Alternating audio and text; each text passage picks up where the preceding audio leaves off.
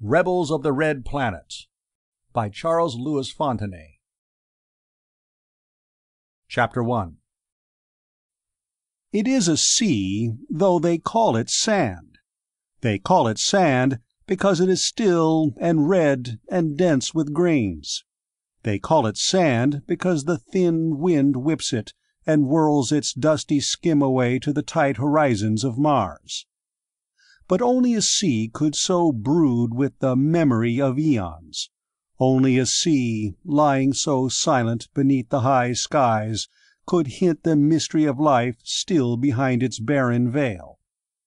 To practical, rational man, it is the Xanthi Desert.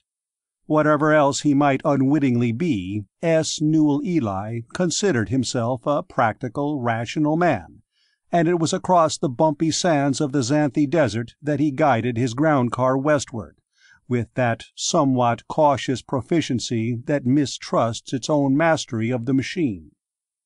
Maya Karen Nome, his colleague in this mission to which he had addressed himself, was a silent companion. Newell's liquid brown eyes, insistent upon their visual clarity, saw the red sand as the blowing surface of unliving solidity. Only clarity was admitted to Newell, and the only living clarity was man and beast and vegetation, spotted in the dome cities and dome farms of the lowlands. He and Maya scurried, transiting sparks of the only life, insecure and hastening in the absence of the net of roads which eventually would bind the Martian surface to human reality from the toeholds of the dome cities. In that opposite world which was the other side of the ground-car's seat, Maya Karen Nome's opaque black eyes struggled against the surface. They struggled not from any rational motivation, but from long stubbornness, from habit, as a fly kicks six-legged and constant against the surface tension of a trapping pool. Formally, Maya was allied to Newell's clarity and solidity, and she could express this alliance with complete logic if called on. But behind the casually blowing sand she sensed a depth. The shimmering atmosphere, hostile to man, which sealed the red desert was a lens that distorted and concealed by its intervention. The ground-car was a mechanical bug, an alienness with which timorous man had allied himself. Allied with it against reality, she and Newell were hastened by it through reality, unseeing toward the goal of a more comfortable unreality. The ground-car bumped and slithered, and an orange dust cloud boiled up from its broad tires and wafted away across the sculpted sand. The desert stretched away, silent and empty, to the distant horizon, the ground-car the only humming disturbance of its silence and emptiness. The steel-blue sky shimmered above, a lens capping the red surface. The ground-car rolled westward, slashing toward its goal from the distant lowland of Solus Lacus. Far away, two men, machineless, plodded this same Xanthi Desert toward the same goal, but they plodded southward, approaching on a different radius. They were naked. In a thin atmosphere, without sufficient oxygen to support animal life or even the higher forms of terrestrial plant life, they wore no Mars suits, no helmets, no oxygen tanks. The man who walked in front was tall, erect, powerfully muscled. His features and short-clipped hair were coarse, but self-assured intelligence shone in his smoky eyes.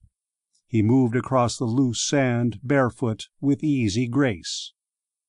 The man that shambled behind him was as tall, but appeared shorter and even more muscular, because his shoulders and head were hunched forward.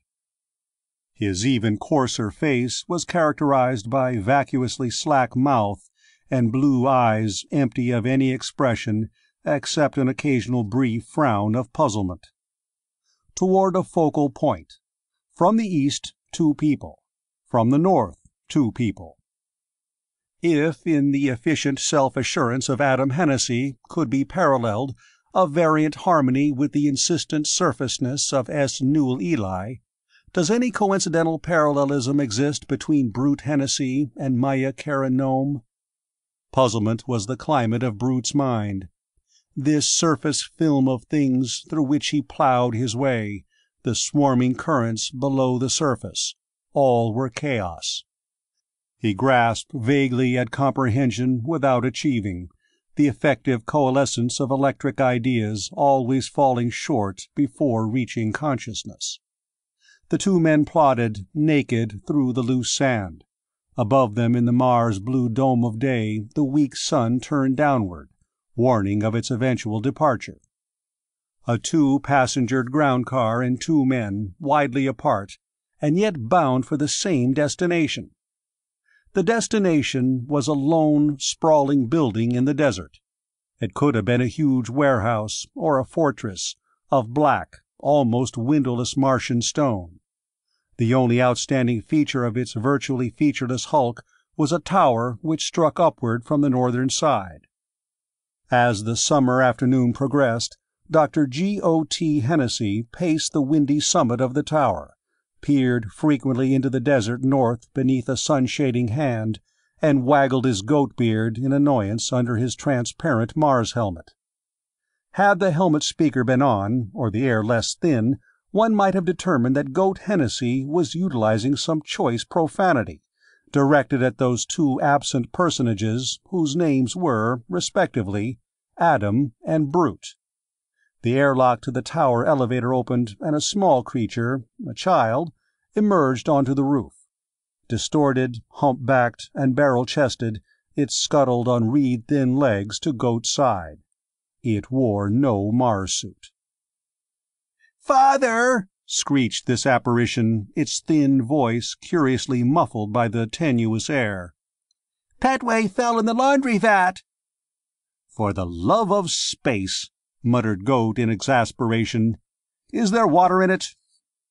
When the newcomer gave no sign of hearing, Goat realized his helmet speaker was off. He switched it on. "Is there water in the vat?" he repeated.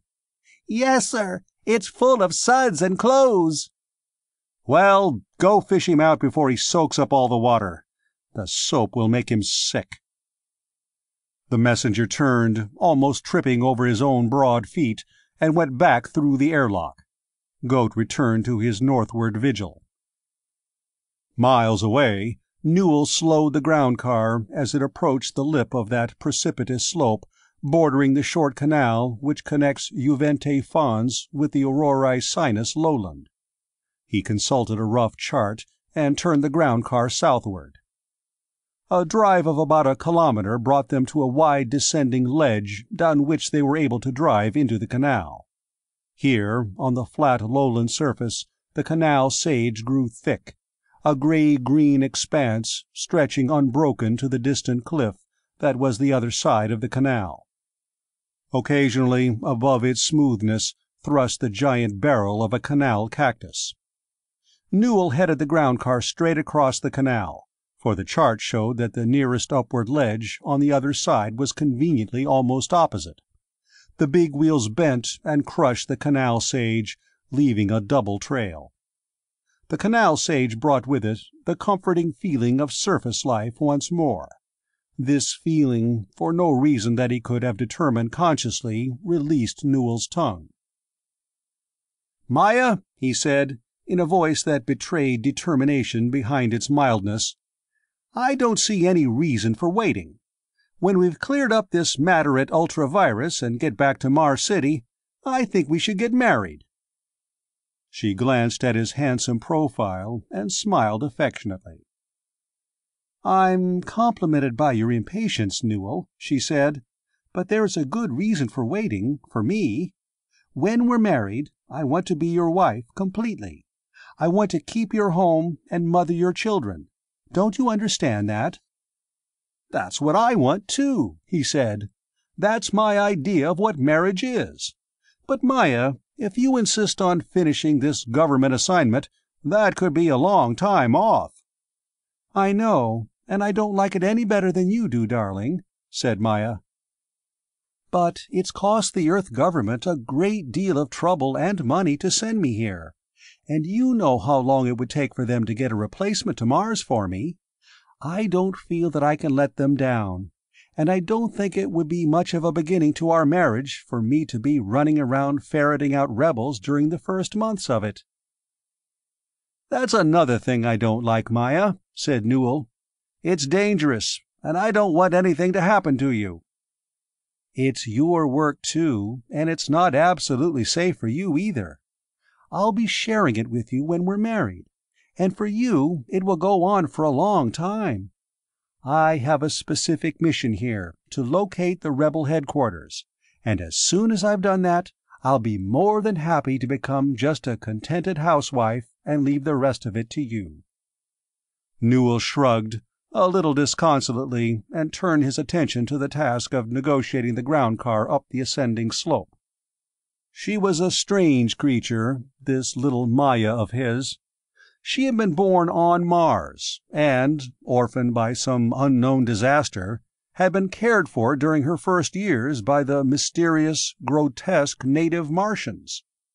When they took her at last to one of the dome cities, she was sent to Earth for rearing, and now she was back on Mars as an undercover agent of the Earth government, seeking to ferret out the rebels known to be engaging in widespread forbidden activities.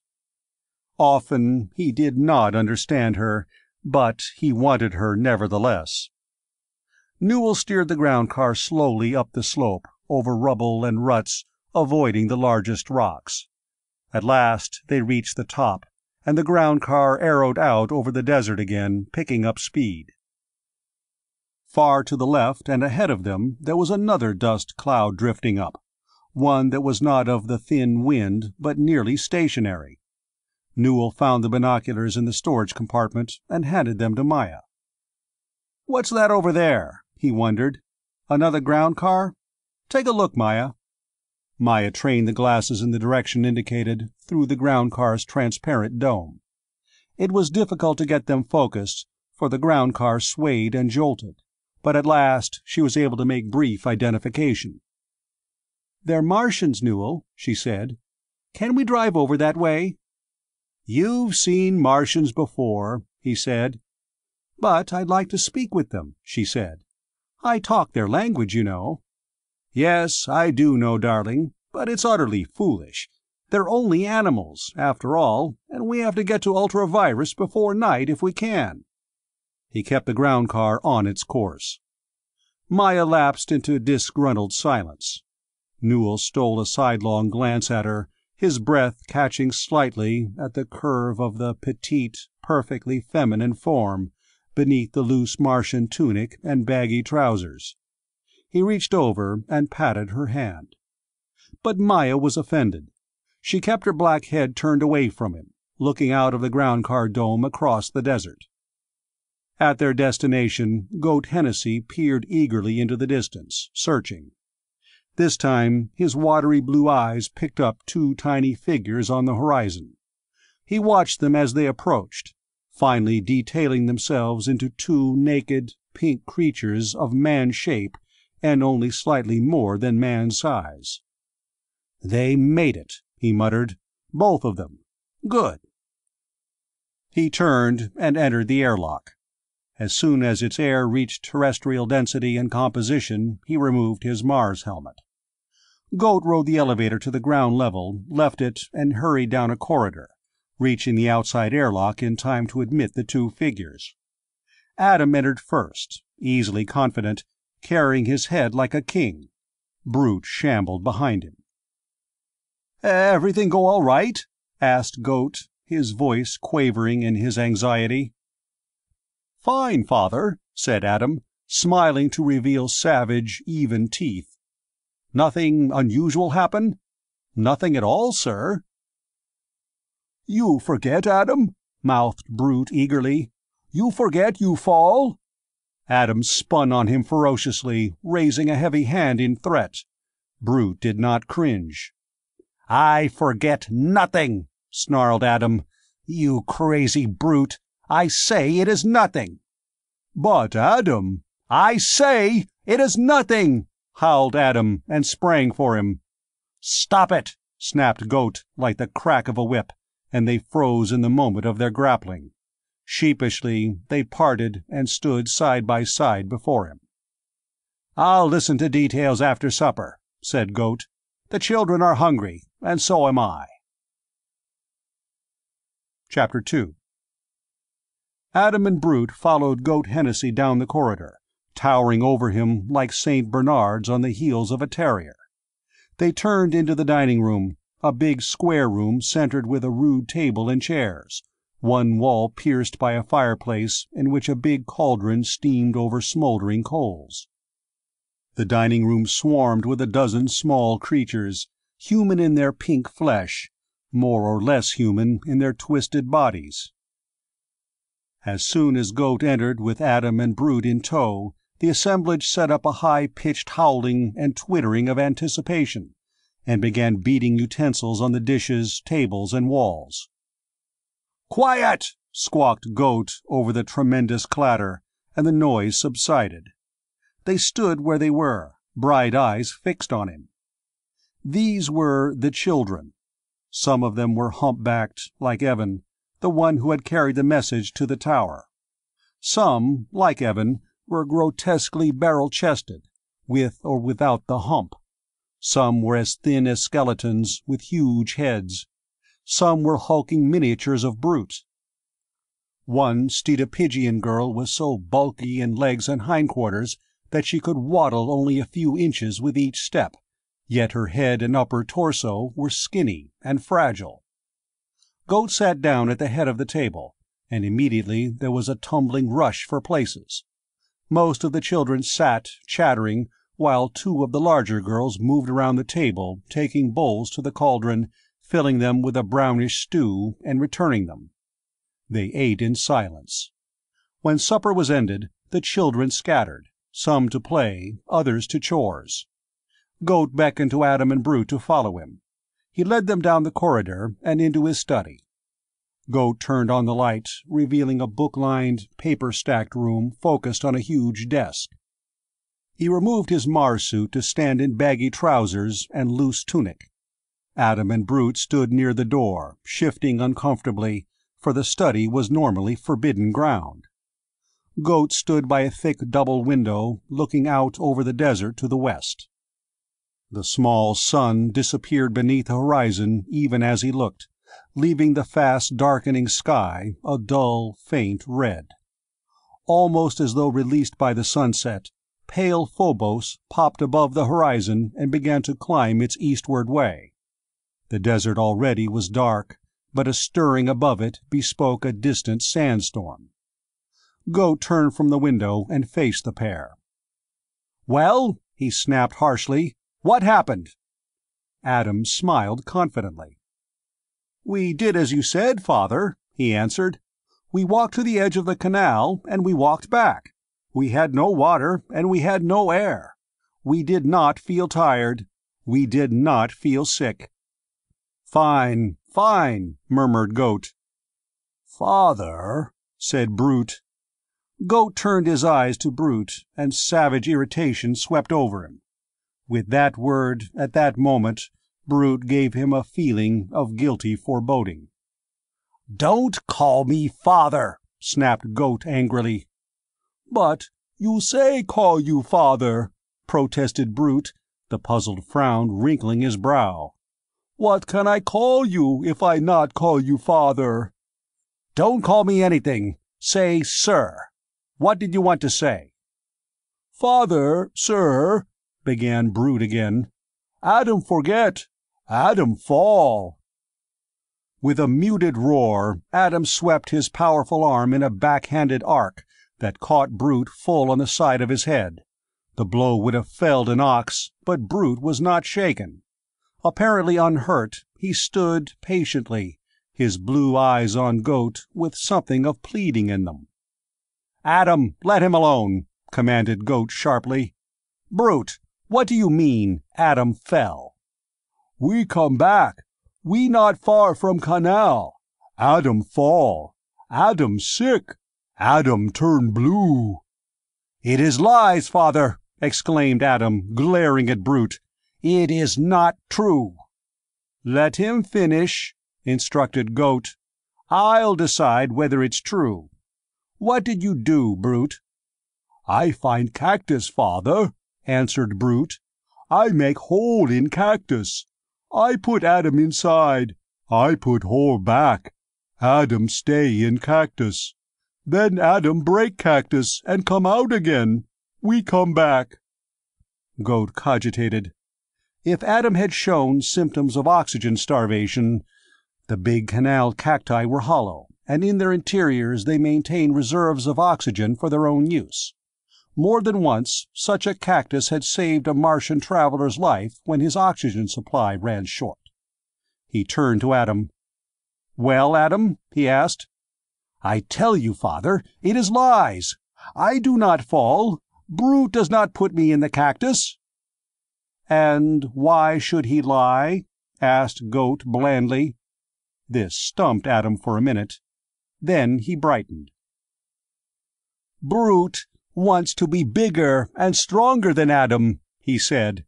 "Brute knows Adam is bigger and stronger than Brute. Brute does not like this. He tells you lies so you will think Brute is bigger and stronger than Adam." "I know you are bigger, brother Adam," objected Brute, almost plaintively. "I not try to be bigger. Why you say you do not fall?" "I do not fall!" howled Adam. "I do not fall, you stupid brute!" Goat held up a stern hand, enforcing silence. "I can't certainly settle this disagreement, but I'd be inclined to accept what Brute says," said Goat thoughtfully. "You're smart enough to lie, Adam. Brute isn't. The only thing I can do is to run the experiment over. You shall go out again tomorrow, and this time I'll go with you." "You'll see, Father," said Adam confidently. "Adam will not fall." "Perhaps not, but I must be sure. As much as I prefer your more human characteristics, Adam, it's entirely possible that Brute has some survival qualities that you lack." "Is true, Father," said Brute eagerly. "Some things kill Adam, they not kill Brute." "You lie!" cried Adam again, turning on him. "Why do you lie, Brute?" "No lie," insisted Brute. "You know is true." "Lie! Lie!" shouted Adam. "Adam is bigger and stronger. What do you say can kill Adam that does not kill Brute?" "This," replied Brute calmly. With an unhurried lunge, he picked up a heavy knife from Goat's desk. In a single easy movement he turned and slashed Adam's throat neatly. Choking and gurgling, Adam sank to his knees, bright blood spouting from his neck, while Goat stood, frozen in horror. Adam fell prone. He kicked and threshed convulsively like a beheaded chicken, then twitched and lay still in a spreading pool of blood. Brute calmly wiped the knife on his naked thigh and laid it back on the desk. "Adam dead," he said without emotion. "Brute not lie."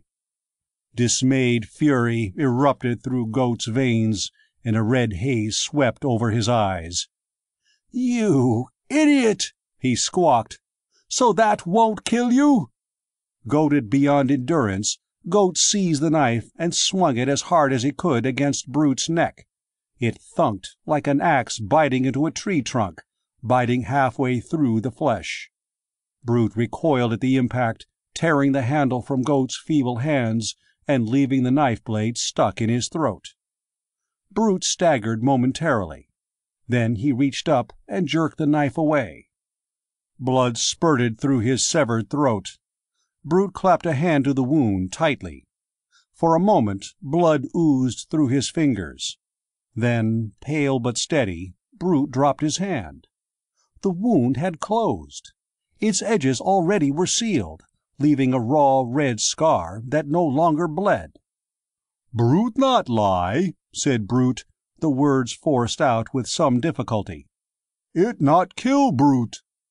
Stunned by astonishment and disbelief, Goat stared at him, his mouth moving soundlessly. "Go away," he whispered hoarsely at last. "Go out of here, monster." Obediently, Brute shambled out of the study. As he passed through the door, Goat regained his voice and called after him. "Tell the children to come and take away Adam's body." Kilometers away, Maya Karen-Nome and S. Newell Ely rode a ground car that moved swiftly across the interminable waves of the red sand. It swayed through hollows and jounced over multiple ridges. Newell steered it with some difficulty. In the steely sky, the small sun moved downward, its brightness unimpaired by the occasional thin clouds which moved before it. The sun touched the western horizon, seemed to hesitate, dropped with breathtaking suddenness, and the stars immediately began to appear in the deepening twilight sky.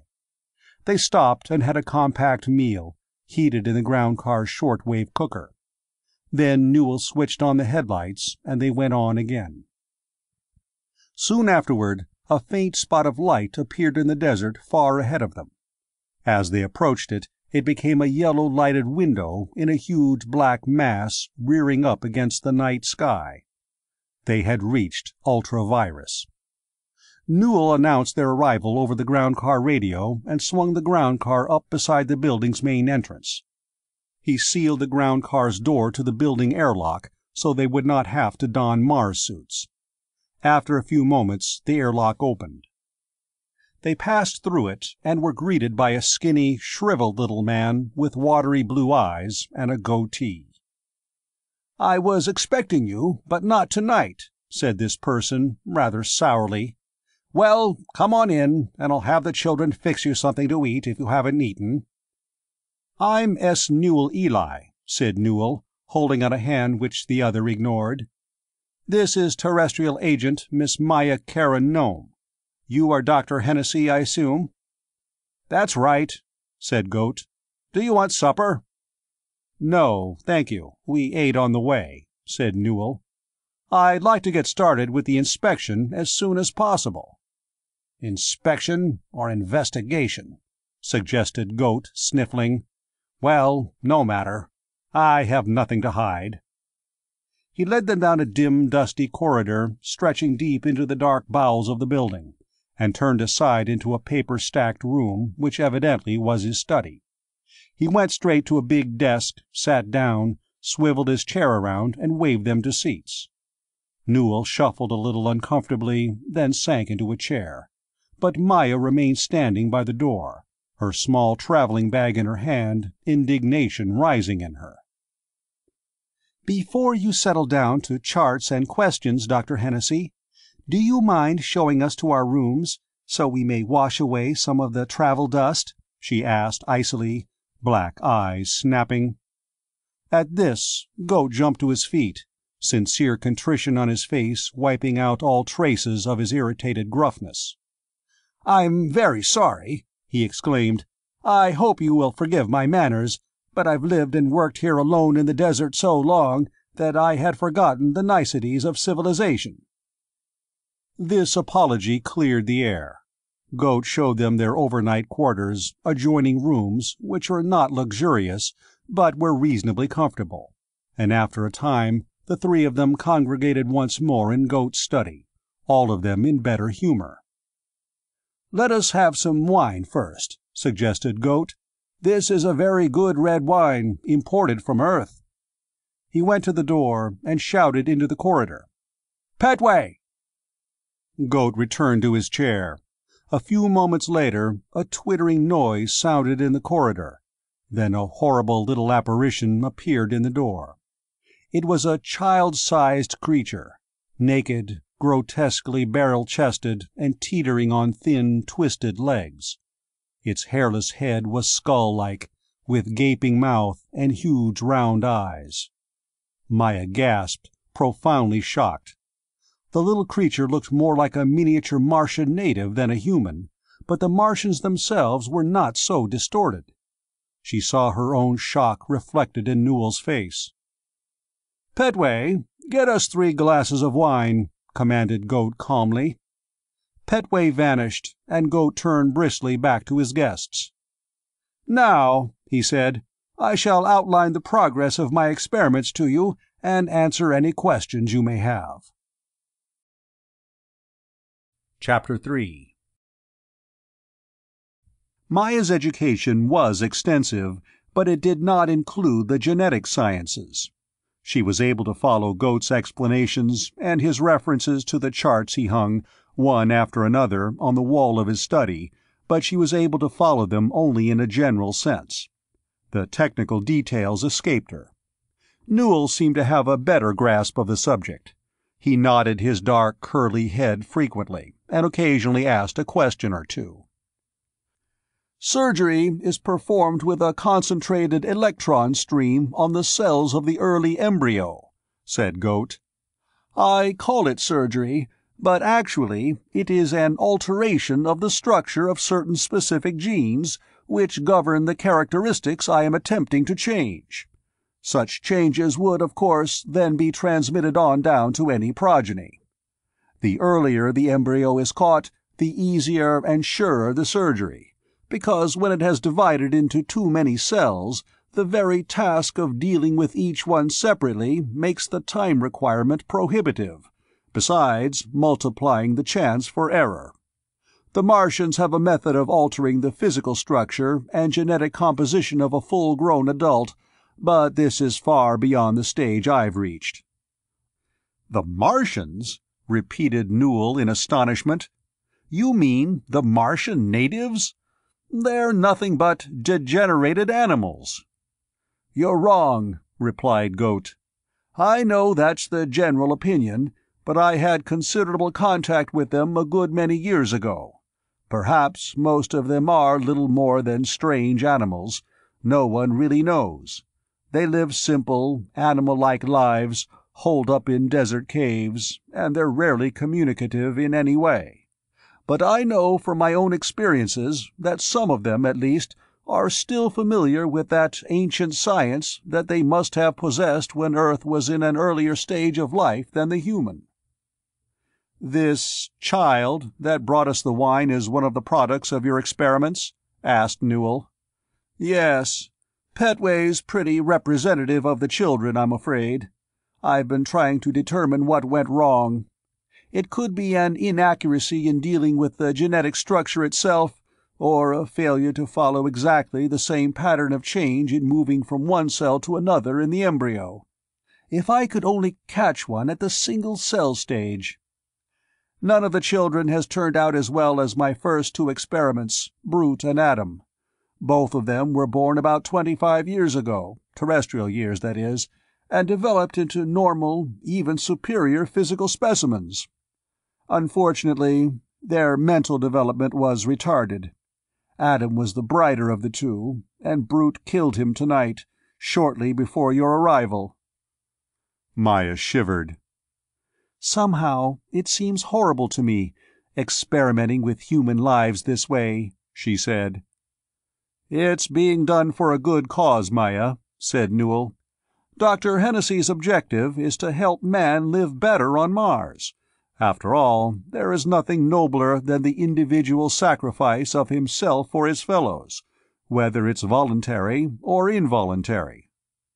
"But what about the mothers of these children?" asked Maya. "The big problem is to reach them as soon as possible after conception," said Goat, misinterpreting her question. "We do this by magnetic detectors, which report instantly the conjunction of the positive and negative. The surgery is performed as quickly as possible, utilizing the suspended animation technique which is being developed toward interstellar travel." "I wasn't asking about the technical aspects," said Maya. "What I want to know is, what sort of mothers will permit you to experiment this way on their unborn children, especially seeing the results you've already obtained?" Goat started to answer, but Newell forestalled him. "There are some things that are none of your business, darling," he said. "The terrestrial government sent you here on a specific assignment, and I don't think you should inquire into matters which are classified as secret by the local government, which don't have anything to do with that assignment. Now, Dr. Hennessy, just what sort of survival qualities have you been able to develop in these experiments?" "There's no witchcraft involved," retorted Goat, with a sardonic grimace. "I haven't accused you," said Newell quickly. No, but I keep up with events, even out here, well enough to know that you're the Mars City government's chief nemesis where there's any suspicion of extrasensory perception. I doubt that you chose to make this trip yourself without reason, Mr. Eli." "It's merely a routine inspection," murmured Newell. Goat indicated one of his charts, showing a diagram of genes and chromosomes in different colors. "This is my original chart," he said. "I copied it from one belonging to the Martians many years ago, and my genetic alteration of brute and atom were based on it.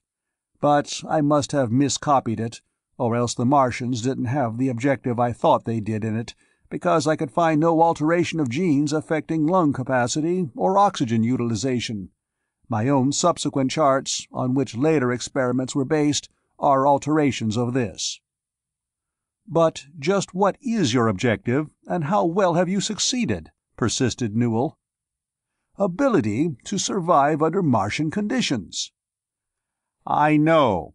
This is stated in all previous inspection reports. I want something more specific." "Why, ability to survive in an almost oxygen-free atmosphere, of course. As well as can be determined, the Martians do this by deriving oxygen from surface solids and storing it in their humps under compression, very much like an oxygen tank. I've succeeded to some degree with my children. All of them can go an hour or two without breathing. What I don't understand is that no capacities like that were included in the genetic changes on Adam and Brute, and yet they've gradually developed an ability to do much better. Both of them were out on the desert the entire day today, without oxygen." Newell was silent for a moment, tapping the tips of his fingers together, apparently in deep thought. Then he said, "Maya, I think we've reached the point where you had better retire to your room, and let us to talk privately. You can question Dr. Hennessy in the morning about any attempts the rebels may have made to contact him." Maya obeyed silently, rather glad to get away and think things over alone. When she had come to Mars as an agent of the Earth government, it had not occurred to her that there would be areas of information from which the local government would bar her. She recognized that such a prohibition was perfectly valid, but she was a little offended nevertheless. Her room was a spacious one on the ground level, and boasted one of ultra-virus, few large windows. Maya unpacked her bag and gratefully stripped off her boots and socks, her tunic and baggy trousers. In underpants, she went into the small bathroom, washed cosmetics from her face, and brushed down her thick, short hair. Donning her light sleeping garment, she sat down on the edge of her bed. She was very tired from the long drive, and, almost without thinking, she did not get up to turn out the light. She thought at it. The switch clicked, and the light went out. She felt foolish and a little frightened. She had never told Newell of this sort of thing. Can a woman ask her witch-hunting lover, "Do you think I'm a witch?" With almost total recall, as though she had heard it spoken, she remembered the summation speech Newell had made the first time she had seen him in action. He was prosecuting a man charged with conducting experiments similar to the historic and outlawed Rhine experiments of Earth. "Gentlemen, we sit here in a public building and conduct certain necessary human affairs in a dignified and orderly manner. We follow a way of life we brought with us from distant Earth. Apparently, we are as safe here as we would be on Earth. I say apparently. Sometimes we forget the thin barriers here that protect us against disaster, against extermination. A rent in the city's dome, a failure in our oxygen machinery, a clogging of our pumping system by the ever-present sand, and most of us would die before help could reach us from our nearest neighbors. We live here under certain restrictions that many of us do not like. Certainly no one likes to be unable to step out under the open sky without wearing a bulky Mars suit and an oxygen tank. Certainly no one likes to be rationed on water and meat throughout the foreseeable future. But what we have to remember is that absolute discipline has always been a requirement for those courageous souls in the vanguard of human progress. Witchcraft, the practice of extrasensory perception, if you prefer the term, is forbidden on Mars because to practice it one must differ from his fellow men when the inexorable dangers of our frontier demand that we work together. To practice it, one must devote time and mental effort to untried things, when our thin margin of safety makes concentrated and combined effort necessary for survival. That is why witchcraft is forbidden on Mars. Let those who yet cling to the wistful liberalism of Earth label us conformists if they will. I say to you that until Mars is won for humanity, we cannot afford the luxury of nonconformity. Gentlemen, I give you the prosecution's case." Maya stared out the window.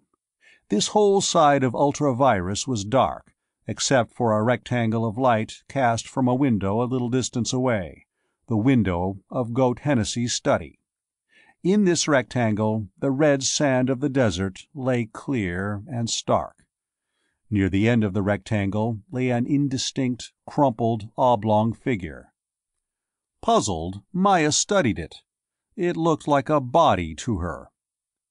In the study, Newell gazed at the skinny doctor with angry brown eyes. "The bulletin sent to you, as well as other researchers, gave specific instructions that research was to be directed toward human utilization of certain foods now being developed," accused Newell. "I thought this was more important," replied Goat. "You thought? You're not on Earth, where scientists can get government grants and go jaunting off on wild research projects of their own." "I still think this is more important," said Goat stubbornly. "I know that all of us are expected to cooperate and stick to tried and accepted lines so we won't be wasting time and material. Perhaps I was wrong in not doing that initially. But now I've proved that this line of research can be followed profitably, so its continuance now can't be looked on as a waste of time." "Scientists should leave political direction to more experienced men," said Newell in an exasperated tone. "This is not merely a matter of time waste or nonconformity. The Mars Corporation operates our sole supply line to Earth, Dr. Hennessy, and that supply line brings to man on Mars all the many things he needs to live here. The Earth-Mars run is an expensive operation, and it's important that it remain economically feasible for Mars Corp to operate it. No matter how altruistic you may be about it, you get man to the point that he doesn't depend on atmospheric oxygen here, and domes, pressurized houses and ground cars, oxygen equipment, a great many things are going to be unnecessary. But there'll still be a lot of other things we'll have to have from Earth. Don't you realize what a disaster it would be if Mars Corp decided to drop the only spaceship line to Earth because its cargo fell off to the point that it was economically unsound?" Goat looked at him with shrewd blue eyes. "I think I can jump to a conclusion," he remarked mildly. "Mars Corp has some sort of control over the foods you're trying to make practical for human consumption in the approved experiments, doesn't it?" "Well, yes. Mars Corp wants to make man gradually self-sufficient on Mars, and I think it's legitimate that Mars Corp derives some economic benefits from its efforts in that direction." "I've wondered for some time just how close Mars Corp and the government were tied together," said Goat dryly. "Obviously, if I don't do as you say, my supplies here will be cut off, so I have no choice but to discontinue this work and turn my attention to the approved line." "That isn't quite adequate now," said Newell. "You're going to have to leave here and come to Mars City, where you can do your research under supervision. Your experimental humans here will be destroyed, of course." "Destroyed?" There was an agonized note to Goat's voice. "All of them? How about the 2 mothers I have who haven't given birth yet?" "You destroy them anyhow, as you have the others, not long after the births. And that brings up another thing. When you get to Mars City, watch your tongue. You almost revealed to Miss Karen Nome that the government has been kidnapping an expected mother now and then for your experiments." "Years of work gone to waste," mourned Goat somberly. "When must I do this?" "As soon as possible. You'll be expected in Mars City within 2 weeks. Now, I'd like to see these experimental humans." A few moments later, they made their way together through a large dormitory in which all of Goat's charges were sleeping. Newell shuddered at the sight of the small, deformed bodies. "I don't worry that you could ever take any of these to Mars City undetected. But," he said, pointing to Brute, "that one looks too near normal. I want to see him destroyed before I leave." "Brute? But he's the most successful one I have left." "Exactly. That's why I want to see him destroyed tonight." Goat awoke Brute, and the monster man sleepily followed them back to the study. Goat picked up the huge knife, still stained with Adam's blood, and looked Brute squarely in the face. Brute returned the gaze, no comprehension in his dull blue eyes. "You think I can't kill you, Brute?" said Goat coldly. "I'll show you." With a surgeon's precision, Goat plunged the sharp point between Brute's ribs and into the heart. Shock swept over Brute's mind. "Father kills me! Reject! Reject! Father, all kindness, all hope, all wisdom and love, wants me no more. Father rejects me. Father kills me. Despair! Reject! Reject!" Blackness swept fading through Brute's despairing brain. One agonized note of pleading in the pale blue eyes, and they closed in acceptance. Brute swayed and fell forward, crashing to the floor, driving the knife into his chest to the hilt. Brute shuddered and rolled over on his back. He lay sprawled, arms flung out limply, the knife hilt protruding upward.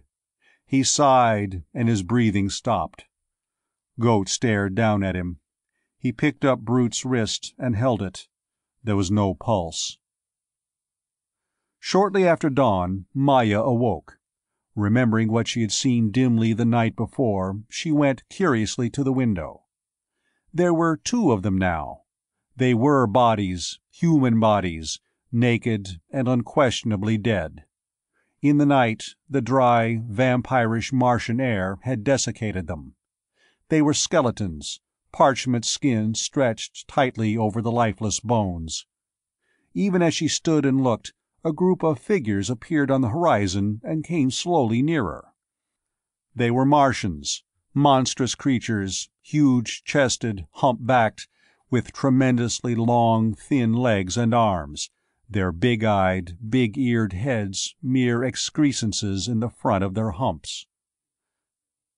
Trailing slowly through the desert toward Aurora Sinus, they passed near the skeletons' bodies. One of the Martians saw them. He boomed excitedly at the others, loudly enough for Maya to hear through the double window. The Martians stopped and gathered around the bodies. What, she wondered, could interest them in 2 corpses? There was no guessing. Martian motives and thought processes were alien and incomprehensible, even to one who had lived among them and communicated with them as a child. One of the Martians picked up one of the corpses, and the whole group moved away toward the lowland, the Martian carrying the body easily with one long-fingered hand. Wisps of sandy dust trailed them as they dwindled and slowly vanished. The second body lay where they had left it. A gaping wound in its throat seemed to mock her. Chapter 4. Fancher Ladigan made his way down a long dim corridor in the rear portion of the Childress Barber College, in Mars City's eastern quarter. He stopped and hesitated with some trepidation before an unmarked door near the end of the corridor. Completely bald, bespectacled, and well up in years, Fancher looked like a clerk, and he had the instincts of a clerk. Yet he utilized that appearance and those instincts in a perilous cause. Fancher knocked timidly on the door. On receiving an indistinct invitation from inside, he pushed it open and entered. Fancher had a tendency to shiver every time he had the occasion to see the chief, whose real name was unknown to Fancher and to most others here at the Barber College. Small as a child in body, wagging a thin-haired head larger than life-size, the chief surveyed Fancher with icy green eyes. The eyes were large and round as a child's, but there was nothing childlike about their expression. As though to deny his physical smallness, he smoked one of the fragrant, foot-long cigars, produced only in the Hadriacum lowlands. "Sit down," commanded the chief in a high, piping voice. Fancher swallowed and sat, facing his superior across the big desk. The chief opened a drawer, took out another of the long cigars, and handed it to Fancher. Fancher did not like cigars, but he had never dared say so to the chief. He lit it gingerly, coughed at his first inhalation, and smoked at it dutifully and unhappily. "You recognize this man certainly as Dark Kensington?" asked the chief.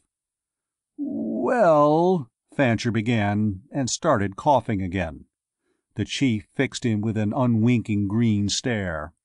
When the coughing spell ended, Fancher sat silent, his eyes stinging with tears, fumbling at what he wanted to say.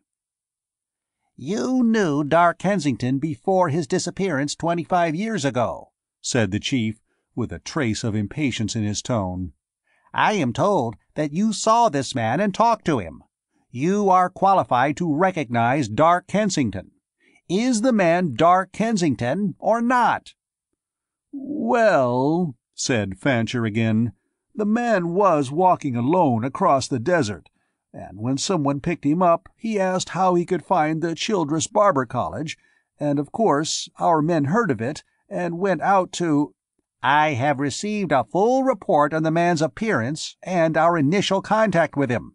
I asked you a question." "Well, Chief, it's a peculiar thing. If this man, as he is now, had reappeared 25 years ago, I know it was Dark Kensington. But he looks exactly as Dark did when he disappeared, not 1 day older. And he doesn't remember a thing beyond his disappearance, except events of the past 2 weeks, he says. Yet his memories of Dark's activities before his disappearance are unquestionably accurate and clear. It's as though Dark had been put on ice at the time of his disappearance and just now thawed out, without any aging or memory during the interim." "Perhaps he was," said the chief dryly. "But is it possible that this man, looking so much like Dark Kensington, could have studied Kensington's personality and activities carefully and be posing as Kensington?" "No, sir," said Fancher promptly. "Dark and I were very close friends at one time. He remembers that, although he had difficulty recognizing me since I'm so much older. We went through some experiences together that I never told to anyone, and I'm sure he didn't. He remembers them in every detail, like the way we trapped a sage-rabbit once when we'd run out of supplies out in Hadriacum." Fancher chuckled. "Then we couldn't eat the thing," he reminisced. "Very well. If you are sure of his identity, that's all I wish to know," said the chief. "I don't want to be trapped by a Mars Corp trick with plastic surgery. But if this man is Dark Kensington, it's the best fortune the Phoenix has met with in a long time." He fell silent and busied himself with papers on his desk, paying no more attention to Fancher. Fancher waited, then concluded reasonably that the interview was at an end.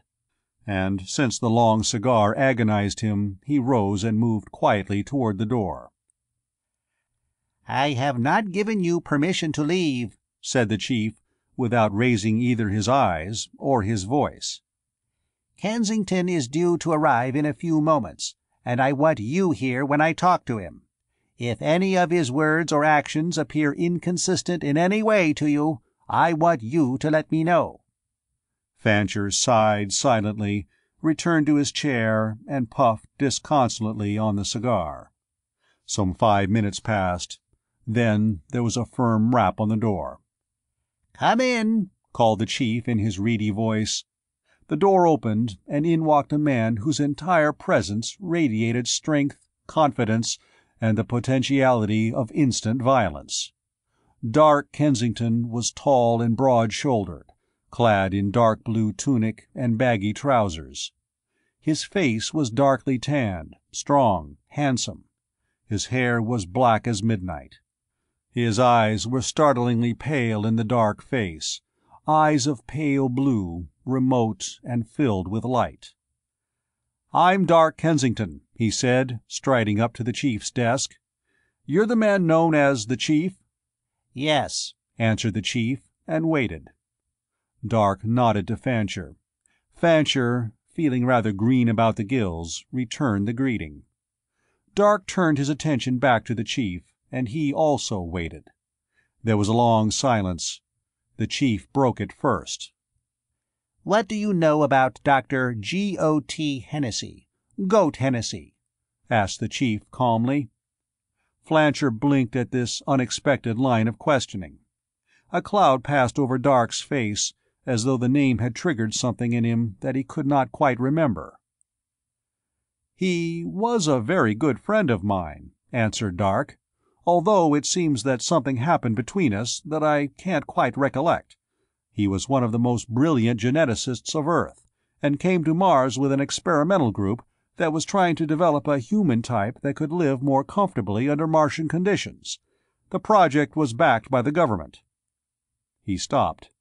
It was the chief who added, "Then Mars Corp stepped in." The expression on Dark's face was blank. "You don't know what Mars Corp is, do you?" asked the chief curiously. "The name's familiar," replied Dark. "It's a space line, isn't it?" "If your amnesia is genuine, you might very well react in such a fashion," said the chief reflectively. "Mars Corp is the Mars Corporation, and it's the only space line that serves Mars now. It's a giant combine on Earth, which has a virtual monopoly on the space lines and exports and imports between Earth and all the colonized planets. Mars Corp is against any development of human beings who can live under natural extraterrestrial conditions, because that would end the colony's dependence on Mars Corp for supplies. As it is, the colonies literally can't live without Mars Corp.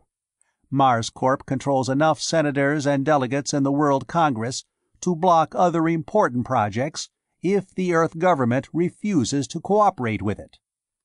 So the government, that is to say Mars Corp, put a ban on the experiments by Hennessy and other scientists here." "I remember the government ban on the projects, but I wasn't aware that Mars Corp had anything to do with it," said Dark.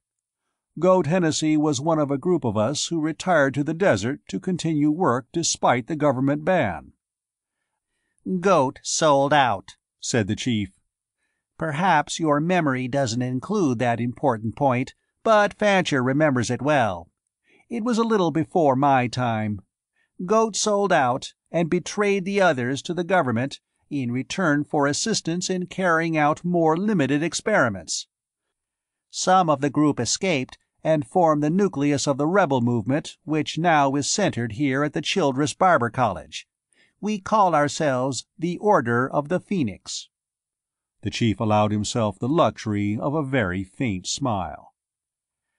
"Mars Corp and the government call us the Desert Rats," he said. "Very appropriate. They consider us in the same category as rats." Dark had been standing, casually at ease, before the chief's desk, with the air of a man who does not tire from standing. Now he did something Fancher would not have dared. Without the chief's invitation, Dark sat down in a comfortable chair, leaned back, and stretched out his legs in relaxation. "It's a little hard for me to realize there's a 25-year gap in my memory," he said. It seems to me that it has been less than a month ago that Goat and I were together, with other refugees from the government edict, in the Icaria desert. Why did you ask me about Goat?" "Because the government brought him back to Mars City not 3 months ago," answered the chief. "None of us had any idea where he was, but it turns out that the government has had him working under surveillance someplace in the Xanthi Desert north of Solus Lacus. Since it was not far from Solus Lacus that you were picked up, I wondered if you had had any contact with him." "Not that I remember," said Dark. "Do you have another of those cigars?" "Why, yes," answered the chief, startled. He produced another Hadriacum cigar and handed it to Dark. Dark lit it and puffed the fragrant smoke with evident enjoyment. "As I say, the last time I remember seeing Goat was in the Icaria desert, in a dome we had set up there," said Dark. "The next thing I remember is waking up in the midst of some sort of cave in a different part of Icaria, surrounded by Martians. I could communicate with them in a fashion, something I was never able to do before, and they were able to write the name of the Childress Barber College so I could read it. But they evidently don't differentiate our dome cities by name. I had no idea the college was here in Mars City until your men contacted me. I just assumed it was at Solus Lacus." "You'd have waged a merry search for it clear on the other side of Mars," remarked the chief. "What was your purpose in finding it?" "I don't know that I had any specific purpose," replied Dark easily. "I gathered from the Martians that here I could find someone who concurred with my philosophy of resisting the government edict against seeking self-sufficiency on Mars, and this was more or less confirmed by your 2 men who contacted me at Solus Lacus." "I'll see to it that in the future they're not quite so frank until they're sure of their man," said the chief darkly. He looked quizzically at Fancher, and Fancher nodded slightly. "But it's true. It's a matter of fact. The Phoenix follows the path toward self-sufficiency that you recommended, rather than the one sought by Goat Hennessy." "That's the wrong way to approach it," said Dark promptly. "Goat and the other scientists were following a line offering valid possibilities in their genetic research. The only reason the rest of us chose to attempt the extrasensory powers, particularly teleportation, was that we were not qualified in genetic research, and this seemed a field in which we stood a chance to contribute along alternate lines. The effort should be followed along both lines." "The government managed to capture all the scientists at the time of your disappearance, and it was assumed that you had been captured too," said the chief. "We don't have any scientists in the Phoenix who are capable of doing Goat Hennessy's type of research." "You say he's in Mars City. I wonder if it would do any good for me to contact him." "I told you that he was the one who betrayed the whole thing to the government, and he's been working under government supervision these last 25 years. I wouldn't trust him." The chief surveyed Dark's strong face with speculative green eyes, then added, "As a matter of fact, we've made a certain amount of progress following your line of research. Since there are probably a good many things you discovered in this work that we haven't stumbled on yet, we could use your help in developing it, if you're interested." "Very definitely," answered Dark. "I'm interested in seeing what you've done, and I'll be glad to help in any way I can." "There's one thing," said the chief, measuring his words. "I've held this organization together despite some pretty severe reverses for more than 15 years now. The reason I've been able to do it is that I expect and must insist on absolute obedience to my orders." Dark smiled. "I said that I would be willing to help you," he replied gently. "I follow no man's orders." The green eyes fixed themselves unwinkingly on the pale blue ones for a long moment. The blue ones did not waver. At last, to Fancher's utter amazement, the chief nodded agreement. Chapter 5. Maya Karanome looked from her furnished room through cracked shutters at the building across the street. A barber college. The building at 49 Sage Avenue, Mars City, was a barber college. That surprised her. She didn't know exactly what she had expected. A hospital, perhaps, or even a kindergarten. But a barber college? But the source of the information she had received, that 49 Sage Avenue was the address she sought, was unimpeachable. She had ferreted it out, after a long time and through devious ways, and she was sure she could trust it. "The Childress Barber College," read the neatly lettered sign above the door. Maya's landlady, moon-faced Mrs. Chan, had pointed out Oxivane Childress to her as he left the building one day. A big man, comfortably stomached, with a heavy brown beard, which, even at that distance, she could see was shot with gray. As innocent as you please. Childress came out and went in. The students went in and came out. Still, it was the address she had been given. Maya had to gain entrance to the building. She could learn nothing from watching it from outside. She was established here as a tourist from Earth. Besides, the position and activities of women were prescribed rigidly by Martian colonial convention, and women did not study to become barbers on Mars. She would have to have help. She thought at once of Newell, and as immediately rejected him. "Maya, I don't see why you insist on working alone," he had complained. "I can set the whole machinery of government in motion to help you, whenever you need it." "Primarily because you're well known and your activities are observed," she had answered. "Your whole government machinery hasn't been effective in tracking down the rebel headquarters yet, and it's reasonable to assume that the rebels have a fairly effective intelligence network. My job is to find that headquarters, and if I were seen very often with you or tried to utilize your government machinery, they'd have me pinpointed pretty soon." She left the window, filled a tiny basin with precious water, shrugged out of her negligee, and sponged her small, perfect body. She donned form-fitting tunic, briefs, and short skirt, pulled on knee-length socks, and laced up Martian walking shoes. She spent some time preparing her hair and face.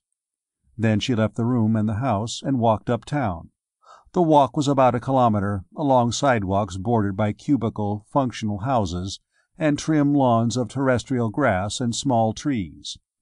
Above the city, its dome was opalescent in the morning sun. The small houses gave way to larger business buildings, also cubical, and the lawns dwindled and vanished. Farther down, the buildings were even larger and the streets were wider and busier. But she was not going into the heart of Mars City. She turned into an office building and studied the directory in the lobby. The offices were those of doctors and lawyers. On the directory she found Charlworth Scion, attorney at law, room 207. There was no elevator. Maya walked up the stairs and down a corridor, finding a door that had nothing on it but the number. She turned the knob and went in. The small outer office was uninhabited.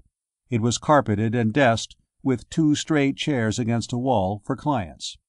Through a door she could see part of the inner office, cluttered and stacked with papers and books. She stood there, hesitating. The outer door clicked shut behind her. At the sound, a gray-haired, preoccupied man with spectacles and stooped shoulders peered from the inner office.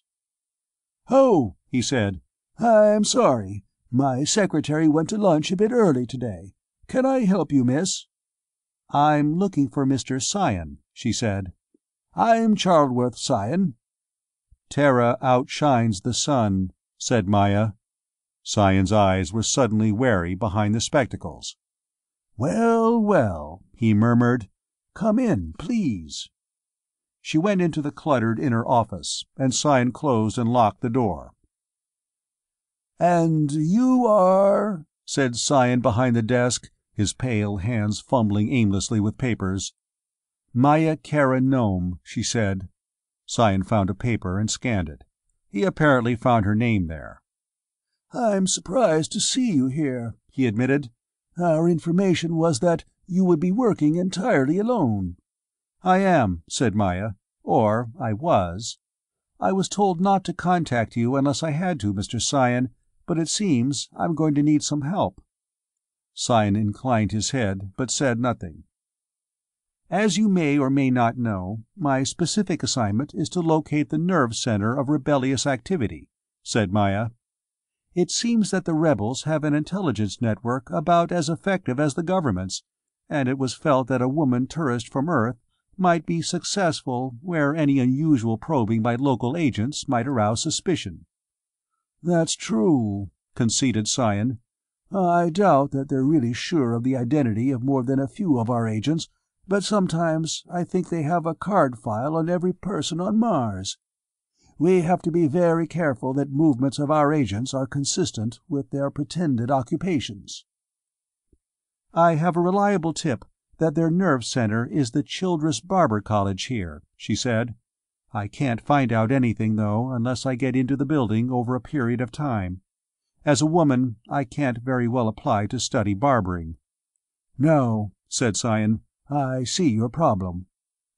He turned to a filing cabinet, unlocked it, and searched through it, whistling tunelessly. He found a folder, pulled it out, and studied it. "If it is, they've certainly kept it well covered," he said. "There's not a mark of suspicion entered against the Childress Barber College. But here's a possibility for getting you in. The Barber College employs one secretary, female. Now, if you could take her place—" Maya smiled. "I might as well apply as a barber student," she said. "You propose to remove a trusted member of their own group from their midst and replace her with a complete unknown?" "We don't know that she's a rebel," answered Cyan. "If she isn't, she can be lured away to another job at a much better salary. If she is, and can't be lured, well, there are other methods. The Mars City Employment Agency is operated by one of our agents, and you'll be the only secretary available when the Barber College asks for a woman to fill her place. Believe me, Miss Kara Nome, as easy as it is for a woman to get married on Mars, it is difficult to find women to do any sort of business work. It won't seem at all strange that you're the only one available." "The only trouble is that I'm known in the neighborhood as a tourist from Earth," objected Maya. "Well," said Cyan, "things have been more expensive than you planned for on Mars. You've run short of money. You have to work for a while to pay living expenses here until the next ship leaves for Earth." "My account at the bank?" "It will vanish quietly from the records," said Cyan with a smile. "The bank is a government institution." "Very well," said Maya, taking her purse from his desk. "Let me know when I'm to apply." "You won't hear from me again," said Cyan, shaking his head. "The employment agency will notify you to appear at the Barber College for an interview." Maya knew of Cyan only as her emergency contact on Mars.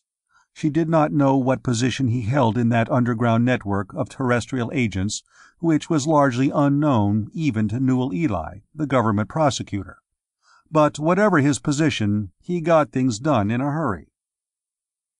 Within 2 weeks, Maya was typing up applications, examination reports, and supply orders in the Childress Barber College, joking and flirting with barber students between classes, and naively declaiming to her ostensible employer, phlegmatic Oxvein Childress, how lucky it was for her that she was able to get a job right across the street from her rooming house. "The work's easy," rumbled Childress, explaining her tasks to her. "Any time you want to take a coffee break with any of the young men, or go uptown shopping, go ahead, as long as the work gets done. Just one thing, you have to stay up here in the front of the building, and don't ever go back in the classrooms. The instructors are mighty strict about that, and that's one rule I won't stand to be violated." This significant restriction convinced Maya she was on the right track, but she needed to move cautiously if she was not to arouse immediate suspicion. So she adhered strictly to her role for nearly a month, keeping her eyes open. If it was a rebel operation, it was almost perfectly disguised. Childress performed the duties of the administrative head of the Barber College, and nothing more. The students, about 50 of them, went in and out at regular school hours, and she became casually acquainted with a good many of them. The half-dozen instructors, whom she also came to know, were less regular in their movements, but she could detect nothing suspicious about them.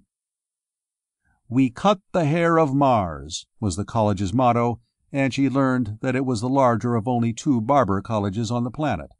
Apparently, it actually did supply graduate barbers to all the dome cities. It took in customers for the students to practice on, and, although many of them were strangers, some of them were prominent Mars City citizens whom she knew by sight. There was no question about it. Partially, at least, it was a legitimate barber college, whatever other activities it might mask. The only thing noticeably unusual on the surface was that it was extremely selective in its approval of students who applied for courses in barbering. She discerned that through her processing of the applications. If she was going to find out anything definite, she would have to get into the forbidden rear portion of the building. But obviously, there were legitimate classrooms there, in addition to the activity she suspected, and if she were caught nosing around the classrooms, she would be discharged at once for violation of the rules, without finding out what she sought.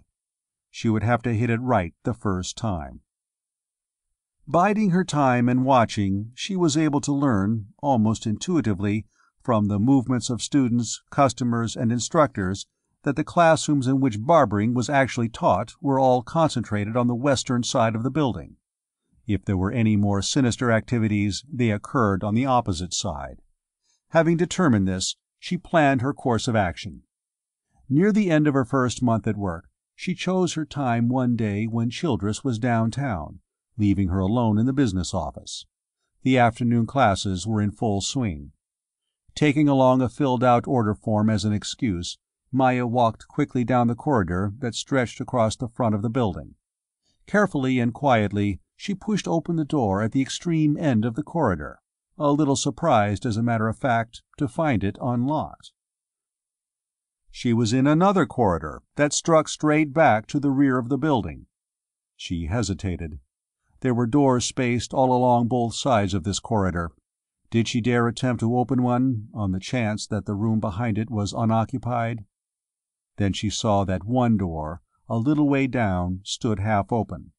Quietly, she walked down the hall, not quite to the door, but near enough to it to be able to see a large area of the room behind it.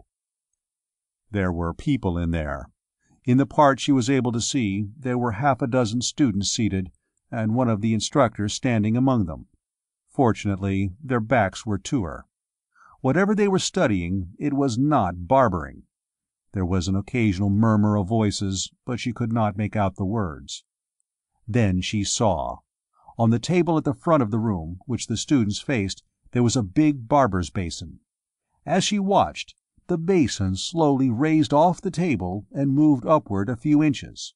No one was near it, but it floated there, quivering and tilting a little in the air, and then from it, slowly, the water itself came up in a weird fountain, moved completely free of the basin and hung above it in the air, gradually assuming the form of a globe. Telekinesis! This was a class in telekinesis! The students were concentrating on the basin and water, and lifting them into the air by the power of their minds. This was indeed the heart of the rebel movement. She had found what she sought. "Aren't you where you shouldn't be, young lady?" asked a calm, masculine voice behind her. Shocked, terrified, she whirled. A tall, handsome, dark-haired man she had never seen before was standing there, observing her quizzically. His pale eyes seemed to look through her and beyond her. She forced herself to casual composure. "I don't believe I've met you," she said. "Are you one of the instructors?" "I'm Dark Kensington, one of the supervisors," he replied.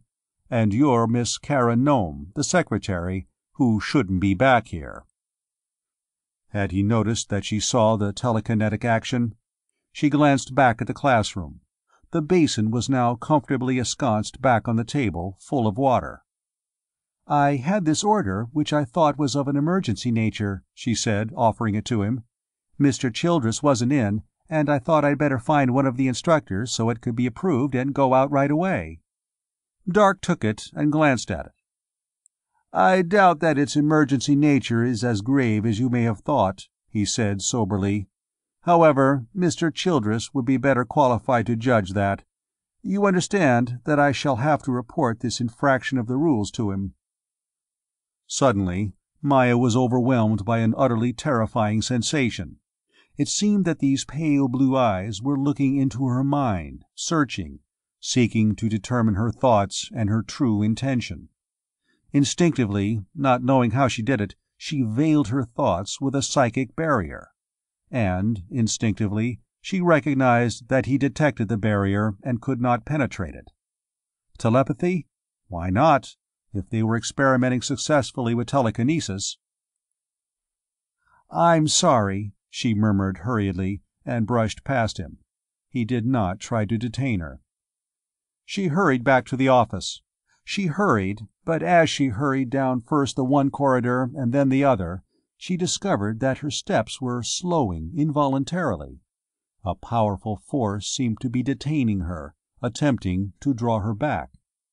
Frightened, but curious, she attempted to analyze this force even as she struggled against it. She could not be sure, it was disturbing either way, but she could not be sure whether it was a telepathic thing or merely the magnetic force of this man's powerful masculine personality that pulled at her. In a state of mental turmoil, she reached the office. Childress was not yet back. Should she wait for him? Then, as suddenly as she had sensed Dark Kensington's telepathic probing, she sensed something else. Somewhere, in the back of the building, he was talking to another man she had not seen before, and within 10 minutes Dark Kensington would be in this office. And the prospect she faced was far more serious than mere discharge for infringement of company rules. She had to get in touch with Newell at once. She recognized that if she could get out of this building and across the street to her rooming house, she would be safe for a little while. She could telephone Newell from there. Grabbing her purse, she hastened out of the office. 6. The 3 men who stood by a table in the back lobby of the Childress Barber College and checked off the departure of the men at regularly spaced intervals were as different in appearance as they were in their positions in the Order of the Phoenix. Ox-Vane Childress, big and bearded, was the front, and directed the very necessary task of administering the Childress Barber College as a genuine barber college. Childress was a prominent member of 2 of Mars City's civic and social clubs, and careful examination of his activities over a period of years would have thrown no suspicion on him. The chief, whose real name perhaps Childress knew but never spoke, was a huge-headed midget who directed the far-flung activities of the Order of the Phoenix as an underground rebel organization. He never left the building, but reports were brought in to him from all over Mars. He knew a great deal at any time about what the government and MarsCorp were doing, and he gave the orders for those moves aimed at maintaining the secrecy of the Phoenix. Dark Kensington, tall and pale-eyed, had moved at once into the natural position of guiding the experimental work of the organization in extrasensory perception and telekinesis. He was able to add his knowledge of earlier work to the progress that had been made since his disappearance, and coordinated the studies in the various dome cities. A little behind the 3 stood Fancher Ladigan, doing the actual checking with a pencil on a list in his hand.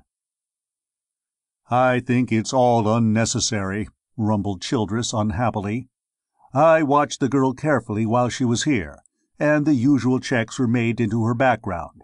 It's true she had some social contacts with Newell Ely when she first came to Mars, but there's nothing sinister about that association, and it seems the last thing a MarsCorp agent would do openly. As far as I could determine, she just realized she'd violated a rule and would be discharged for it, so she left before she could be discharged." "She hasn't returned to her rooming house," remarked the chief in his high, thin voice. "Looking for another job, or maybe just on a trip," said Childress. "After all, she's a terrestrial tourist. If this is all a false alarm, how am I going to explain suspending operation of the college for a period?" "Remodeling," replied the chief. "Work out the details, and put a sign up as soon as evacuation has progressed far enough." "It may be unnecessary, Oxvane," said Dark, "but it's best not to take chances. This telepathy is a very uncertain thing, and sometimes it's hard to differentiate true telepathic communication from one's own hopes or fears. But it seemed to me that I had the very definite sense that Miss Karen Nome was seeking something with hostile intent, and it's entirely possible that she saw part of one of the experiments through that open door." Two students appeared, gave their names to Fancher in an undertone, and sauntered out the back door of the building. "What's the status now?" asked the chief. "They were 19 and 20, answered Fancher precisely. "They're part of Group C, which is going to Hesperidum. Group A goes to Regina, Group B to Charax, Group D to Nuba, and Group E to Ismenius." "None to Solus?" asked Childress in surprise. "No, sir, nor to Phoenicius either," answered Fancher. "They're both so far, and Solus is a resort where they might be easier to detect. We're using both public transport and private ground cars. All of them so far have reported safely through the flower shop, except these last two, so the government evidently hasn't thrown a ring around the building yet." "And I don't think they will either," growled Childress. "I tell you, it's all unnecessary." "Are things going smoothly here?" asked the chief. "Yes, sir," replied Fancher. "The last 5 men scheduled to leave are taking care of any customers who come in, and the rest of them are packing supplies into the trucks. As soon as I get word from the flower shop that the last pair has cleared, I give another pair the word to leave." "It seems to be moving along well," said the chief, and he turned his green eyes upon Childress. "Is the business office manned?" Why, there's no one there right now," said Childress, taken aback. "I think it would look extremely peculiar to any investigator if you weren't there, frantically trying to locate a new secretary," said the chief quietly. Childress left in confusion. The chief turned to Dark. "I think Fancher's handling this very well without my help," he said. "You know where your ground car is, if we all have to make a run for it?" "Yes," answered Dark. "We won't be going together?" "No," replied the chief, and his lips twisted in a faint smile.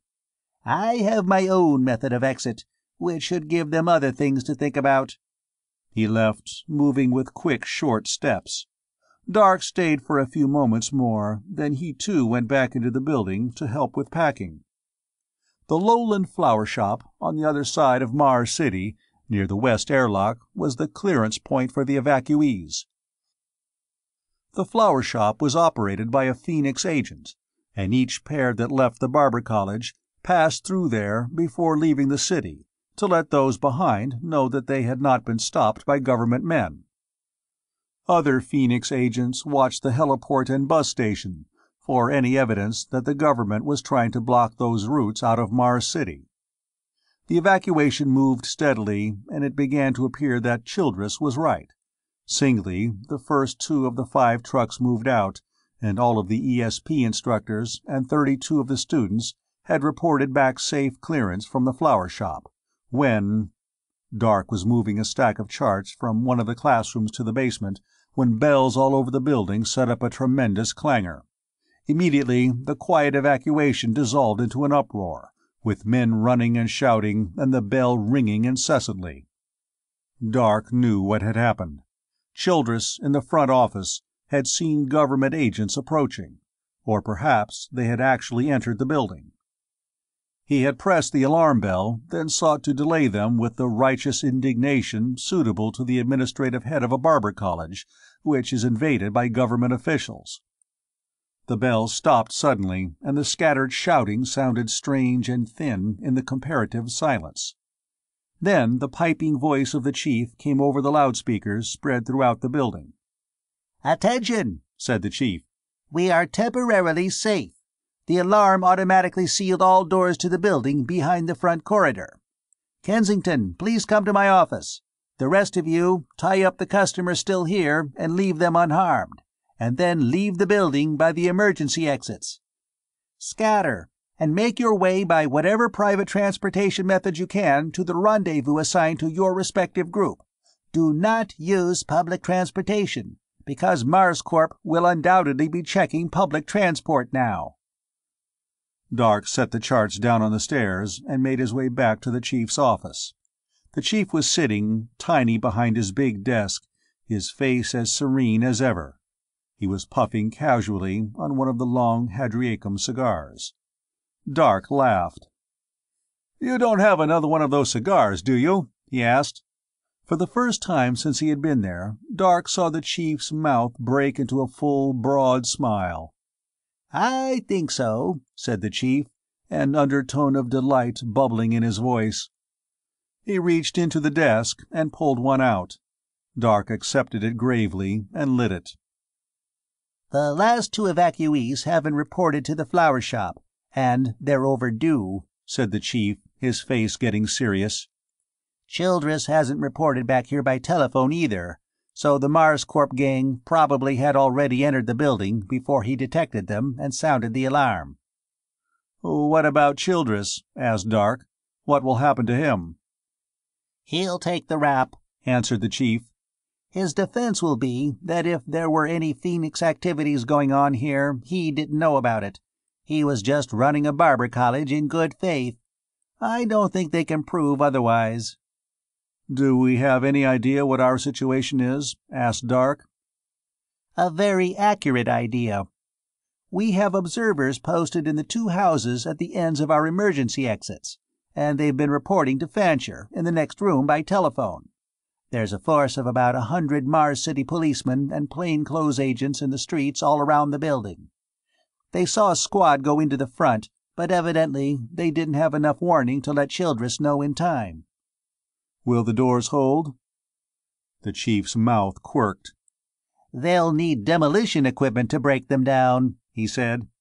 "All these have are heat guns and tear gas. One of the observers farther downtown said he saw a tank coming this way, but if they don't already know there are innocent customers in here, Childress will tell them." "Then everybody gets away but Childress." "We hope. They're not going to ignore the surrounding houses, especially with men drifting out of them and moving away. That's why I want to stress the importance of one thing to you, Kensington. You are too important for us to lose at this juncture. With your knowledge of the original work done, that house at the end of your exit will have a dozen or so of our men in it, waiting to drift away one by one, but you can't afford to worry about them. I want you to get in that ground car alone and take off like Phobos Rising." "You're going out the other emergency exit?" "That's none of your business. But as a matter of fact, no. If you want to see something that will throw consternation into this Mars Corp outfit, watch the roof of this building. Now, get moving, Kensington, and good luck. Fancher and I will be leaving as soon as he gets all the records packed." The chief held out his tiny hand, and Dark shook hands with him. Then Dark left, went down into the basement, and entered an underground door in its eastern wall. He had to crawl through the tunnel driven through the sand under the street. He emerged in the basement of a house across the street, which ostensibly was owned by Manfall Kingran, a retired space engineer. He went upstairs. About half the personnel of the Barber College, who had not been caught by the alarm, were roaming the rooms of the small house, drifting singly out the back door at 10-minute intervals. Dark went to the front window and looked across the street at the Barber College. The street was full of men carrying heat pistols, moving restlessly, facing the Barber College. Some of them were in police uniform. Squads of them moved about on the college grounds, and a few were in the yards of houses on this side of the street. Dark watched the roof. As he did so, from its center, a helicopter rose into the air, hovering over the building, moving upward slowly. So that was the chief's escape method. He had smuggled a helicopter into the domed city itself. But how was he to get out of the city in it? The appearance of the copter threw the men outside into confused excitement. They ran about, aiming their short-range heat beams futilely up at the rising copter. A military tank, undoubtedly the one the chief had been told about, spun around the corner. It stopped, and its guns swung upward toward the copter. But they remained silent. Heavy heat beams or artillery could puncture the city's protecting dome. The copter went straight up, gathering speed. Up, and it did not stop. It hit the plastic dome near its zenith. It tilted and staggered. It ripped through the dome and vanished. Immediately, sirens began to wail throughout the city. Doors clanged shut automatically everywhere. Lights and warning signs flashed at every street corner, advising citizens to run for the nearest airtight shelter. The dome was punctured. Emergency crews would be up within minutes to repair the break, and very little of the city's air would hiss away. But in the meantime, every activity in Mars City was snarled by the necessity to seek shelter. The chief had, indeed, created a situation of consternation in which it would be easier for the Phoenix men to elude their enemies. The armed men of the government forces were already running for the houses in this area. Some of them were heading for the house from which Dark watched. The Phoenix men were donning Mars suits. They would admit the refugees, after requiring them to lay down their arms, and then leave the house in their Mars suits. Dark grinned happily, and walked quickly through the house to the attached garage. He climbed into the ground car, started the engine, and opened the garage door by the remote control mechanism on the dashboard. Accelerating at full power, Dark drove the ground car out of the garage and spun into the street. The men afoot, seeking entrance to the houses, paid no attention. The tank began to turn ponderously in his direction, but by the time it was in a position to bring its guns to bear, Dark's ground car had reached the corner and raced around it into the broad thoroughfare leading to Mars City's east airlock. The airlock was only a dozen blocks away. The chief's theory had been that the government, depending on surprise in its move to surround the Childress Barber College, would not attempt the complicated task of checking all traffic passing through the airlock until it was realized that some of the Phoenix men had escaped from the trap at the college. Dark reached the airlock in minutes. The chief's theory proved correct. There were no police at the airlock, and the maintenance employees stationed there did not even look up as Dark's approach activated the inner door. He drove the ground car into the airlock. The inner door closed behind him. The outer door opened, and Dark drove out onto the highway that struck straight across the Syrtis Major lowland toward the Area Desert and Edom. It was as simple as that. About 10 miles out was the circular bypass highway that surrounded Mars City, and Dark proposed to turn right on that, for his destination was Hesperidum. The highway he was on would take him eastward, and Hesperidum was about 8,000 kilometers southwest of Mars City, a little better than 2 days' drive at ground car speed on the straight, flat highways. Dark reached over and set the ground car's radio dial on the frequency which had been agreed on for emergency Phoenix broadcasts during this operation. If government monitors caught the broadcasts and jammed them, there were alternate channels chosen. With only about 24 radio stations on all Mars, plus the official aircraft and ground car band, there was plenty of free room in the air. There was nothing on the Phoenix frequency now but a little disconsolate static. The country through which he drove here was uninhabited lowland. The human life on Mars, agricultural, industrial, and commercial, was concentrated under the domes of the cities.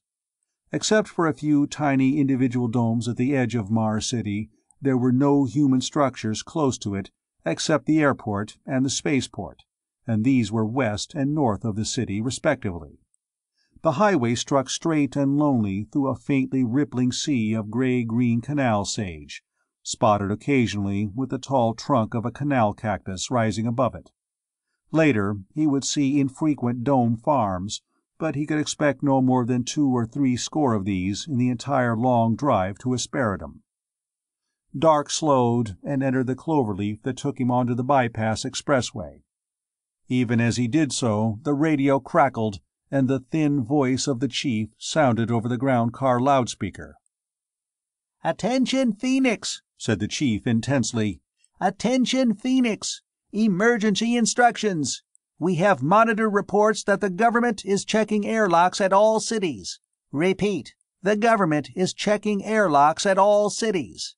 Some Phoenix have been captured attempting to leave Mars City.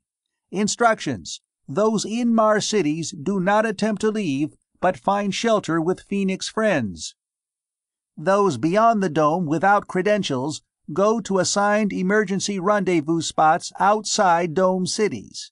Repeat instructions: those—" Swearing under his breath, Dark pulled the ground car to a stop beside the highway. It was so simple. They should have foreseen that the government would take such a step as soon as it was realized that the Phoenix men were leaving Mars City. He himself evidently had gotten through the airlock just in time. But he had been assigned no outside rendezvous. Whether it was an oversight or not, he did not know, but the only place he had been instructed to go was Hesperidum. The only Phoenix contact he knew was the South Ausonia art shop in Hesperidum, and now he could not enter the city without being captured. He had only one alternative: the Martians in the Icaria Desert, halfway around Mars. They would remember him and shelter him, and he was sure he could find the spot. He looked at his fuel gauge. The tank was full. It would not take him quite there, but he could chance refueling at Solus Lacus, some 20,000 kilometers from Mars City. He could take the highway, turning out into the desert, to go around Edom, Aram, and Ophir. He put the ground car in drive again and made a U-turn in the highway. He entered the cloverleaf and was halfway through it when he saw the copter. It was a red and white government copter, and it was descending at a shallow angle toward him from the direction of Mars City. Dark switched his radio to the official channel. "Await check. Repeat. Ground car in cloverleaf. Stop at once and await check." Dark braked the ground car to a stop. As soon as the copter grounded, he could accelerate and escape. But the copter did not ground. It hovered directly over him. Then Dark realized it was awaiting a patrol car from Mars City to check and take him in custody if necessary. Immediately, he put the ground car in drive and whipped out of the cloverleaf under full acceleration. If he could only achieve top speed, 350 kilometers an hour, the copter couldn't match it. But the copter was on his tail at once as he swerved out of the tight curve. Its gun spat fire. There was a terrific impact, and the ground car dome shattered above him. Unprotected, he felt the air explode from the ground car, from his lungs. Oxygenless death poured in through the broken dome. It all happened in an instant. Even as the dome shattered under the copter's shell and Dark recognized the imminence of death, the ground car twisted out of control and careened from the highway. He felt it spinning over and over, and then blackness closed in around him. 7. Maya had never seen Newell in such a state of sustained rage. He strode back and forth in the private dining room of the Syrtis Major Club, near the western edge of Mars City, slapping his fist into his hand. His face usually was engaging and boyish, the wave of his dark hair setting it off handsomely, but now it was flushed like that of a petulant child, and the lock of hair hung down over his forehead. Maya, the only other person in the room, sat quietly and watched him pace. "They had plenty of time and all the information they needed," stormed Newell, "and yet they didn't get a single one of the key men. Most of the rebels slipped out easily, right under their noses." Maya watched him detachedly. This was the man she had promised to marry, and, as she had once or twice before, she was undergoing pangs of doubt. After all, she had known Newell Ely only during the few months she had been on Mars. She had fallen in love with him for his charm, his intelligence, his good-humored gentleness, but she did not like this display of temper. It was not a controlled anger, but had something of the irrational in it. "Childress was captured," she reminded him. "Childress! A figurehead!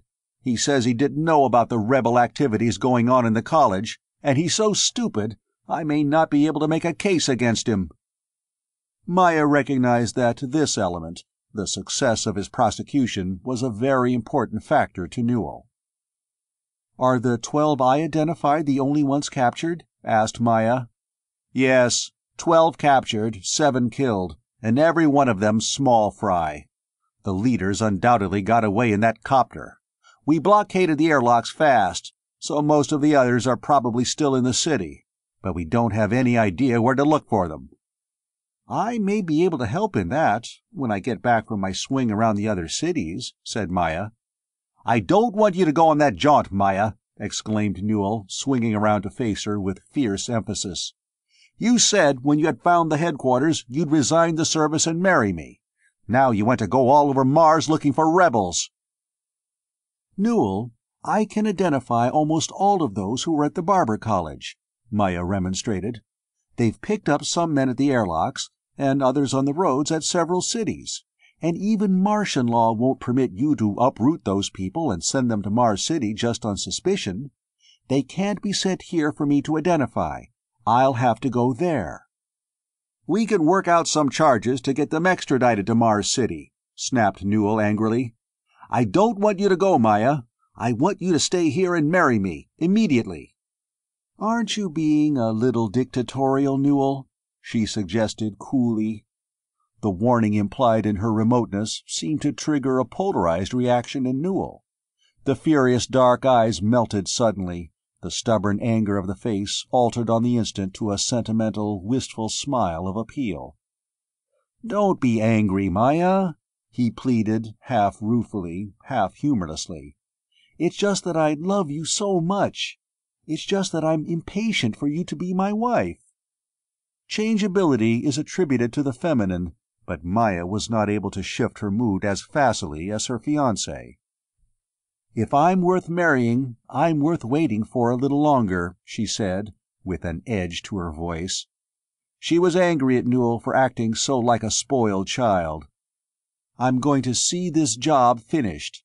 I'm leaving for Solus Lacus on the jetliner tonight." "Solus Lacus!" he exclaimed in astonishment. "Why, Maya, that's halfway around Mars!" "That's exactly why the rebels might be more likely to go there. In spite of the patrols, you know they haven't picked up all of the rebels who escaped Mars City by ground car. Any of them who headed for Solus Lacus will be arriving there within the next 2 or 3 days. Then I'll make a swing around and spend as much time as necessary at each of the dome cities before coming back here." The angry, stubborn expression swept across Newell's face again. "Maya, I won't—" he began, but at that moment their guests began arriving. As the judge of Mars City Superior Court and his wife entered the room, Newell cut himself off sharp and turned to greet them. His face cleared instantly, his lips curved into a delighted smile, and he welcomed them with such natural, innocent charm that one would have thought he was incapable of frowning. The presence of the guests seemed to intoxicate him with good humor, and when he had to leave in the midst of the party to drive Maya to the airport, he did not resume his argument. He merely kissed her goodbye tenderly before she boarded the plane and begged her with melting eyes to hurry back, because he would be lonely every moment she was away. So it was that Maya stretched in a reclining chair on the sun deck of the Chateau Nectaris the next afternoon, and permitted herself to be disgusted with the entire planet Mars. Maya's small, perfect body was kept minimally modest by one of those scanty Martian sunsuits. A huge straw hat, woven of dried canal sage, hid her beautiful face. A disappointing resort area for an Earthwoman, this Solus Lacus lowland. No swimming, no boating, no skiing. No water and no snow. Just a vast expanse of salty ground. blanketed with gray-green canal sage and dotted with the plastic domes of the resort chateaus. Nothing to do but hike in a Mars suit or sun oneself under a dome. She had chosen the Chateau Nectaris because it was the largest of the resort spots, and therefore the most likely one to be chosen by men who sought to hide out for a while. She had contacted the managers of all the resort chateaus, and all had agreed to let her know of the arrival of any new guests. There had been 3 of them during the morning, 2 arriving by ground car and 1 by copter, at 3 different chateaus. She had driven to each one and circumspectly inspected the new guest, but none had been anyone she recognized from the Childress Barber College. In a way, she wished she had yielded to Newell's importunities. There was much more of interest to do in Mars City, and Newell was charming and intelligent and rather dashing, and she did love him, and she did want to marry him. But she was right in wanting to help identify those rebels who had been captured before she considered her task finished, and perhaps Newell had been right in his implied disagreement with her idea of coming first to Solus Lacus, so far from Mars City. Logically, would it not be harder to lose oneself in a fashionable resort area than in a good-sized city? But something within her had urged her to come here first. It was a hunch, and she intended to play it. With a sigh, Maya pushed the hat off her face and stared with exotically slanted black eyes at the shining blur of the dome hundreds of feet above her. She sat up, hugging her knees with her arms. A score of other guests were sunning themselves here also. At her movement, the unmarried men turned their eyes on her frankly. The married ones did so furtively, to be promptly yanked back to attention by their wives. Maya's onyx eyes surveyed this dullness aloofly, then lifted over the nearby parapet and across the sparse terrestrial lawn, which would grow only under the dome. The far cliffs of the Thaumasia Felix Desert loomed darkly, distorted through the dome's sides. The dome's airlock opened to admit a ground car. She watched it interestedly as it scurried like a huge glassy bug along the curving road and disappeared under the parapet in front of the chateau. Mail from Mars City, perhaps, or supplies. Maybe even a new guest. Something struck her, now that the ground car was no longer in sight. It had been a little too far away to discern its details clearly, but there was something strange about the appearance of that ground car. A glassy bug, but not entirely sleek and shiny. Rather like a bug that had come out second best in an argument with another bug. Maya arose, purposefully. She stretched lithely, to the delight of the assembled viewers, and padded gracefully toward the chateau's second-floor entrance, trailing the huge hat in one hand. She walked lightly along the balcony over the lobby, toward her room. As she turned its corner, passing the grand stairway, she could see the chateau entrance and the registration desk. The ground car had brought a new guest. He was signing the registration book, a tall, broad-shouldered man in a Mars suit, holding his Mars helmet under his arm. Why would he be wearing a Mars suit in a ground car? As she looked, he laid down the pen and turned. His face was darkly tanned, strong, handsome. His hair was black as midnight, his eyes startlingly pale in the dark face. His gaze lifted to the balcony, and Maya ducked behind the big hat just in time. Dark Kensington. Triumph swept through her. She had been right in coming here. This was Dark Kensington, the man she had met once, just before the raid on the college. This was one of the leaders. The hat held casually to conceal her face, Maya walked on to her room. The telephone was ringing as she entered. She dropped the hat on the bed and answered it. "Miss Karen Nome, this is Quellman Grin, the manager," said the male voice on the line. "You asked me to notify you about any new guests. One has just registered." "I saw him," she said. "What can you tell me about him?" "He is registered as D. Kensington, from Hesperidum," answered Grin. "He is just staying overnight. His ground car dome was broken in an accident, and he wants to have it replaced and the ground car refueled." "Thank you," said Maya. Now please put a call for me to S. Newell Eli in Mars City." She had bathed and dressed for dinner by the time the call came through. "Newell," she said, when he had identified himself on the other end of the line, "I knew I was right in coming here. One of the rebel leaders just registered." "Are you sure?" he asked excitedly. "Certainly I am. He was one of those who stayed hidden in the back of the Barber College, and I saw him for the first time the day of the raid.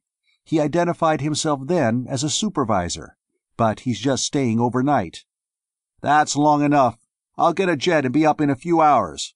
Get the police to take him in custody and hold him for me." "Darling, there aren't any police at Solus Lacus," Maya reminded him. "This is a private resort area. The nearest police are at Ophir." There was a silence while Newell digested this. "You say he's staying overnight?" Newell said then. "I can be there before midnight with some men to take him in custody." "I'm a trained agent," said Maya. "I can take him in custody for you." "You'll do no such thing!" squawked Newell in alarm. "It's too dangerous. Now listen to me, Maya. You stay out of sight of this man and wait till I get there."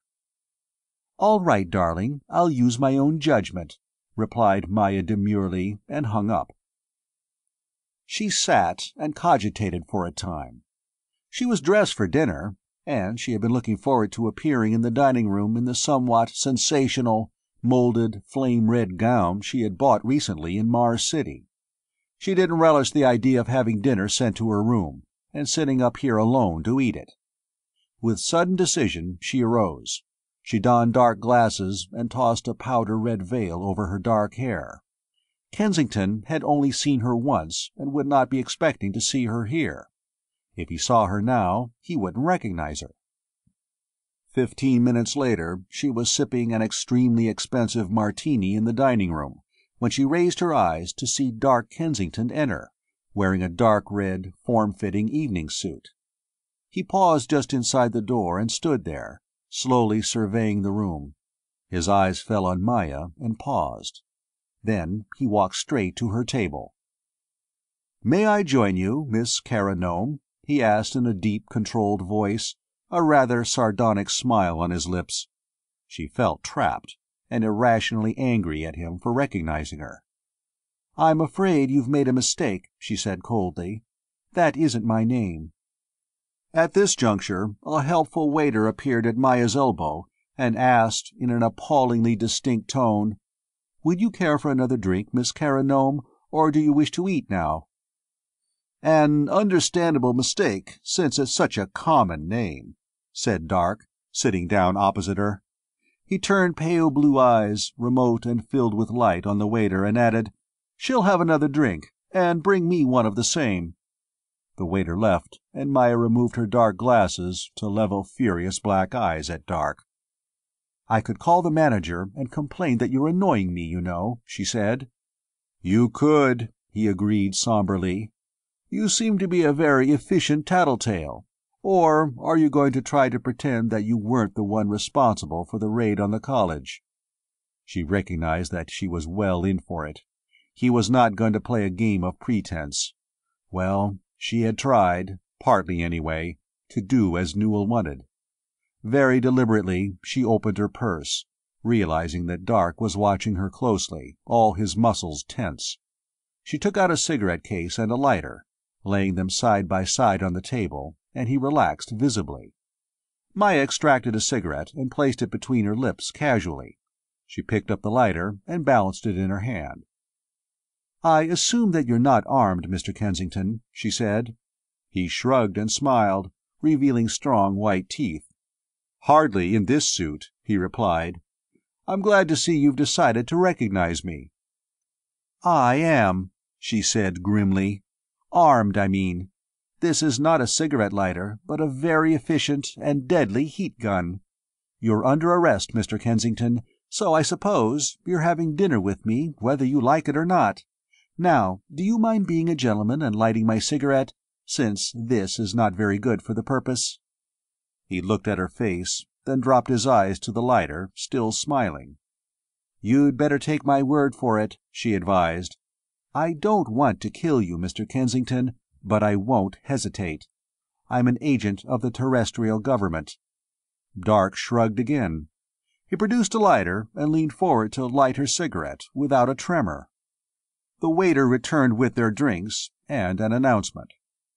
"There's a telephone call for you from Mars City, Miss Carron-Nome," he said. Maya kept her eyes on Dark. "Can you bring a telephone to the table?" she asked the waiter. "Certainly, miss," he replied. He left and returned a moment later with a telephone. He set it before her and plugged it in under the table. Juggling the lighter gun gently in one hand, Maya picked up the phone. As soon as she answered it, her eyes were assailed by Newell's agonized voice. "Maya, I can't get up there tonight," he said. "There aren't any jets here, and those idiots refuse to bring one in from Hesperidum or Cynia for me to use. I'll have to come up by ground car." Maya sat silent, stunned.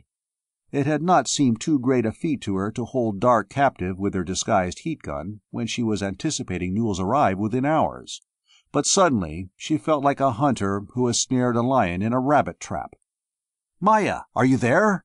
demanded Newell querulously. "We'll spell each other at the wheel and drive up without stopping, but it will still take 2.5 days to get there." Maya took a deep breath. "Come ahead," she said in a steady voice. "I'll have your man waiting for you when you get here." "You'll what? But I thought you said he was only staying overnight. Maya, don't you do anything rash." "I'm afraid I already have," she said, a little ruefully. "I have him under arrest right now." The noise at the other end of the line sounded like a dismayed shriek. "You little fool!" he shrilled. "I told you not to do anything like that. How can you hold a man like that for 2 days single-handed? Call in the police." "It seems to me that I already mentioned there aren't any around here," she reminded him patiently. There was a long silence on the other end of the line. Then Newell said, with forced calm, "I'm leaving immediately. In the name of space, Maya, be careful." Maya put the telephone quietly back in its cradle and looked across the table at the Tartar she had caught. Dark smiled at her easily. "So, the reinforcements you were expecting won't get here tonight after all," he remarked softly. "He didn't say that at all," she retorted, too quickly. "There's hardly any point in trying to deceive me about it, is there?" he pointed out. "I can tell a great deal from your conversation and the expression on your face, and I'd estimate that your help is going to have to come from Mars City by ground car, a trip I've just made, so I know exactly how long it takes.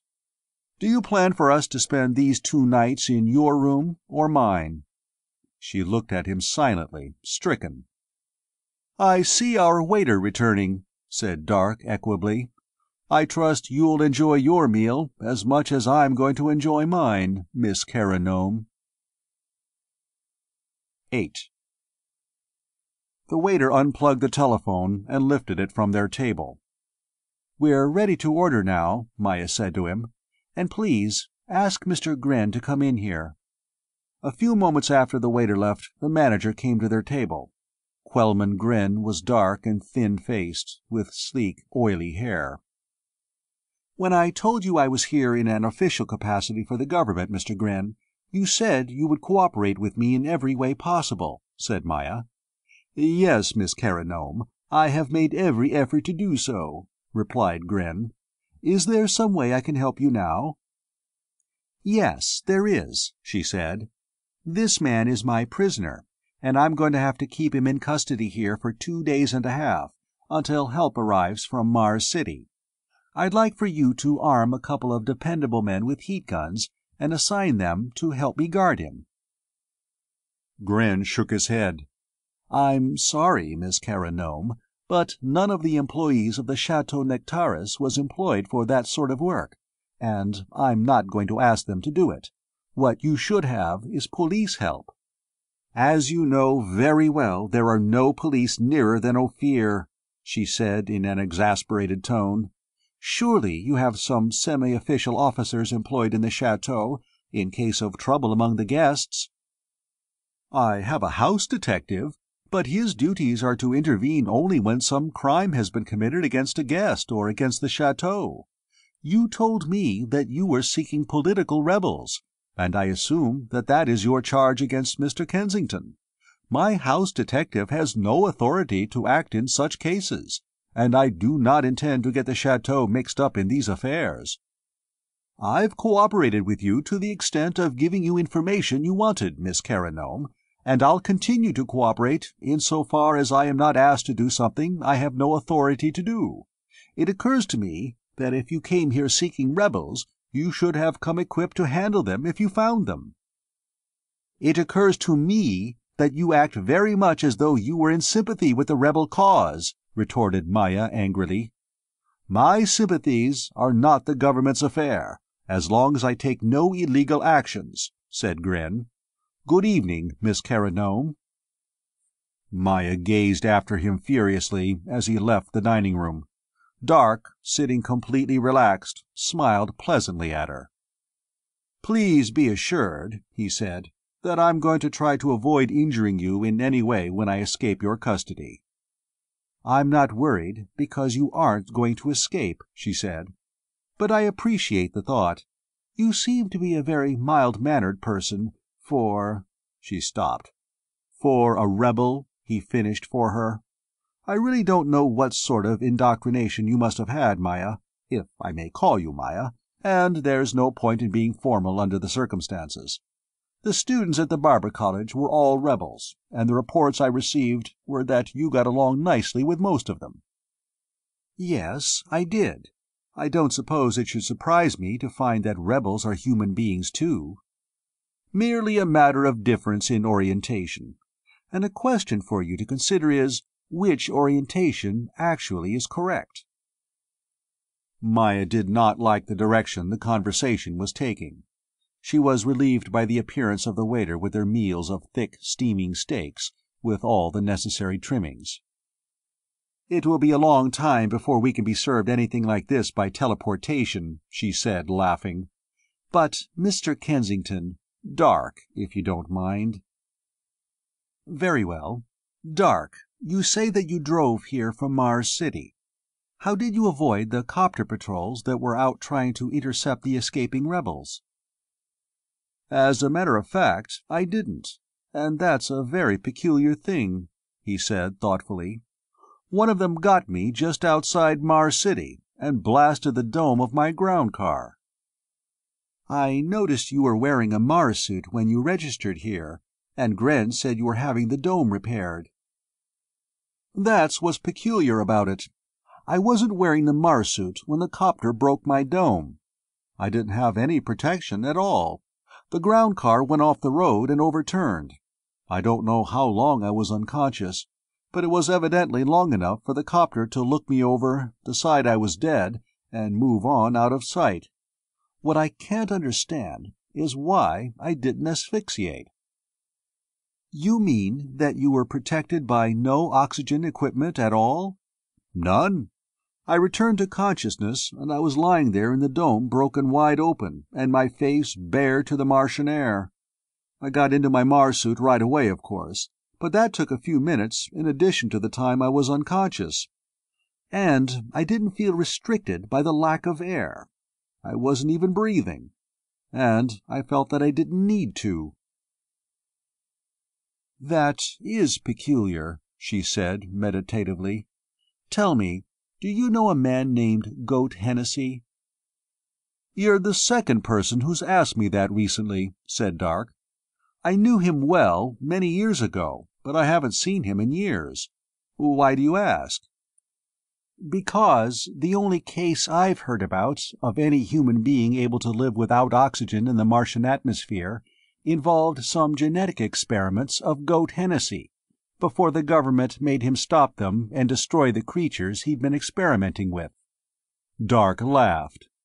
"I can assure you I'm not one of Goat's genetic experiments," he said. "Goat and I were colleagues in this rebel movement 25 years ago, before I was hit by a period of amnesia that I've just come out of." She stared at him. "A 25-year period of amnesia? Impossible. You're not more than 25 years old," she said positively. "If what people tell me is correct, I'm nearer 60, said Dark. "Terrestrial years, of course." "Of course, but I don't believe it." Dark shrugged and cut another bite of steak. He seemed to be enjoying his meal quite as much as though he were not her prisoner and she his captor, as indeed she was too. They chatted pleasantly throughout the meal, and Maya found, somewhat to her surprise, that she was talking about herself a great deal to this pale-eyed man.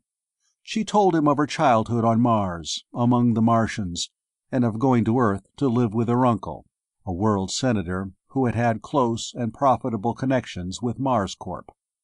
She went on to tell of her decision to become an agent of the terrestrial government, despite her uncle's objections, but as a result of his often expressed enthusiasm for the government's role in developing the planetary colonies, and of her assignment to Mars to ferret out a rebel headquarters, which had eluded the best efforts of the Martian government. She even told him how she had met Newell and fallen in love with him. Some time after the meal's conclusion, she suddenly stopped in mid-sentence. "What's the matter?" asked Dark. "I just realized that you are my prisoner," she answered, smiling at him. "Frankly, I'm not sure what to do with you. We can't just sit here in the dining room all night." "Why not go out and sit on the terrace?" he suggested. "They say that Solus Lacus is a beautiful sight when Phobos is up and moving." "And a shadowed terrace is a very convenient place from which to attempt an escape," she countered. "Look," he said, "there's no point in making the evening more difficult than it is. I very definitely intend to get away from you and get out of here during the next 2 days if I can. But I'm enjoying this conversation. If I promise that I won't attempt an escape in the next 2 hours, are you willing to go up on the terrace for a while?" She studied his face carefully. It was a handsome, earnest face, full of strength, full of wisdom, with a touch of weariness.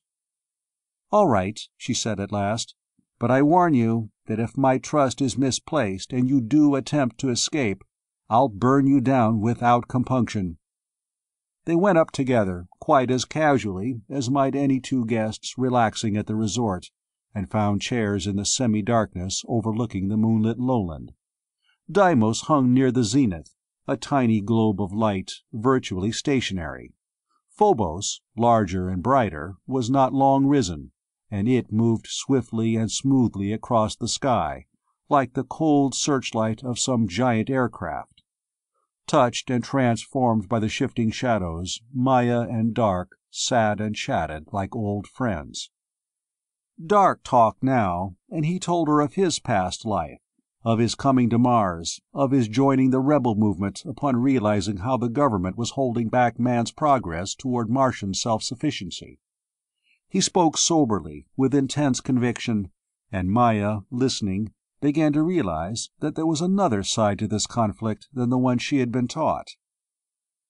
She began to waver, and to wonder, for the grave voice of this man was like a deep music she had never heard before, but seemed to remember from some time before there was hearing, a music that touched the depths of her being. Then his arm slid around her waist, and he drew her gently toward him. For an instant she responded, turning her face upward. And on that instant she remembered. With a lightning twist she was free and on her feet before him. She stepped back, and the lighter gun was in her hand. "I thought you said I could trust you," she said coldly. "Evidently I was foolish to do so." He looked up at her, and there was nothing but surprise on his face. Then, slowly, he smiled at her. "It depends on your interpretation of the word," he said. "I was merely attempting to kiss you, my dear." She let her hand sag, feeling rather foolish. "Well, don't," she said, her sharpness covering her confusion. "We aren't lovers, Mr. Kensington." "No," he said, quite seriously. "And I find that I rather regret that we aren't."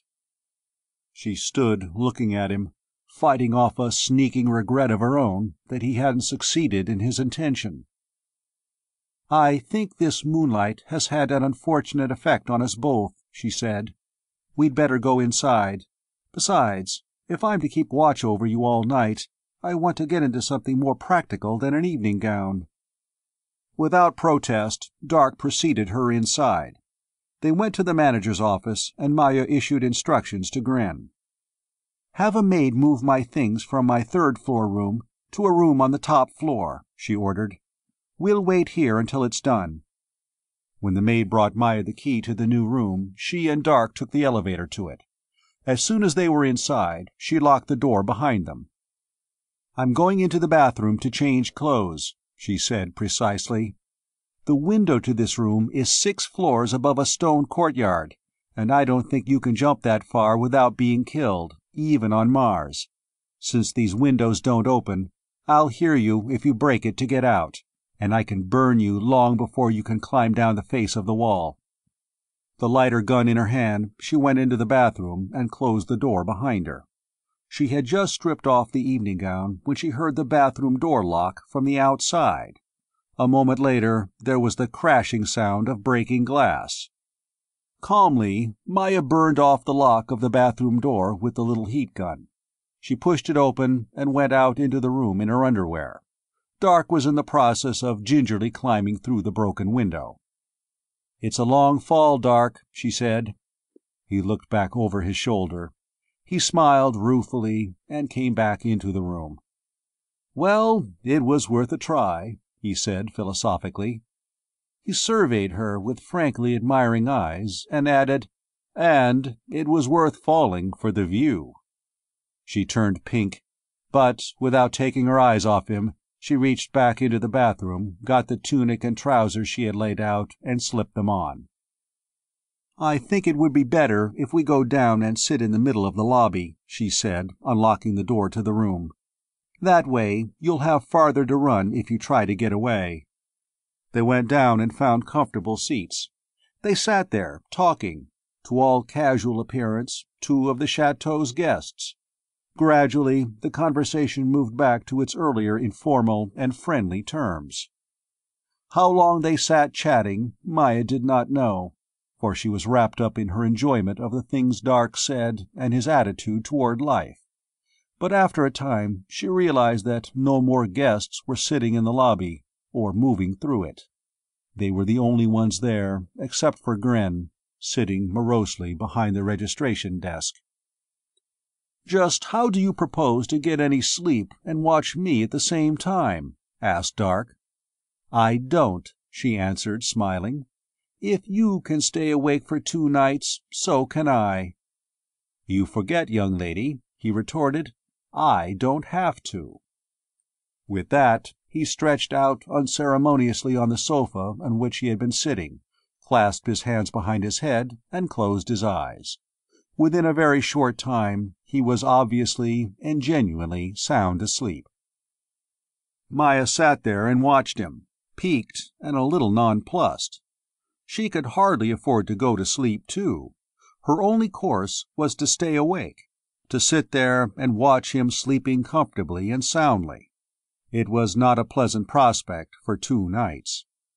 She sat, heavy-eyed, and racked her brain for some solution, and silently cursed Gren for refusing to give her the help she needed. Dark slept on, and a faint smile touched his lips. Then Maya found herself thinking pleasantly over the things they had talked about during the long evening, and admiring this man, and liking him. She woke up. With a start she woke up, realizing that she had been asleep. She was not sitting in the chair anymore, but curled up comfortably on a sofa, her head pillowed like a child's against what?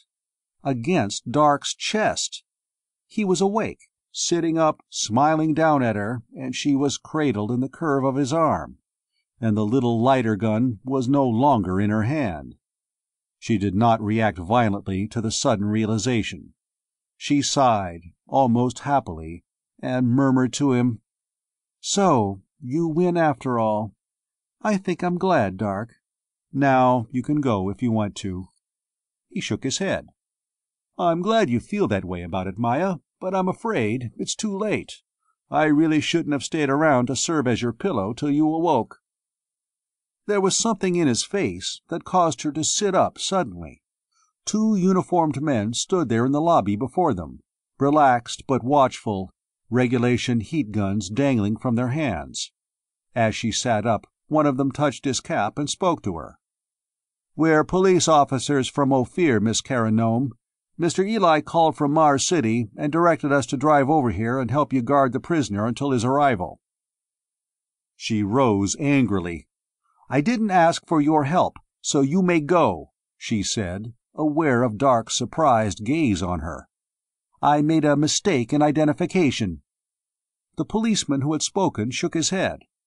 "I'm sorry," he said. "We're acting on Mr. Eli's orders, not yours. We'll have to hold Mr. Kensington until Mr. Eli arrives."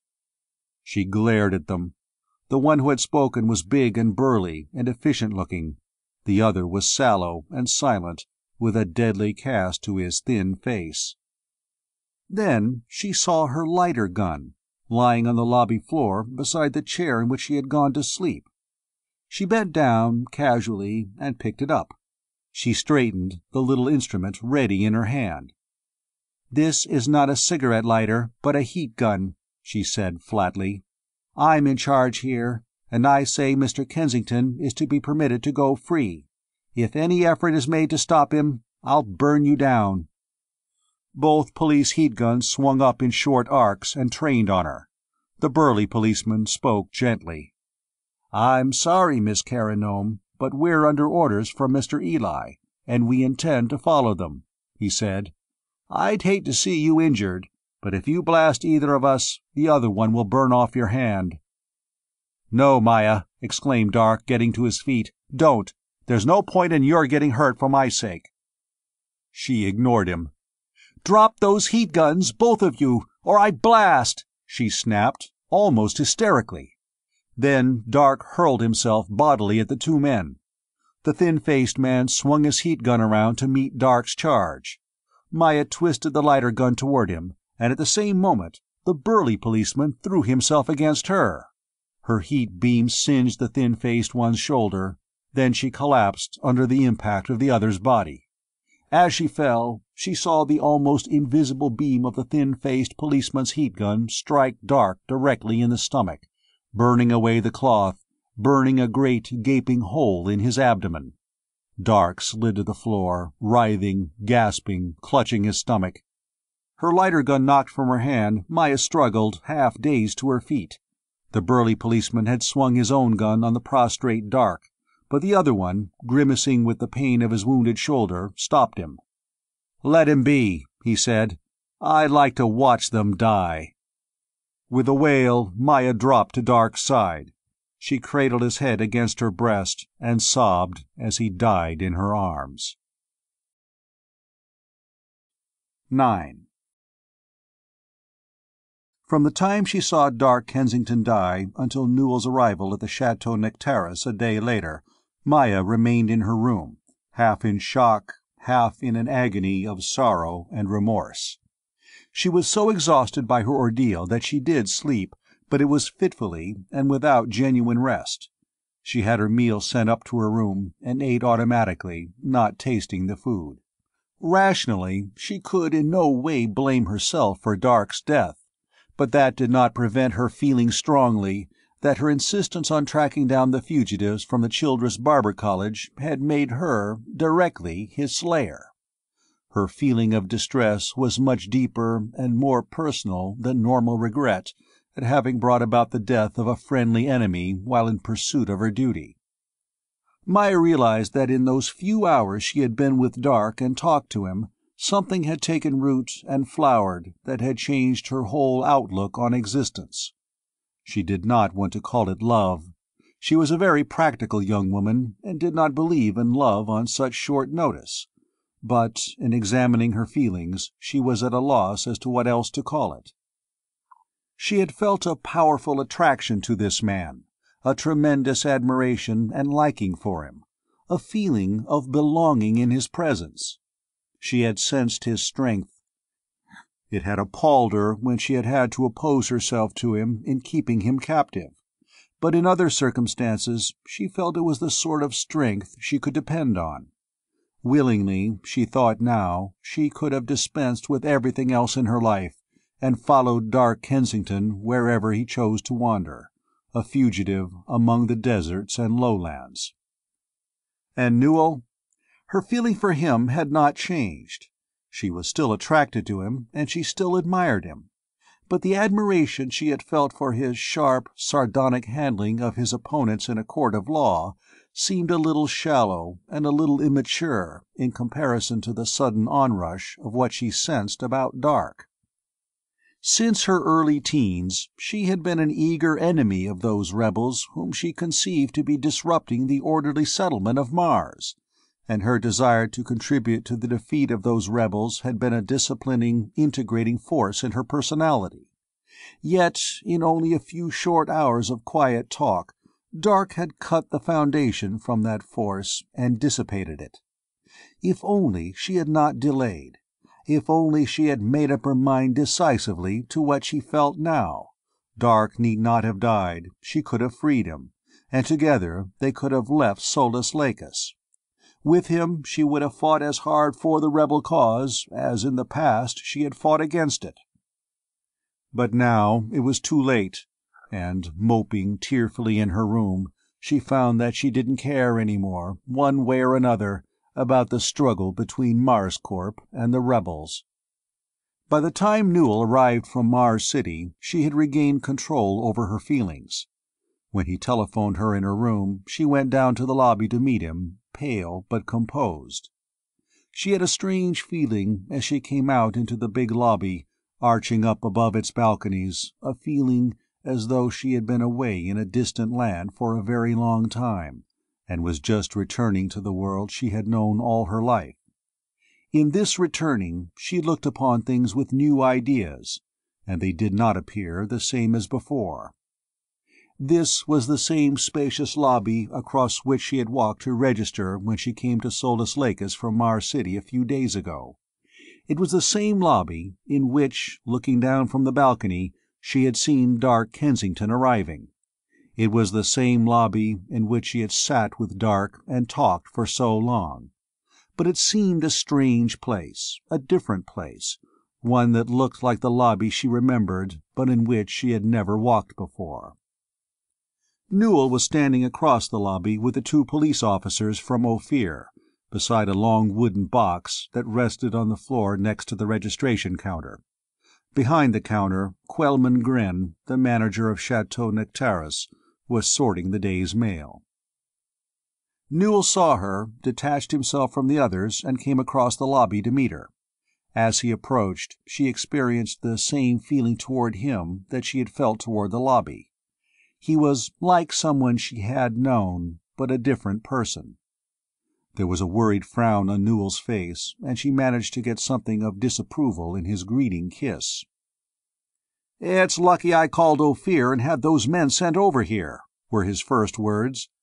"If they hadn't gotten here when they did, that rebel might have killed you and escaped. I told you, Maya, not to try to handle a situation like that." "It was very astute of you to send them over," answered Maya dryly. "I should have thought of it myself." "That's exactly why you shouldn't try to handle such things alone," said Newell, apparently somewhat mollified.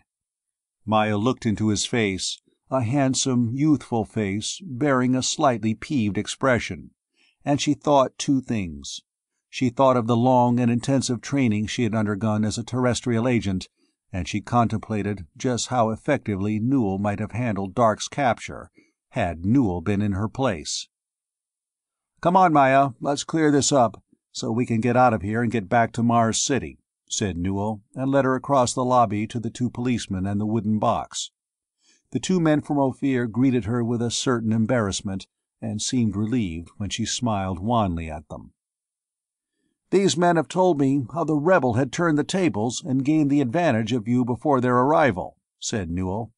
"They said that before he was killed, he confessed to them that he was Dark Kensington, one of the major rebel leaders who escaped from the Childress Barber College.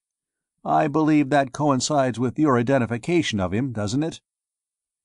"Yes," answered Maya in a low voice. "He was Dark Kensington. I saw him once at the college, and he identified himself to me then as a supervisor." She did not feel called on to say anything more, and to tell Newell what Dark himself had told her about the rebellion and his part in it. "Very good," said Newell with satisfaction. "We've captured the chief, the peculiar-looking individual who escaped by driving his copter through the city dome. All the indications are that he and Kensington were the top two figures in the rebellion. I think all that's needed now is for you to identify the body positively as Kensington, Maya." He indicated the wooden box, which lay, lidless, on the floor. Reluctantly, Maya stepped up to it and looked down into it. The pain which distorted Dark's face when he lay writhing from the heat gun blast was gone from his features. They were calm and peaceful in death. Maya gazed down at his face wistfully, sorrowfully, then turned away. "Well?" asked Newell impatiently. "Yes," she murmured, "that's Dark Kensington." "Very good," said Newell, and turned to the two men. "We'll take the body to the hydroponic farm for the vats," he said. "There'll be others after the trials and executions of the rebels we've captured." "Do you have to do that?" protested Maya. "Why can't you give the man a decent burial out here in the lowland?" "Don't interfere in matters which are none of your affair," replied Newell brusquely. "Bodies of criminals are all we send to the vats. They're constantly short of bodies as it is, and we can't very well send them corpses of law-abiding citizens." He turned away. As Maya accompanied him across the corridor, the two men from Ophir began nailing the lid on the wooden box that contained Dark Kensington's remains. At the elevator, Newell said, "Get your things packed as soon as you can. I want to go back to Mars City right away by copter. I have some things I want to talk to you about, very seriously, but they can wait until we're airborne." "Why by copter?" asked Maya. "Ground car is faster." For the first time, Newell's face broke into a genuine smile, and his ordinary charming self shone through. "Because," he replied drolly, "I've just made that trip by ground car, and every bone in my body aches. It may be slower, but I want to go back by air, where there aren't as many bumps." Maya was able to laugh at this. She went up to her room. It did not take her long to pack, and to dress in a tunic and trousers for travel. When she came back down to the lobby, Newell was waiting, and they took a ground car from the chateau to the dome airlock. The three government agents who had come with Newell from Mars City had the helicopter ready for them on the flat lowland just beyond the airlock. As the ground car emerged onto the sage-covered plain, the men were helping the two policemen from Ophir unload the box containing Dark Kensington's remains from another ground car and load it into the baggage bay of the copter. Newell and Maya slipped into their Mars suits, secured the helmets, and climbed out of the ground car. Newell gave his men some final instructions to follow before returning to Mars City by ground car. Then he and Maya went aboard the copter. They strapped themselves in the seats. Newell sealed the copter door and released oxygen from the tanks into the interior. When the dials showed the air to be breathable, he and Maya removed their helmets. Newell started the motor, and the craft lifted slowly and smoothly into the air above the Solus Lacus lowland. Newell headed the copter northwestward. As soon as they were well on course, he turned to Maya with a stern expression on his face. "There's one thing I can't understand at all," he said severely. "What madness possessed you to resist those men I sent over from Ophir and attempt to help Kensington escape?" She looked at him steadily, without replying. What should she answer? Could she say, "I discovered that I had fallen in love with Dark Kensington. I found that his reasons for the rebellion made sense to me, and that you and the government and Mars Corp are wrong." What would Newell's reaction be if she told this truth? But it could do no good to say that. It could do the rebels no good, because now they were scattered and defeated. It could do Dark no good, because he was dead. She did not think she would suffer personally from such a revelation, but it could only hurt Newell, who loved her. So at last she said, "Newell, I'd rather not talk about that. I didn't succeed, so can we forget it?" "I think it's best that we do," agreed Newell. "The only thing I can think is that you were slightly hysterical over Kensington's having gained the upper hand, after the strain of guarding him for so long, and your action was an unconscious expression of resentment at their having to take over his custody where you had failed. But we might have learned a great deal through questioning the man at length, and that action of yours made it necessary for them to kill him." Newell could not know how deeply those words struck her. She turned her face away from him, and the tears came to her eyes. "At any rate," went on Newell, unaware, "I think this demonstrates that these espionage activities have been far too much of a strain for you, and I think it's time you stopped. We have one of the two major leaders captured and the other one dead, and I don't think they're going to give us much more trouble, even if we don't locate all the fugitives. So I want you to give up this idea of wandering around from city to city, helping identify rebels." "I think you're right," she agreed in a choked voice. She had no more interest now, certainly, in tracking down rebels. "And," continued Newell even more firmly, "marry me when we get back to Mars City." Well, why not? Newell loved her. What else was there for her? "Yes, I'll do that too," she said. "As soon as we get back, I'll make out my report and send my resignation with it back on the first ship to Earth.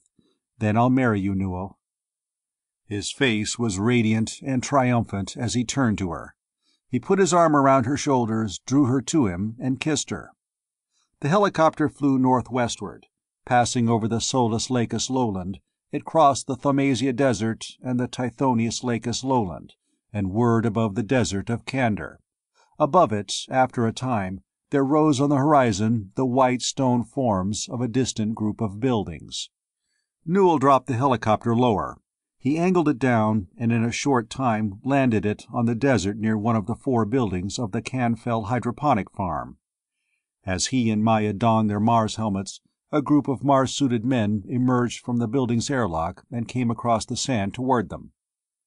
Maya stared curiously out the copter window. She had heard of this government experimental station, but had not visited it before. "This is another reason I wanted to take a copter," explained Newell, releasing the air from the copter's interior. "There aren't any roads to this place, and I didn't want to drive a ground car across the desert to bring Kensington's body here." They emerged from the copter as the group from the building approached. Newell greeted the 5 of them and introduced them to Maya.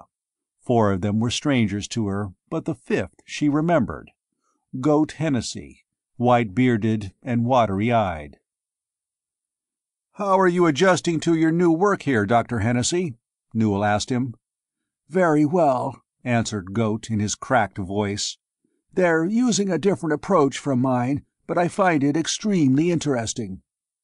Remembering Goat's earlier experiments at Ultravirus, it occurred to Maya to be grateful that Dark had not fallen alive into the hands of these people at the Canfell hydroponic farm. Their entire stop lasted only a few minutes.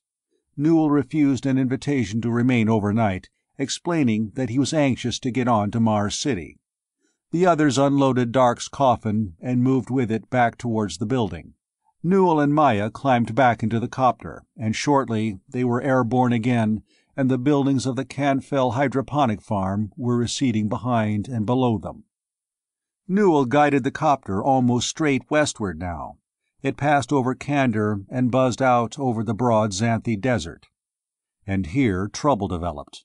Without warning, the engine coughed and stopped. Newell worked frantically at the controls, to no avail.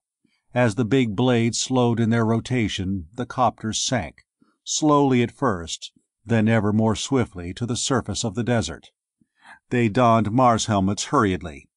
It struck with a terrific crash, which would have hurled them through the windows had they not been strapped down.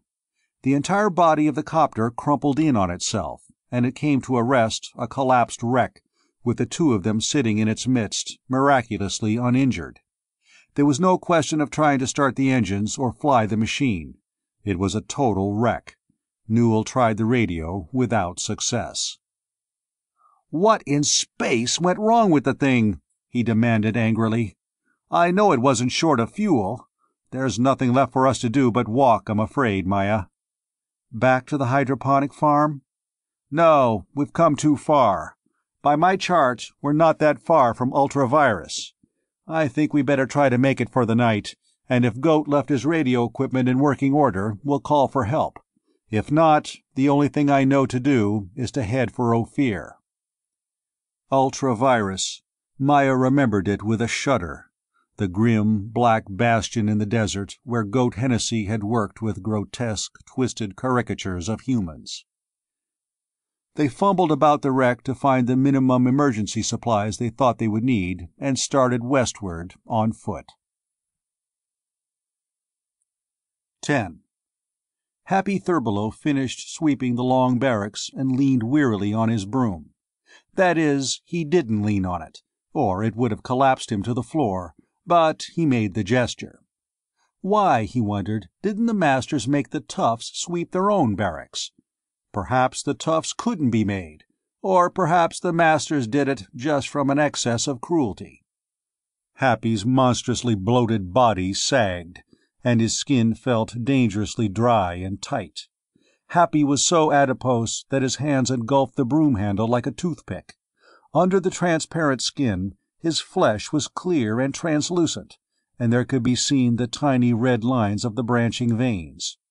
Happy was like a jellyfish, in huge human form. "Shadow," he called in a high, grating voice, "I'm going below." Shadow appeared disconcertingly 10 feet away. Dark-skinned Shadow looked at him silently with white-rimmed eyes. Then Shadow turned and disappeared, as only Shadow could. Hanging up the broom, Happy waddled to the iron-barred gate that prevented entrance to a downward-plunging ramp. He pressed a button beside it and waited. He looked out the window beside the gate. The sands of the Desert of Candor stretched orange and bleak under the bronze sky. Somewhere out there to the south, across the sands, under that sky, lay the shining dome of Ophir. The window would be easily broken, and it was large enough for even Happy's bulky body to pass through. But the oxygen-scant air of Mars would sear his lungs to quick death without a helmet. And even if it would not, Happy's skin would dry and crack in a few hours of that outside air, and he would die in slower agony. "What is the purpose of your call?" asked an impersonal voice from the loudspeaker beside the barred gate. "I have finished my task, master," said Happy, puffing a little. "I seek your grace to go below." The loudspeaker said no more, but after a moment the gate stirred and lifted into the ceiling. Happy went through it gratefully and waddled down the gently sloping ramp. The gate descended behind him. Happy did not know whether Shadow had come through the open gate with him, but it didn't matter. Shadow could slip easily through the bars when he wished. At the foot of the ramp was a vast, low cavern, stretching out of sight in all directions. It was dim, shading into the darkness of distance. Its floor was water, flat water, subdivided into large rectangular vats. In most of the vats, vegetation grew in various stages, greening under the ultraviolet rays that radiated from the low roof. Between the vats ran straight, narrow walkways of packed earth. Happy waddled along one of the walkways until he found an empty vat. He lowered himself over its edge and sank happily into the still, cool water, like a hippopotamus submerging. He immersed himself completely, then lay back in the water, with only his face floating barely above the surface. Shadow appeared, apparently out of nowhere, and sat down on the edge of the vat, letting his flat legs dangle into the water. "Nothing like it," proclaimed Happy, splashing a little. "Nothing on Mars like it. You ought to come in, Shadow. As flat as you are, you ought to float on the surface without any trouble at all." Shadow nodded silently, but made no move. "I don't see why the toughs can't take care of their own barracks," complained Happy, returning to the subject closest to his displeasure. "You reckon the toughs are actually the rebels, and the masters can't make them do anything?" Shadow shook his head, but whether in negation or disclaimer of knowledge, Happy could not interpret. Happy flinched and shifted in the vat. "There's still part of a skeleton in here," he announced. "I thought this was an empty one." Moving, he flinched again. With purpose, he aroused himself and plowed to the edge of the vat. "I've got to find another vat," he said. "I can't nap if I'm going to get punched in the fanny with bones every 5 minutes." He heaved himself over the edge onto the walkway with difficulty, and got slowly to his feet. Shadow lifted his feet out of the vat, stood up, and vanished. Happy knew how Shadow was able to disappear so suddenly, and it did not disturb him. Seen directly from front or rear, Shadow had the dimensions of a normal, black-skinned man. But Shadow was flat, no thicker than half an inch. When Shadow turned sidewise, he vanished to the sight. Occasionally, Happy wondered how Shadow happened to be, and why he was here in the caverns, but it was not the sort of thing to bother his mind for very long. Happy moved along the walkways, peering into the vats which appeared to be empty. He assumed Shadow was following him. Shadow always did. Around corners, he came upon blubbery creatures like himself, tending the plants. They nodded greeting at him, and Happy nodded back. His search was discouraging. All the vats not filled with plants seemed to have corpses in them, in varying stages of decomposition. Around one corner, Happy came upon a tough, lounging in the walkway. The tough was a compact, muscular youth, with bullet head, sullen eyes, and hard mouth. He looked as though he lounged with hands in pockets, but, like Happy and all the others, he was naked, so that was just an impression. Happy stopped. He and his soft kind avoided the toughs when they could. The tough looked at him with disinterested eyes, then looked away. Happy was uncertain what to do or say. His impulse was to turn and go back, but he did not quite dare. "Are you a rebel, Tough?" He burbled the first thing in his mind, for lack of something else to say. The tough looked at him contemptuously. Then suddenly the tough's hard eyes flared with savage excitement, and he moved swiftly on Happy. As he began to turn in panic, Happy saw from the corner of his eye another tough racing around the corner of the walkway to come upon him from behind. The tough in front of him reached him and began pummeling him viciously with his fists, the hard fists sinking like painful hammers deep into Happy's flesh with every blow. Happy bleated in fright and distress, trying ineffectually to ward off his attacker. Then, out of nowhere, Shadow flashed in like a lightning bolt on the other tough, as he had almost reached Happy. There was a brief, squalling tangle, and the tough pitched headlong into the plant-choked vat. Shadow vanished and reappeared, intermittently, like a flashing light. The first tough, seeing what happened to his cohort, ceased pummeling Happy abruptly and took to his heels. He vanished around a corner. The vanquished tough climbed out of the vat, sputtering and cursing, and fled in the other direction. "Oh, my! Oh, my!" exclaimed Happy to the now invisible Shadow. "What wicked creatures!" Sore and shaken, he moved on down the walkway, his search now intensified by the need for wetness to soothe his injured flesh. He came upon a vat without vegetation, and, at first joyous glance, thought it empty. Then, disappointment, a comparatively fresh body floated in it, just under the surface. It was the body of a man. Naked, it was smooth, and plump with the water that had seeped into its tissues, and it was a uniform dead white all over, like the belly of a fish. The face and lips were monochrome white, the hair was bleached, and when it opened its eyes, they were so colorless that the action was almost unnoticeable. Realizing, Happy was paralyzed with shock. The dead creature's eyes moved from side to side, then stopped, fixing on Happy. Its chest began to rise and fall slowly, with breathing, underwater. "Shadow!" squeaked Happy helplessly.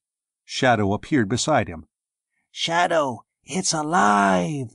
whispered Happy, desperately frightened. The two stood side by side, staring breathlessly down into the water. The creature in the vat moved its hands tentatively. It opened its mouth and closed it. Then it stirred with purpose, turned, and climbed up over the side of the vat, dripping like a weird creature from the depths of the sea. It stood up before them, dripping. The man bent slightly and belched forth a great quantity of water from his lungs. He straightened and breathed in the air in great, satisfied gasps. "I'm Dark Kensington," he said in a rusty voice. "Where is this?" At his words, Shadow disappeared. Dark Kensington. Had Maya seen him now, she could not possibly have recognized him. The muscular body and dark, handsome face were bloated and pale. The black hair was bleached to pale seaweed, and the blue eyes were completely colorless now. "This is the Canfell Hydroponic Farm," answered Happy, gaining a little courage. "Under the surface of the Desert of Candor." "The Desert of Candor," repeated Dark, and the pale lips twisted in a smile. "They hauled me quite a way. I was at Solus Lacus." "How did you get here?" asked Happy with sudden eagerness. "Only dead people are thrown in the vats to make chemicals for the plants. How could you stay alive underwater?" "I imagine I can breathe water for the same reason I can still live after a heat beam burned my guts out, but I don't know what that reason is. I imagine that the first step in finding out is to get out of this place." "You can't get away from here," said Happy positively. "Nobody ever has." "We'll see," said Dark confidently. "I gather you and your companion are some sort of prisoners?" "Slaves," corrected Happy with unaccustomed bitterness. "The jellies are slaves to work in the vats. I don't know if the toughs are slaves too, but the masters let them sleep in barracks on the surface. Shadow's not either a jelly or a tough, and I don't know if he's a slave. Shadow's just Shadow." "Before you go on," interrupted Dark, "I seem to be extraordinarily hungry." Happy twittered and quivered. He moved hurriedly around a corner to one of the storage vats, and returned in a moment with a supply of the tasteless gelatin that was their food here. Dark fell to greedily, and Happy, his tongue loosed by this new companionship, started feeding him information in a steady stream.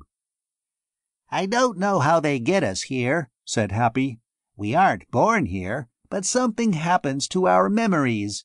We can't stay up in the dry air very long, or our skin cracks and our flesh collapses. You see, our tissues are mostly water. Everybody down here's like me. Everybody but the toughs. You'll see them. I don't know how they got here either, or what use they are. They don't work like we do. And Shadow, he's different. Shadow likes me. He stays with me all the time. And then there's Old Beard. He hides down here, and I don't think the masters know he's here. He's very old and very wise." "Who are the masters?" asked Dark curiously, between mouthfuls. "And what sort of work do you do for them?" "They're the people who run the hydroponic farm. They're normal men, like you. I mean, like you would be, if you weren't swollen up and pale like the bodies that are thrown in the vats. Old Beard knows. He's very wise. He calls the masters Marscorp. I don't know why, but it seems that before I lost my memory, I knew a language where corp meant body, like corpse, you know.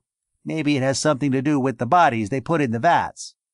Old Beard says that the masters are developing Martian foods that we can eat without dying, and he must be right, because sometimes they bring down some hard foods and make some of us eat them instead of gelatin. But those who eat the hard foods always die, so I don't suppose they've succeeded yet, except some of the toughs. Some of the toughs have eaten the hard food without dying sometimes, and they get pretty sick. And then—" "Hold on, wait a minute," exclaimed Dark, holding up a restraining hand. "I know what Marscorp is, and I'm not surprised they're behind it, but I'm trying to digest all this you're throwing at me." Happy fell silent, reluctantly, and Dark cogitated deeply. Happy fidgeted, anxious to speak, but afraid to interrupt Dark's thoughts. And then Shadow reappeared. Shadow appeared out of nowhere, and made gestures at Happy. Happy glanced at Dark timidly. At last he gained courage to speak. "Shadow tells me," he began, then cringed when Dark looked up in surprise. Dark gestured to him to go on. "Shadow tells me," he began, then cringed when Dark looked up in surprise. Dark gestured to him to go on. "Shadow tells me," said Happy, "that Old Beard wants to see you. Will you go with us to Old Beard?" "Certainly," agreed Dark. "From what you tell me, I'm rather anxious to meet Old Beard, too." He followed Happy and the alternately visible and invisible Shadow along the paths that twisted among the vats for some distance. At last they ducked into some luxuriant foliage that hung over to form a bower above the space between two vats. Old Beard sat there, in a corner of the dimness, pale eyes fixed silently on the trio. Old Beard was not so very old. He appeared to be in robust middle age, although his skin was very pale from long existence underground. His hair and heavy beard were long and untrimmed, and were a deep iron gray. "Thank you for coming," said Old Beard in a deep, resonant voice that bespoke strength and bore an undertone of bitter determination. "It is safer for me not to move around too much in the open except at certain hours." "I was glad to come, because I'm sure you can help me, and I may be able to help you too," said Dark. "I'm Dark Kensington." "So Shadow told me. I find this extremely interesting." "You've heard of me, then?" asked Dark. Old Beard laughed, deeply. "More interesting than that," he said. "Once, before I was marooned here and Happy's people came to know me as Old Beard, I had a name of my own." He stroked his beard and favored Dark with a shrewd look from his pale eyes. "Yes," said Old Beard, "I've heard of Dark Kensington, and there never was but one Dark Kensington as far as I knew. That's why I find it so interesting. You see, I'm Dark Kensington." Chapter 11. The Xanthi Desert stretched red and barren on all sides of the plodding couple, the sands unbroken by the form of plant or stone or any living thing, all the way to the tight horizon of Mars. Above them, the small glittering sun slid down the copper-hued sky slowly toward the west. It was remarkable, thought Maya, how smooth and flat the desert looked from the air, and how rough and rolling it was when one had to walk across the packed sand. They had been walking for hours, and despite the gentle gravity of Mars, she was getting very tired. "It's farther than I thought," said Newell, his voice distorted by the Mars helmet speaker. "Distances on the chart are deceptive. We may not reach Ultravirus by night." Maya did not answer. Again, as she had many weeks before, she was in the grip of a sensation that this desert through which they walked was only a surface thing, a shimmering mask to the reality that lay behind it. That reality seemed very deep, very significant, and she felt that she was on the verge of comprehending it, but could not quite grasp it. She was a little irritated at Newell for speaking when he did. If his voice had not interrupted her probing emotions, she felt, she might have broken through to that reality she sensed. "Newell," she said, giving it up, "I'm going to have to rest a while. If we don't make it by night, we don't make it. There's always tomorrow, and I'm tired." Reluctantly, he consented, and they sat down together on the sand. Newell pulled a chart out of his Marsuit pocket and began to study it. Maya lay back, clasped her hands behind her helmet, and closed her eyes, gratefully feeling the tired muscles relax and the perspiration that bathed her begin to dissolve in the gentle circulation of the Marsuit's temperature control system. "Maya!" exclaimed Newell suddenly. "Look! We're going to be rescued!" She sat up and looked in the direction of his pointing finger. On the horizon to the northeast was a cloud of dust, too placid and stationary to be a sandstorm. They stood up, and Newell spoke hastily into his helmet radio on the conventional emergency band. "Attention ground car! Attention ground car! We're afoot and in trouble. We're afoot, due southwest from your position. Help, please! Attention ground car!" There was no radio reply in the ensuing silence, but all at once it was as though a deep and alien voice spoke within the depths of Maya's mind. "We see you." Startled, she looked curiously at Newell, but he evidently had not had the same experience. He was chattering into the radio frantically again. "They're evidently not tuned in on the emergency band, Newell," she said to him. "But they're coming almost directly toward us. They're bound to see us soon, if they haven't already." "That's true," said Newell, and added sourly, "but they ought to be tuned in. It's required by law."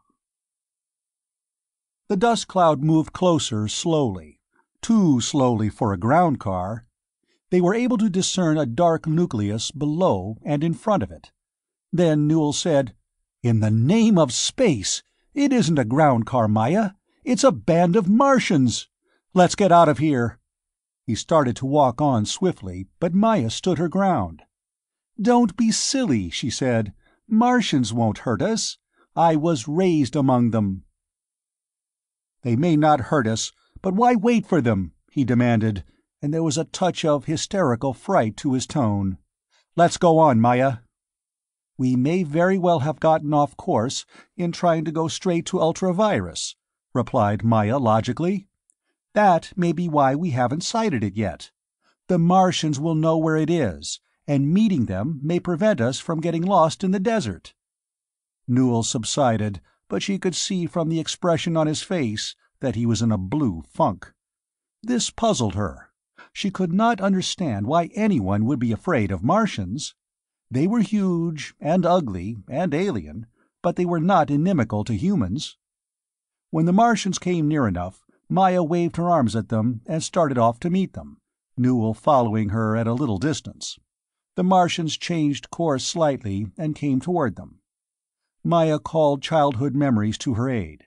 She turned her helmet speaker to its maximum volume, and spoke to them in their own language, in the deepest tones possible to her. "Children of the past, we seek that place in the desert which is called Ultra-Virus by humans," she said. "Can you show us the direction in which we must travel?" The Martians gathered around her, towering over her. There were 4 of them. Their huge chests moved slowly, mixing oxygen from their great humps with the surrounding air. Their thin arms hung limp at their sides, and their big ears were pricked forward toward her. Their huge, dark eyes seemed to look through her and beyond her. "The sun moves toward this place, but there are no humans there now," boomed one of the Martians. "Nothing lives there now except small animals in the walls and corridors." "This we know," answered Maya. "We wish to go there that we may communicate with other humans and have them come and get us." She wanted to say that the supplies of oxygen in their Mars suit tanks were inadequate to take them anywhere other than Ultra-Virus, but she did not know how to say this properly in the Martian language. But, to her astonishment, the Martian answered as though she had said it. "If the breathing chemicals which you carry are at such a depleted stage, you cannot chance going astray," said the creature. "Rather than tell you the direction of this place, we shall accompany you there." Throughout this conversation, Newell had been standing at Maya's side, his face bearing an expression of mingled curiosity, irritation, and awe. Maya turned to him. "The Martians say they will go with us to Ultra-Virus, so we won't get lost," she told him. "No!" he exclaimed vehemently. "Tell them we don't want them along. Tell them just to show us the way, and we'll go alone." "Don't be ridiculous," replied Maya coldly, and indicated to the Martian that they were ready to accompany the group. They moved off together toward the west, the 4 Martians and the 2 humans. Maya, feeling somewhat relieved that now they had expert help in reaching their goal, attempted to talk to Newell, but he refused to answer, except in monosyllables. He was angry that she had agreed for the Martians to accompany them, and obviously was still very nervous at their presence. So she talked instead with the Martian who had acted as spokesman for the group. His name, she learned, was Krill. "The place to which you go lies under an evil atmosphere," said Krill. "The human who abode there many years attempted to do things wrongly." "We were there in the season before this one," answered Maya. "This was just before that human left." "I already had read this in you," said Krill. "I also read in you that, as a child, you lived among us who are children of the past. Therefore, perhaps you knew before I spoke that an evil atmosphere remains at this place and has not yet been washed away by time." "No, I was not taught such matters as a child," answered Maya. "But tell me, it is true that this man tried to do evil things by human standards, but were Goat Hennessy's genetic experiments also evil by Martian standards?" "You do not read what I have said quite correctly," replied Krill. "The evil atmosphere is left by the man because what he did was evil by his own standards. I said only that he attempted to do things wrongly." "What do you mean?" asked Maya. "To explain to you, I must speak to you about things about which you already know partially," answered Krill.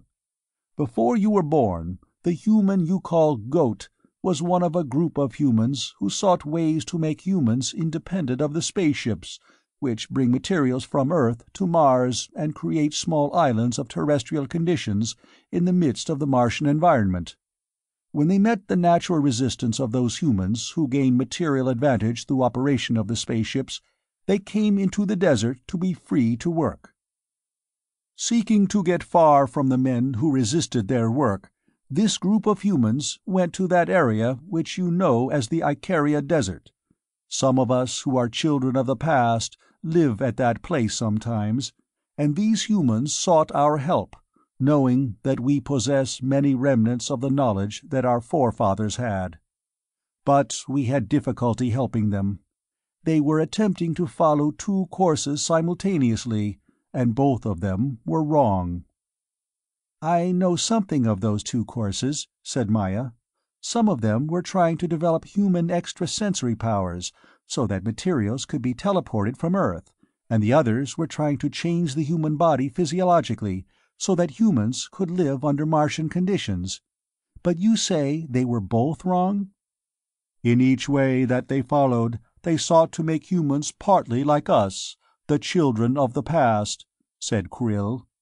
"We have the power to communicate with our minds over a distance, and some of us are able to transport things with our minds over a distance. We do not need your rich terrestrial air, because we take oxygen directly from the soil and store it in our bodies for combustion purposes. But humans and the children of the past are different forms of life, and they cannot be made so much alike. It is possible for humans to develop mental powers similar to ours, but this course would leave them dependent upon importing materials from Earth, even though this would be by mind transmission instead of by spaceship.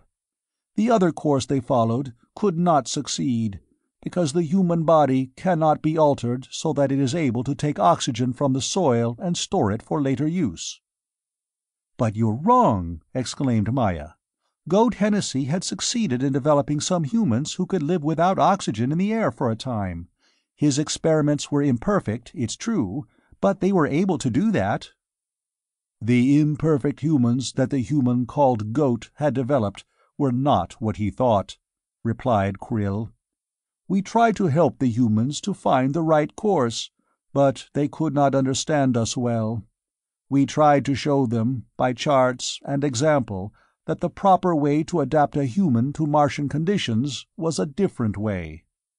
Because Earth is nearer the sun, humans have a possibility that we do not have. What we tried to show these humans was a method whereby they could change the embryonic physiology so that the adult human would be able to use the energy of solar radiations directly, instead of depending on the energy of combustion of those chemicals you call oxygen and carbon. This makes the body independent of both air and food, and has the advantage, also, of giving a far superior regenerative power to the bodily tissues. The human, Goat, for reasons that are not known, stole some of our charts and 2 of the pregnant female humans, and continued his work at this place to which we are going. But he thought he was still attempting to change the physiology so that oxygen could be stored, and therefore his experiments went wrongly." "But he had your charts," objected Maya. "Even though he was not making the alterations he thought he was, how could he go wrong if he followed the charts?" "The charts showed the changes to be made in the embryonic cells, but they could not show the method whereby the changes are made," replied Krill. "The human, Goat, attempted to make these changes by mechanical, surgical methods, but these are too crude to be successful. The method we utilize to make such changes, which is the only right method, is to focus the mental forces upon the embryo. I believe you would call it psychokinesis." Maya was vastly excited at this revelation. "Then Goat's oldest experiments, the ones he called Brute and Adam, were actually the ones on whom you children of the past had performed the embryonic changes," she exclaimed. "They must have been sons of the pregnant women he kidnapped. That's why they were more successful than the others." "That is true," said Krill. "We had completed the change on only one of the 2, therefore only that one would develop into an adult who could live in complete independence of air and food if necessary. The other one would never be able to do it for more than a short period without returning to terrestrial conditions." The party now came over a long, low ridge, and the mass of ultra-virus rose from the desert ahead of them. The sun was near setting, and the black walls of the stronghold huddled sullenly under its crimson rays. The Martians left them here, and Newell and Maya went on alone toward their goal. Newell expelled an audible sigh of relief. "I'm glad we're free of those monsters," he said. "I don't understand how you could carry on a conversation with such creatures, Maya. It sounded like a series of animal grunts and cries to me. I caught an occasional word, like oxygen and psychokinesis. What were you talking about?" "He was telling me about Goat Hennessy's experiments, and how they differed from the rebels' experiments before Goat came to Ultravirus," answered Maya. "That kind of talk serves no good purpose," said Newell irritably. "The rebel movement has been broken now, and there's no point in thinking about the illegal things they tried to do." They came down the slope and approached the southern airlock of Ultravirus. The airlock was still sealed. Newell activated it, and they went through it into the big building. It was dark inside. Newell fumbled around a wall and found a light switch. He pressed it, but nothing happened. "The electrical system isn't operating," he said. "We'll have to use our Marsuit torches." He switched on his flashlight. It cast a long beam down the dusty corridor. Far ahead of them, a small animal scurried across the faint light and vanished into the darkness. Newell checked his atmosphere dial. "The oxygen in here is all right," he said. "The air has been maintained anyhow. We can take off our helmets." They took off the Mars helmets and walked down the corridor. They checked each side door, looking for the communications room, but found only empty chambers or abandoned rooms in which books, papers, and broken furniture were scattered in complete disorganization. It took them nearly an hour to find the communications room, and there they met disappointment. Ultravirus radio transmitter and receiver had been dismantled. There was nothing there but a jumble of broken tubes, discarded parts, and bare wire ends dangling from the walls. Nothing but an overturned table and 2 bent metal chairs. "That settles that," said Newell, more philosophically than Maya would have expected. Our only hope is to find a ground car." That necessitated another search, but at last they found the motor pool. And there were 3 ground cars, all in various stages of breakdown or dismantlement. "It looks like we'll have to walk, Newell," said Maya. Newell shook his head. "I checked the chart carefully," he said. "The oxygen supply of a Marsuit won't take us either back to the Canfell farm or to Ophir, even with extra tanks. We're just going to have to cannibalize 2 of these machines and repair us a ground car." "But Newell, how long will that take?" "I don't know," he admitted. "It looks like it may be quite a job. I expect it will take 2 or 3 weeks, and that's the only way we're going to get out of here." He looked at her speculatively. "It's a shame we aren't already married," he said. "This would provide us with a honeymoon, of a sort, out here by ourselves in the desert." "Well, we aren't," she said flatly. "And we won't be until we get back to Mars City." "That's true," he said. "Well, the only thing we can do for tonight is to have supper and find the rooms that Goda signed us when we were here before. I hope he left some beds intact in those, or some of the other rooms. If not, we may have some uncomfortable nights ahead of us." 12. The 2 dark Kensingtons and Happy Thurbelow walked along one of the pathways between the vats, Happy trailing a bit behind.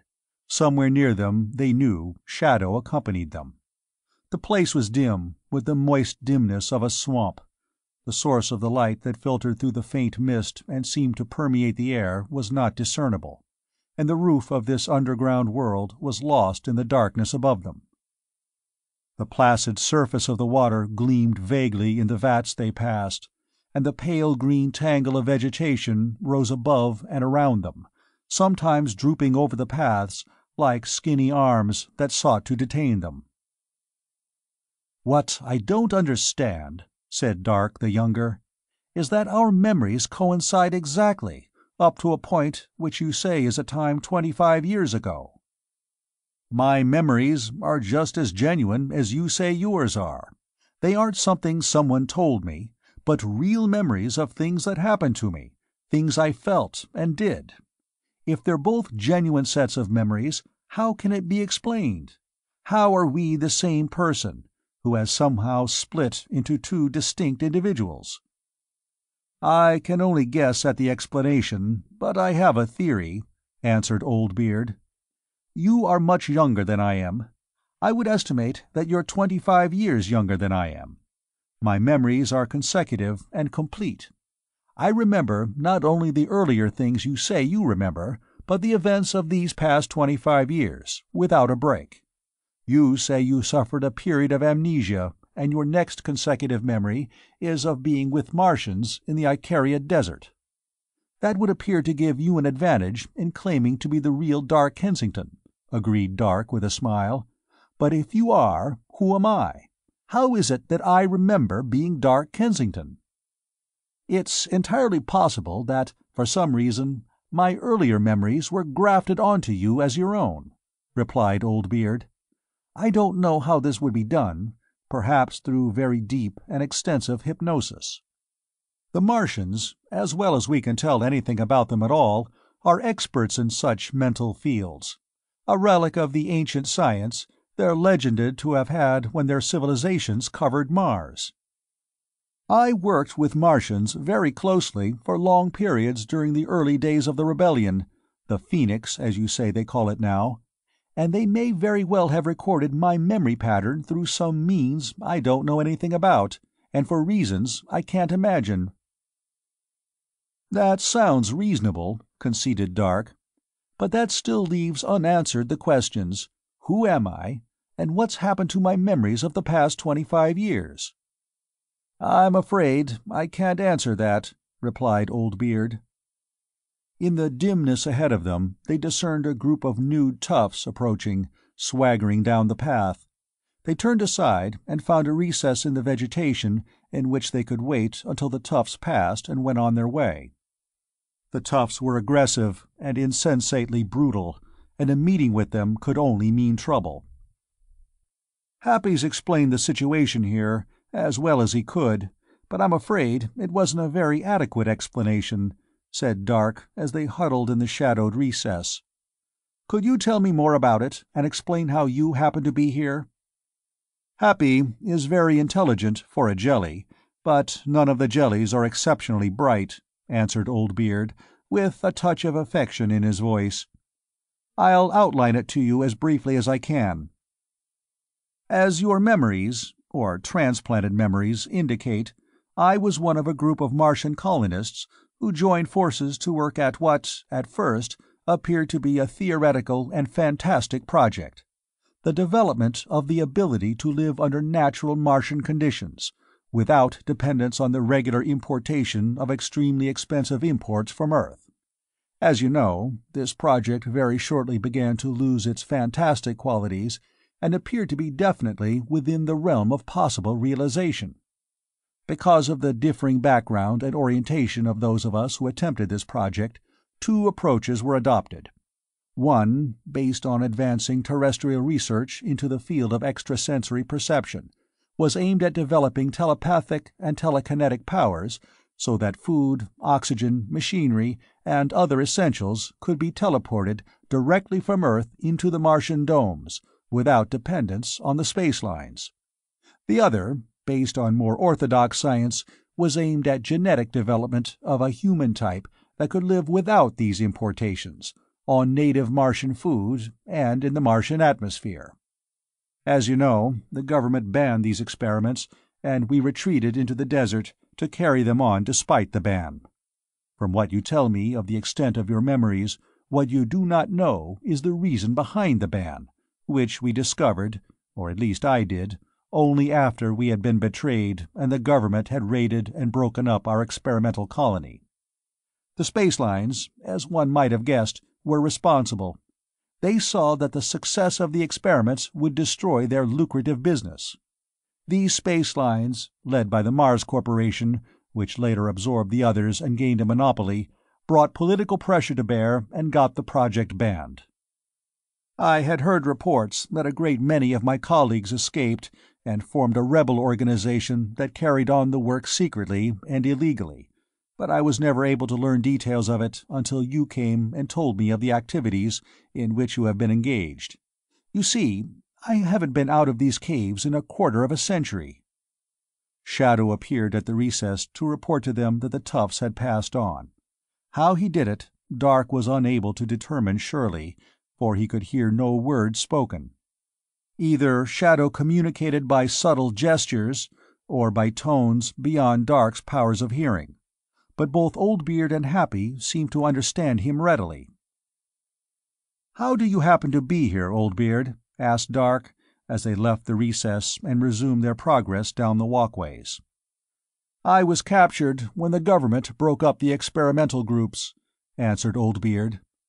"I was the leader of the section of the experiments dealing with extrasensory perception, and instead of executing me at once, they tried to persuade me to continue this work for the government along specific lines and under supervision.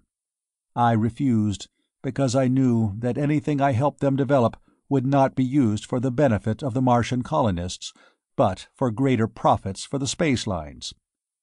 At last I was able to escape into these underground caverns, where they grow food plants hydroponically and sell them to supplement the produce of the dome farms and the gardens in the dome cities.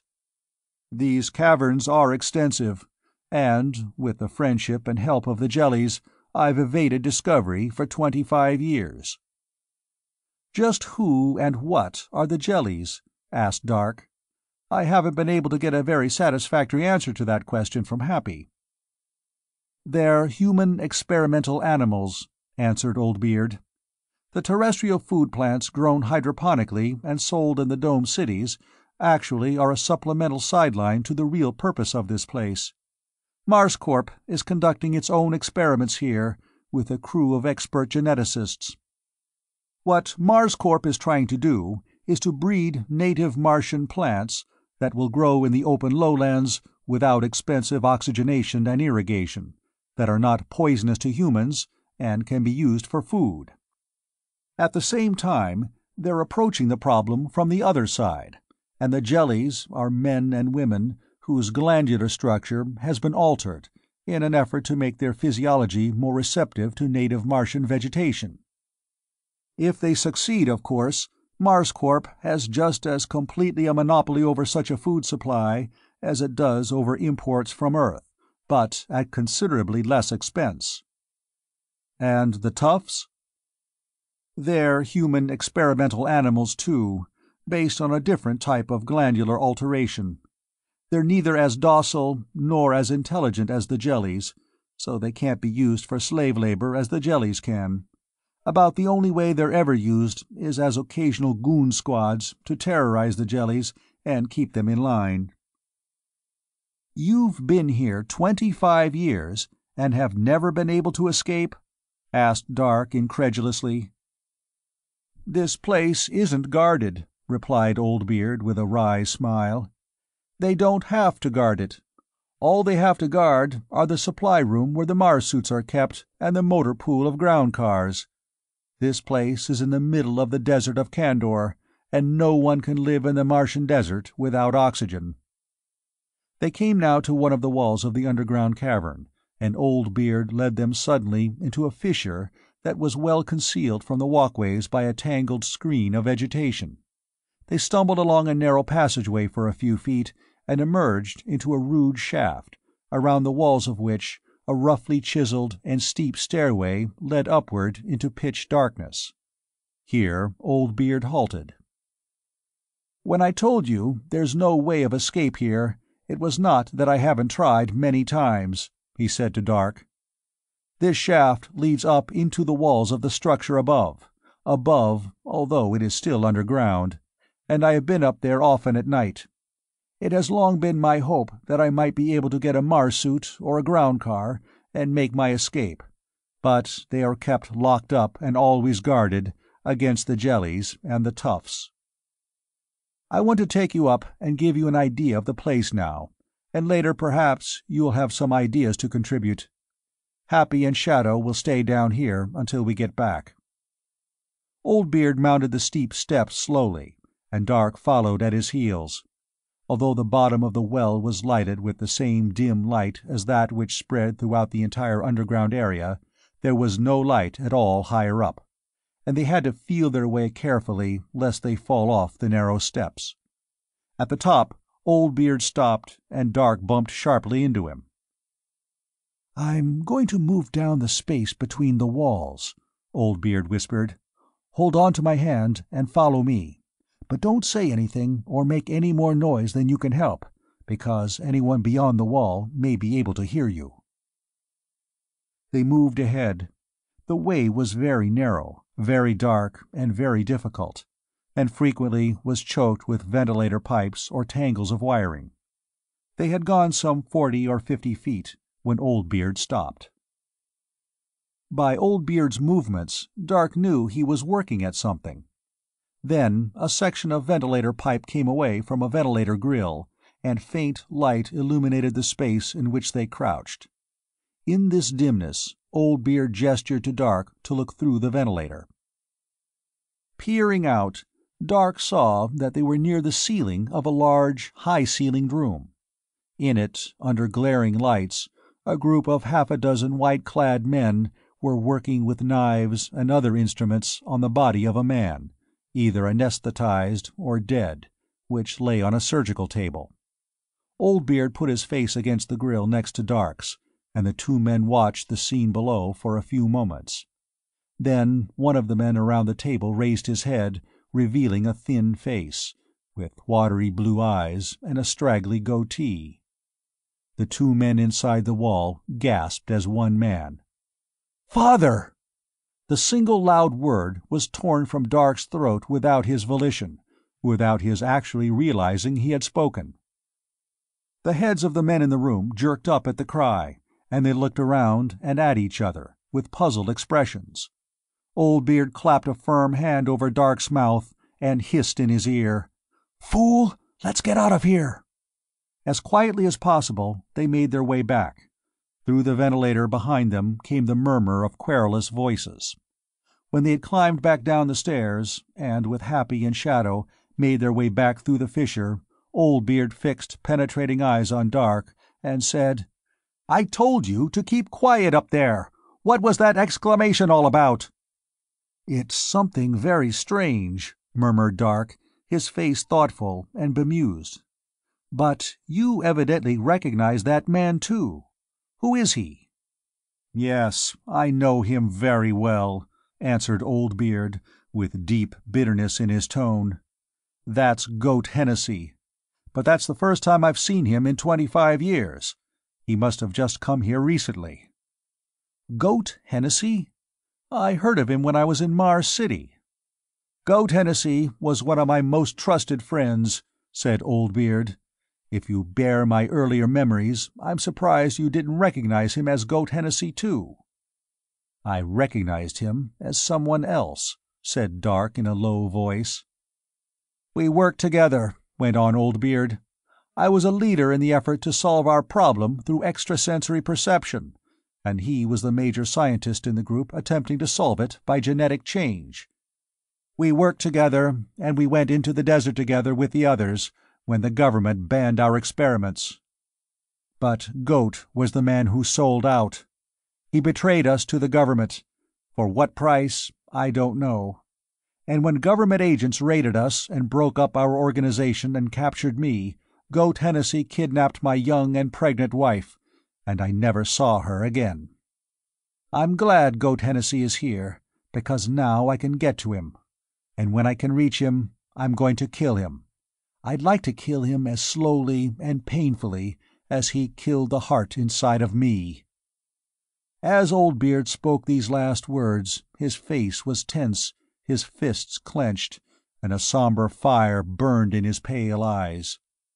Then, slowly, the fire died out, and he turned his eyes, once more cool and rational, a little quizzical, on Dark. "Didn't you call him Father?" he asked. "Yes," said Dark in a low voice, "but I'd rather not talk about it right now." He looked at Old Beard, and seemed to be riddling himself, with an effort, of a deep introversion. "There was one thing that I remembered as a result of seeing Goat Hennessy," said Dark in a firmer voice. "This place isn't too far from a place in the Xanthi Desert where Goat conducted some significant experiments. If he left any of his records there, and I'm thinking of some in particular, they might go a long way towards solving the problem we've all been working on for so long. So now I know what to do next.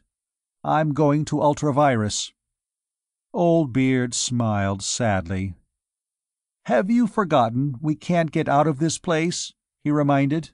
"We can't get either the Mars suits or the ground cars." It was Dark's turn to smile. "I believe you said there aren't any guards on the airlocks to stop one from walking out at night," he said. "That's true, but there's something you don't know," continued Dark. "You were wondering at the basis of the regenerative power that permitted me to revive here after being shot in the stomach with a heat gun. I don't know what it is, but whatever it is, it's something that also permits me to live without oxygen. Happy can testify that I was fully alive and conscious underwater. I discovered, before I was shot, that I can operate just as well outside, in the Martian atmosphere, without a helmet. That's why Goat's records may solve our problem. So tonight I'll leave this place and go to Ultravirus. If there are any Mars suits and ground cars left there, I'll come back here with them, and you and Happy and Shadow can escape with me. If not, you may have to wait a while longer. But I'll be back." 13. Brute Hennessy plodded westward through the Xanthi Desert, naked, wearing no Mars suit, his head bare to the thin, oxygen-poor Martian air. The two small moons shone in the star-spangled sky above the lone figure, casting fantastic shadows on the sands. But this was not the stupid, shambling Brute Hennessy of a few months past. He walked surely and proudly, and the light of intelligence shone in his eyes. He called himself now Dark Kensington. Dark's muscular body had not regained, quite, the firmness and tone it had had before he was shot down at Solus Lacus, but he had recovered greatly from the bloated flabbiness of a few days ago. Most of that had been water in his tissues, and resumption of normal physical activity had wrung it out in short order. As he plodded through the Martian night toward Ultravirus, Dark was remembering, with something of awe, that emotional explosion within him that had occurred on his first sight of Goat Hennessy at the Canfell hydroponic farm. It was this sudden, overwhelming recognition that had wrung from his lips the cry, "Father!"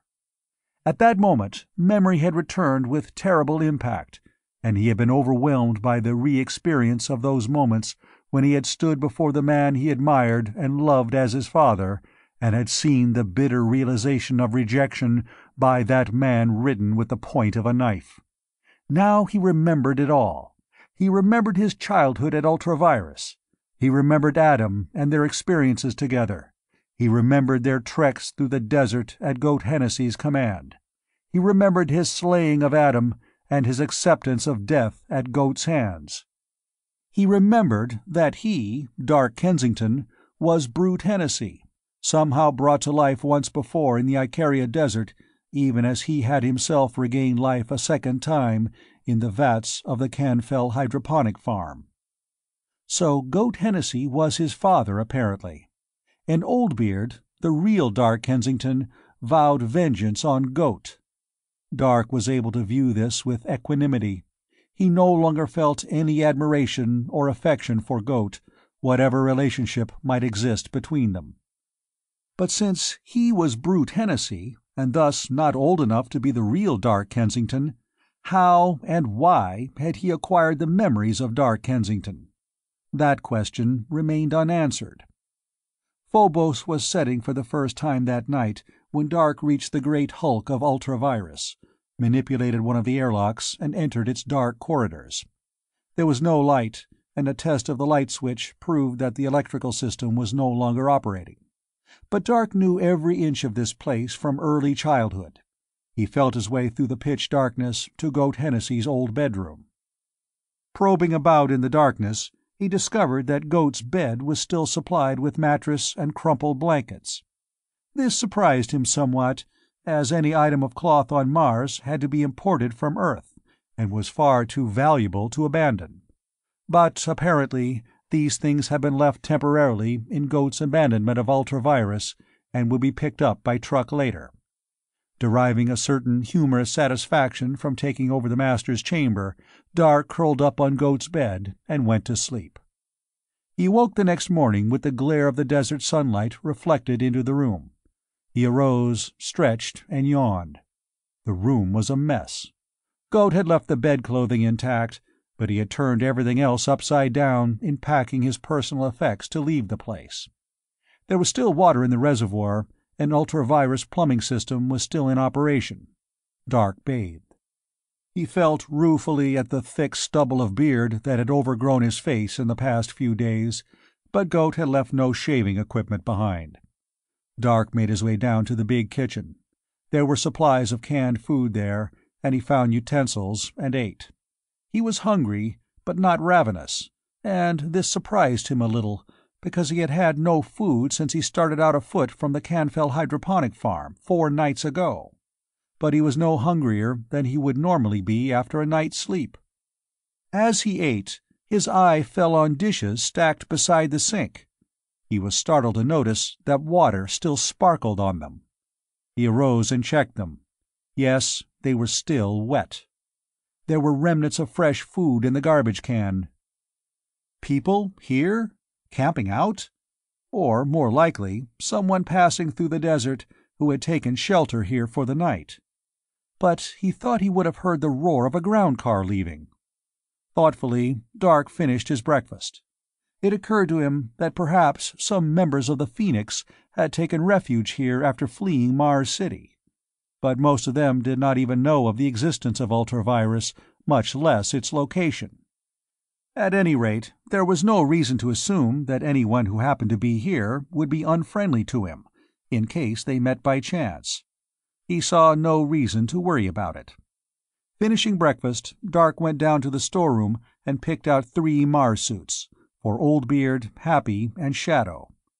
There was a large-sized suit there that he thought might accommodate Happy's bulk, but he wondered how Shadow, with his flat build, was going to manage one.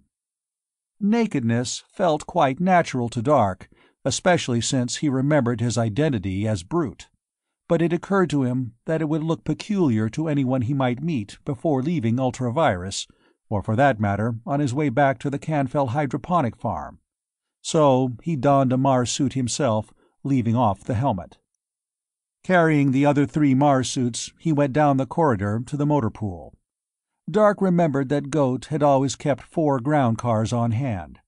There were 3 here now, all in advanced stages of dismantlement. At one of them, a small figure in black tunic and loose trousers was bending over, head and arms plunged into the bowels of the engine. Dark hesitated.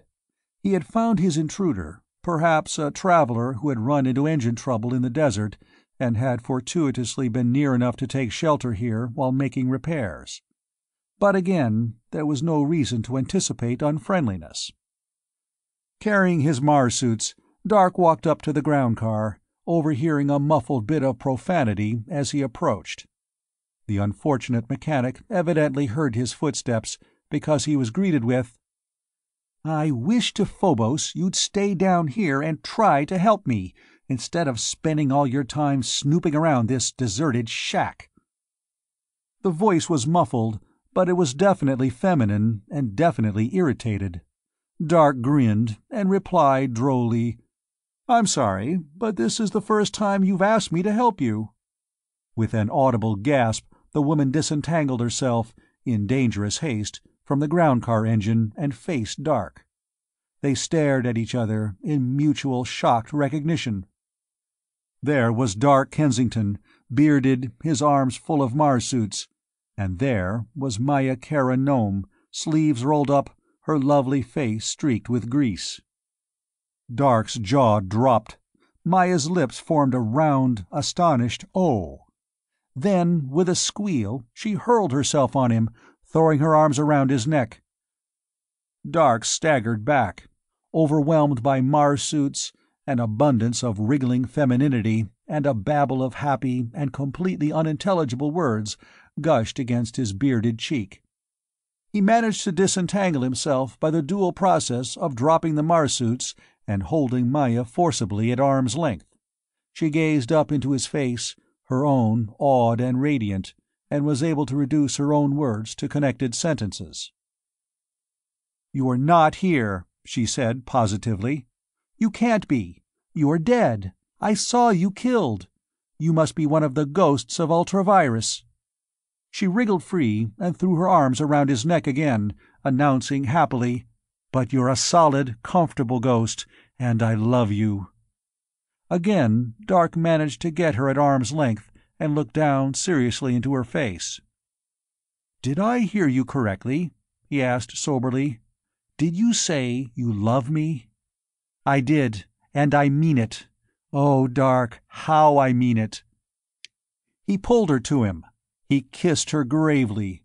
Then he held her close in his arms while she rested her head contentedly against his shoulder. "What," he asked at last, "are you doing here, tinkering with a ground car?" "Newell and I were on our way to Mars City by helicopter when it failed and crashed," she explained. "This was the only place near enough for us to make it afoot, and the Mars suit radios don't have the range to call for help. We've been here more than 2 weeks now, trying to repair these ground cars." She looked at the machine she had been working on and shook her head ruefully. "I don't think any of them can be fixed," she said. "Newell, it turns out, doesn't know a damn thing about machinery, but I was taught a good deal about mechanics when I was trained as a terrestrial agent. Even with 3 ground cars to supply parts, there are some things missing that I don't think I can jury-rig substitutes for." She turned back to Dark. "But you're dead!" she exclaimed. "I know you are, because we carried your body with us to the Canfell hydroponic farm. How in space can you be here, alive and kissing, when you made such a beautiful corpse?" Dark explained the circumstances to her, how he had awakened in the vat, how he had been able to breathe under water, how the sight of goat Hennessy had revived in him the memory of his identity as Brute, how he had been able to walk across the desert without a Mars suit. "If you're Brute Hennessy, I know why you aren't dead," she said when he had finished. "We fell in with a party of Martians on our way here, and they told me about certain embryonic changes they made on you and Adam before Goat kidnapped your mothers and brought them to Ultravirus. Krill, he's the Martian I talked to, said that these alterations not only permit you to live in a free Martian environment, but give you extraordinary regenerative powers." "They must be extraordinary, if they permit me to come to life again after being stabbed in the heart and having my belly burned out with a heat gun," observed Dark. "That's because your tissues aren't dependent on oxygen-carbon combustion," explained Maya. "According to Krill, when oxygen is no longer available to you, your cells utilize direct solar energy. That would prevent your tissues from dying while the damaged area of your body is under repair." She looked at him in sudden, awed realization. "It would seem, darling, that you're virtually indestructible," she said. Dark laughed. "Perhaps so," he said, "but I don't hanker to experiment along those lines any more than necessary.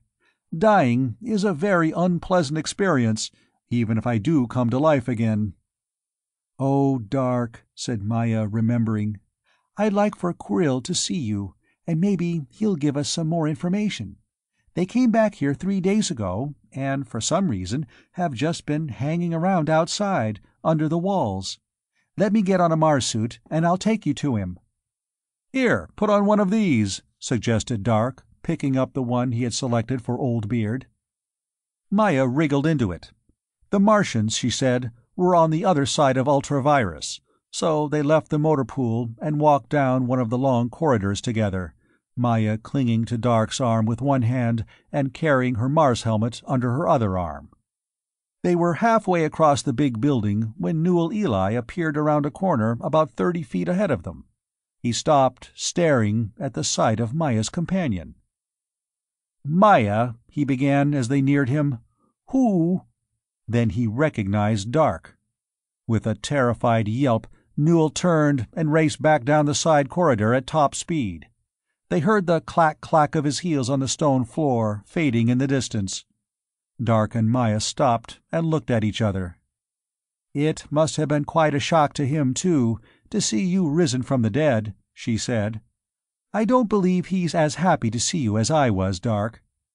"No, his joy seemed considerably mitigated," replied Dark gravely. "But Maya, this raises a rather serious question which hadn't occurred to me before, in the happiness of our reunion." "What's that, darling?" "You're a terrestrial agent, and as such, you put me under arrest. It's true you tried to free me later, but didn't you tell me that night that you were engaged to marry this man, Newell Eli?" "Yes," she admitted in a small voice, "but—" "I haven't had the pleasure of meeting the gentleman before," continued Dark, still in his same grave tone. "But you and he were going back to Mars City together, and for some reason it occurs to me that you and he plan to be married as soon as you could get there." Maya was somewhat stunned at this evidence of mind-reading. "That's true," she said in a very small voice. "Now," said Dark, "you tell me that you love me. You must admit that the question raised by this is rather serious. Does this declaration of love, which I assure you is reciprocated completely, imply a radical change in your past course of action? Or, since you're still a terrestrial agent, can I expect to be arrested again as a preliminary to your joining Mr. Eli in the holy state of matrimony?" Maya looked up into his face and burst out laughing. "I may have put it jokingly," protested Dark, a little taken aback, "but I'm serious, Maya." "I know you are," she giggled. "That's what makes it so funny. Answering you in the same vein, Mr. Kensington, I don't intend to put you in double jeopardy." Dark raised his eyebrows quizzically. "I arrested you, and you were killed resisting arrest," she explained mischievously. "I've discharged that duty as a terrestrial agent, so I don't think I'm either required or entitled to arrest you again. And as for the other, well, I am a little sorry for Newell, but I do love you, and I won't marry Newell since you're alive. But I can't marry you, Dark." Dark was stunned at this. "Why not, Maya? You mean because you're a terrestrial agent?" "No, it isn't that. I'm planning to resign as an agent as soon as I get back to Mars City, and that wouldn't stop me anyway. The reason I can't marry you is simply that you haven't asked me." Dark laughed, a rollicking, relieved laugh, and swept her into his arms. "Maya, darling, I ask you now," he exclaimed, "will you marry me?" "Yes, Dark," she answered demurely. She leaned back in the circle of his arms and looked up into his face seriously. "Whither thou goest, I will go," she said very quietly. "If you're a rebel, Dark, I'll be a rebel too. I want to be with you and help you in whatever you do." 14. Dark and Maya sat with their backs against the wall of ultravirus, and Creel squatted before them, towering huge above them. A little distance away, the other 3 Martians were grouped, playing some sort of game, doing some sort of work, or participating in some sort of joint demonstration. Dark could not be sure which. Creel boomed out a long, rolling sentence, and Maya broke into laughter. She turned to Dark and translated. "He said he didn't understand why I'm wearing a helmet when you aren't. I explained that I have to wear a helmet to breathe, and he said that, since you and I are alike, it appears that we dress alike. So you see, darling, even the Martians recognize that we're made for each other." Dark shook his head in wonderment. "No human has ever been able to figure out Martian thinking processes, and I doubt that one ever will," he remarked. "This is the Martian who explained to you the physiological structure that permits me to live without oxygen, and yet he asks a question like that." "There is one thing that puzzles me," said Maya curiously. "Without a helmet, you can't use your Mars suit heater, and you said you walked here naked.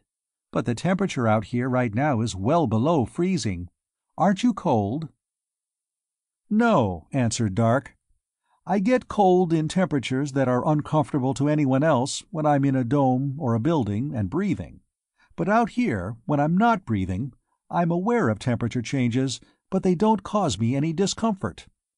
"It must be that switching to direct utilization of solar power alters my reactions to temperature."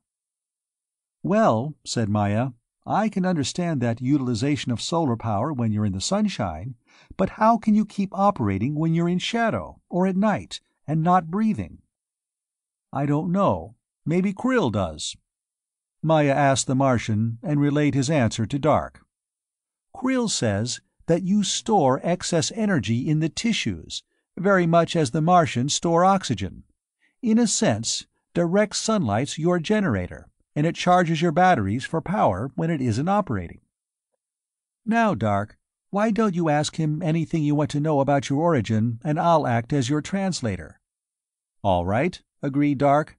"But first, it was among Martians that I awoke when I returned to life the first time in the Icaria Desert. That's pretty far away, and I understand Martians have a weird sort of sympathetic communication among themselves. Does he know anything about how I got there?" Maya talked with Krill and translated. "Krill is one of the Martians I saw come by here and pick up your body the morning after Goat killed you and threw your body out in the desert. Krill says they recognized you from your genetic pattern, and don't ask me how they did this, as being the one they had completed embryonic alteration on years before, so they picked you up and took you with them to give you a chance to regenerate and revive." "But how and why did I turn up after my revival with Dark Kensington's memories?" He says they gave you a memory pattern by a deep telepathic process, answered Maya after talking with Krill. Because your memory pattern as Brute was of no value to you in meeting a new environment. It seems that there was some blockage in the operation of your brain as Brute, because of a slight fault in the embryonic alteration, and they corrected that before you revived. "But why Dark Kensington's memory pattern?" asked Dark. "It turned out to be a valuable one for me, but I've met the real Dark Kensington since then, and he's a much older man. Why did they choose his memory pattern?" Maya talked with Krill. "He says names mean very little to them," she said then. "That's something I learned as a child, that Martians often interchange their names, and the names evidently refer to a state of experience and being rather than to a specific individual. He says that the memory pattern they chose to give you was that of your father." Dark stared at her, stunned. "Then," he said slowly, "Oldbeard is my father. I should have known. I think I felt it." "I'm not surprised if you did," said Maya. "From what Krill tells me, Dark, this prenatal alteration they performed on you gave you even more extensive powers than we realized. He says that you have extraordinary extrasensory ability, if you would only make an effort to use it." "Oh, I do I?" murmured Dark thoughtfully. He looked over at the other Martians, seated in a circle in the morning sunshine. They were taking turns tossing some small polygons, and evidently the object of whatever they were doing lay in the way the polygons fell.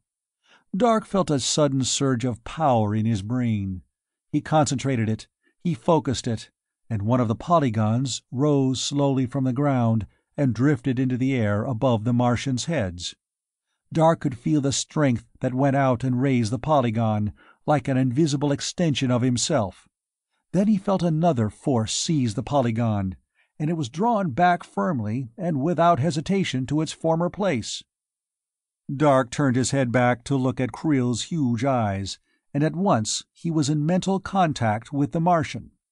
Krill was laughing at him. There was no change of expression on Krill's face, but in his mind was the atmosphere of high humor. Krill's thoughts came to him without words, in no language, silently but clearly. "You have not practiced your power. Experience will be necessary before you can compete with the simplest effort of one of our race." Dark turned to Maya. "He's right," said Dark. "I do have extrasensory powers, but they'll need some development." "I know," said Maya. "The telepathic voltage in the atmosphere must be very high right now, because even I sensed your effort in lifting that object, and I understood Krill's communication to you." Maya and Dark took their leave of Krill and went back to Ultravirus. As they did so, Krill and the other Martians arose and began to drift away into the desert, as though they had had a mission in staying here which was now accomplished. "I hope you know something about mechanics," said Maya as they walked down the corridor together. "Because if you don't, it looks like we're stuck here for a while. At least I am, unless you can run one of those ground cars with psychokinetic power." "No, apparently I'm not that good at it yet," said Dark. "Maybe I could teleport in any parts you need." "No, wait. I just remembered something. Come with me." They turned off into a side corridor, found stairs, and climbed to the top floor of the building. There they followed another corridor until Dark stopped and opened a door. It was the door to a small airlock. Dark led Maya through it into a huge room. A helicopter stood in its center. "Go did leave it here!" exclaimed Dark joyfully. "I'd forgotten that he had this. He must have just packed the most necessary things when he left the place, planning to send trucks and a crew back and clean it out later at his leisure. Now, if this copter's only in good flying shape, we're set." He checked the machine over. Everything was in order. "How do we get it out of here?" asked Maya curiously, looking around the room. "That little airlock's too small for a copter to go through it." "The roof rolls back," said Dark. "Put on your helmet and I'll show you." Maya donned her Mars helmet. Dark went to the wall and pulled a switch. Nothing happened. "I forgot," he said. "The electricity's off. Well, let's try something." Dark concentrated his mind intensely on the movable ceiling. For a moment there was resistance. Then, very slowly, it began to open. A crack appeared in its center, and the air of the room hissed out with the swish of a minor tempest. After that, it was easier. The crack widened swiftly, and the roof rolled back to the walls, leaving the room open to the heavens. "All we have to do now is to climb into it and go," said Dark with satisfaction. "You fill the fuel tanks, and I'll run down to the motor pool and pick up those other 2 Mars suits. One of them is for my friend Happy, who is very fat, and he couldn't wear either of the emergency suits in the copter." Maya uncoiled the hose from one of the fuel drums in the room and poked it into the copter's tank. Dark left the room, walked down the corridor, and descended the stairs. He made his way to the motor pool. Maya was wearing one of the 3 Mars suits he had brought down, but the other 2 were still lying on the floor. He picked them up and started back. He was walking down the first-floor corridor, carrying the Mars suits, when there crashed in on his mind a terrifying, silent scream. "Help!" Dark stopped, appalled. It took him a moment to realize that he was still standing in the corridor. It took him a moment to realize that he actually had heard nothing. The corridor stretched away ahead of him, dim and dusty. There was no movement in it, no sound. It was utterly silent. He stood there in a dim, dusty corridor, in waiting silence, holding 2 Mars suits under his arms. "Help!" It was a cry that shrieked in his mind, reverberated in his mind, touching nothing around him, touching not the silent corridor. "Maya!" Dark's mind went out to her, rode up on swift wings to the room above where she had waited for his return. He was there, in that room, and there was the helicopter. There was no Maya there. But there were figures in the copter, moving. He was in the copter, and there was Maya, struggling and writhing, as Newell Ely, in a furious concentration of savage energy, bound her into one of its seats with a length of rope. Dark touched her mind, and her mind grasped his, desperately. "Dark, he followed us up here, and hid until you left. He crept up behind me and seized me. Hurry, Dark, he's taking me away." Hurry? Down those corridors, up those steps, when Newell already was sliding into the pilot's seat of the copter? Frantically, Dark grasped at his only chance of reaching her in time: teleportation. He clamped down with his mind on himself. With a frenzied burst of strength, he sought to lift himself bodily, to be there in the copter with them. He put every ounce of energy he possessed into the effort. And he failed. He was standing in the dim, dusty corridor, 2 Mars suits under his arm, straining futilely toward a place he could not reach. And now he actually heard, with his ears, the muted vibration above him as the copter's engines roared to life. Dark started running. He dropped the Mars suits and ran down the corridor. He leaped up the stairs, 2 and 3 at a time. Breathless, his heart pounding, he staggered down the upper corridor and impatiently went through the seemingly interminable process of negotiating the airlock. He emerged into the big room. It was empty. The ceiling was open to the Martian sky. The sunlight poured into the roofless room. In the sky, a small teetering object rose and moved away from Ultravirus, its blades whirring a sparkling circle in the thin air. Dark reached out to it with his mind, and again he was in the copter. Newell sat tensely at the controls, guiding it. Maya was in the other seat, her arms bound down by her sides, her expression agonized. Newell was aware of Dark's mental presence. Maya sensed it, and her mind turned toward him. "Dark! Dark! What can we do? I should have been watching for him. I should have known, after he saw us together, that he would do something." Dark: "It was my fault, Maya. I shouldn't have left you alone. I just didn't consider him a factor to be reckoned with, and I should have known better." "Maya, what can we do?" Newell turned to Maya, and his face was bitter and sullen. His brown eyes were flat with anger. "You treacherous witch! I should have known better than to trust you after that trick of trying to help Kensington escape. I wanted to give you a chance, because I thought that, with him dead, you might have recovered from your madness," he said. A change came over his face, a mixture of fear, disbelief, and utter lack of comprehension. "He was dead," said Newell, a hysterical note underlying his tone. "I saw him. You saw him dead too, didn't you, Maya? How could he be back there with you?" Maya's only answer was a defiant smile. "There's some explanation for this," said Newell more positively. "I don't know what it is, but I'll find it. That man back there isn't Dark Kensington, because Kensington's dead. Maya, I promise you, I'm going to find out what the answer is, but first I'm going to make sure that you don't cause me any more trouble." Dark touched Maya's mind. "Maya, I'm going to try something here." He moved back. He was outside the copter, near it, keeping pace with it as it flew. It was tilted slightly forward, falling forward through the sky at the pull of its blades.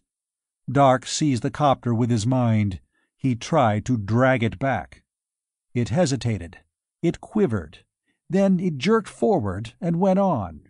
He felt his mental grasp slipping from it. Suddenly, he was completely in the big room at Ultravirus, the room with its roof open to the sky. He could no longer be in it. He could no longer touch Maya's mind. He tried. He reached out again.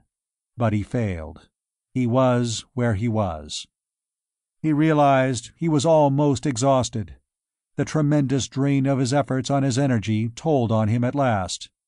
He no longer had the strength to try any more, and Newell and Maya were gone away from him into the Martian sky.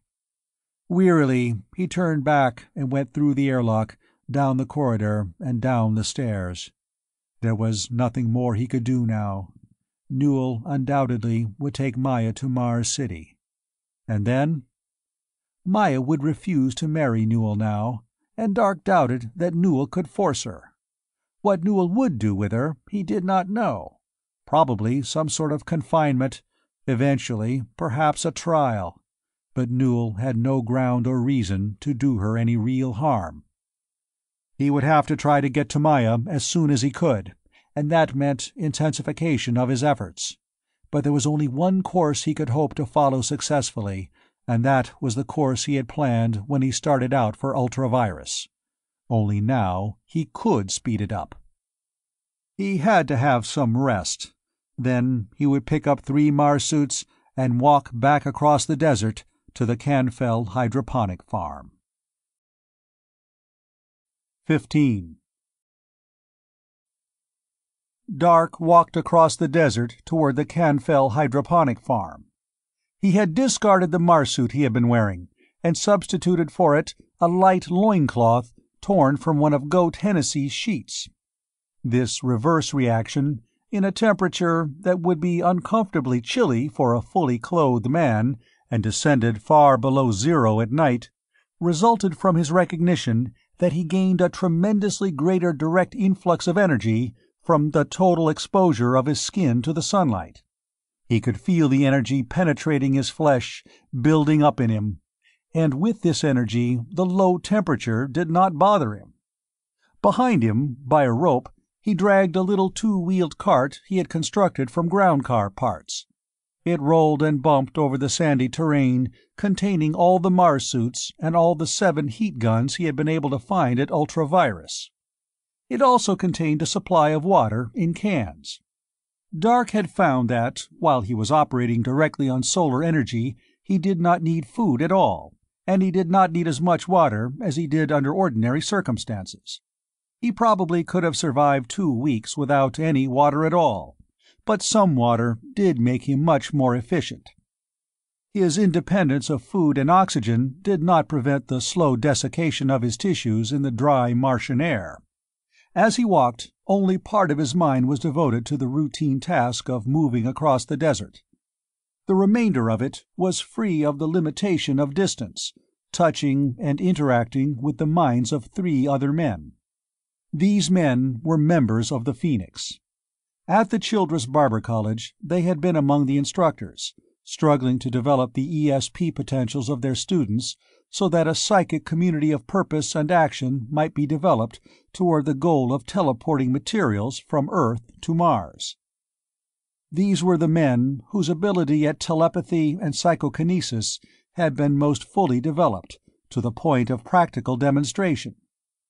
Now, newly aware of the extent of his own inner powers, Dark had conceived a bold plan of action, to which these men's comparable abilities was a necessary contribution. There were 3 of them: Mantar Phalusane at Hesperidum, Pietro Corellani at Mars City, and Cheng-I Kan at Ophir.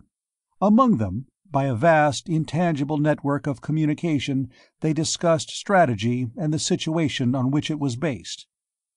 Mantar: We knew of the existence of the Canfell hydroponic farm. It was on our charts as a Marscorp industry supported by the government.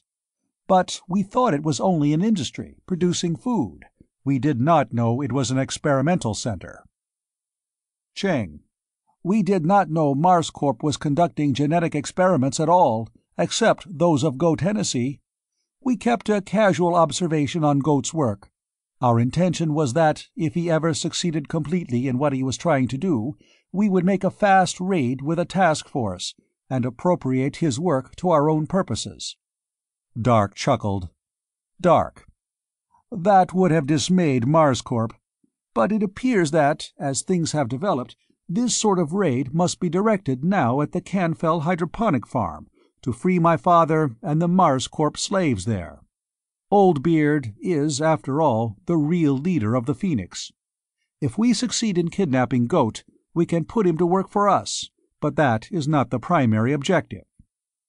Pietro: Do you plan to take over the Canfell hydroponic farm and make it our base of operation?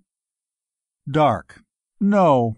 When we attack the farm, they will radio Mars City for help, and we don't possess the force to fight off an all-out government counterattack. I have been in communication with a Martian friend, Krill, and I am informed that the domes in the Icaria Desert, which were used by the original rebels a quarter of a century ago, are still usable, although they will have to be supplied with oxygen, food, and water. I intend for the Phoenix to congregate there, and utilize the help of the Martians in carrying out the embryonic changes which will make your children and mine as I am. A new race, capable of living in the natural Martian environment. Pietro: Will these characteristics of which you speak be inherited, or must the embryonic changes be made in each generation? Dark: They will be inherited, because they are changes of the genetic structure. The changes will have to be made on each individual embryo of your children, but their children will be born with these qualities naturally. Cheng: What are your instructions? Dark: How many Phoenix are at each of your places? Cheng: 12 at Ophir. Mantar: I would have to count. About twice that many at Hesperidum. Pietro: About 75 here, as well as the wives of most of the Phoenix who are married. Dark: 75? That's more than we had in school. Pietro: Don't forget that the school was there for a long time before you came, and it had many graduates. The government captured between a third and a half of us who were in the school at that time, but there are still probably 300 to 400 Phoenix scattered about Mars. Dark: Where are the other 3 instructors, whom I was unable to contact with this telepathic call? Pietro: They are at Cherax, Nuba, and Ismenius. Their telepathic powers are not as well developed as ours, and they would not hear you unless they were expecting the call. Dark: Cheng, I thought your group was to go to Regina. Cheng: It was, but the Regina airlocks were more effectively blockaded to us than at the other cities. Those who went to the other cities, except those who were caught, had identification establishing them as legitimate residents of those cities. Regina has a peculiar social structure which makes this virtually impossible, except for the Phoenix who are already there and have been there for a long time. We thought of stopping at Zur, but there were no arrangements to care for us there. We went to a dome farm operated by a friend of the Phoenix in Pandora Freedom and stayed there until we could trickle gradually into Ophir. Dark. You had quite an odyssey. Cheng, I want you to bring your 12 in ground cars, with what weapons you can get, and attack the Canfell hydroponic farm. I'll try to break it open from the inside. Pietro. Shall I bring my group from Mars City as reinforcements? Dark. No, 12 will be enough, and the conquest of the farm will depend on speed. Before you can get there with your group by ground car, the government will have a well-armed force there by jet. I want you to load trucks with supplies, gather all the wives, and go straight to the Icaria Desert to establish our colony. I'll direct you telepathically when you reach Icaria, if we aren't already there. Cut across the deserts and lowlands, and stay away from the roads and cities. Pietro. Very well. But we'll have to leave the city vehicle by vehicle, and rendezvous somewhere in the lowland. It will take some time. Dark. Whatever is necessary. Do you know where the chief is? Pietro. He's here in jail, in Mars City. His trial is due in 20 days, and we had planned to rescue him sometime during the trial. Dark. Leave a few good men there to rescue him as soon as you've cleared Mars City and are on the way to Icaria. Has Newell Eli gotten back to Mars City yet? Pietro.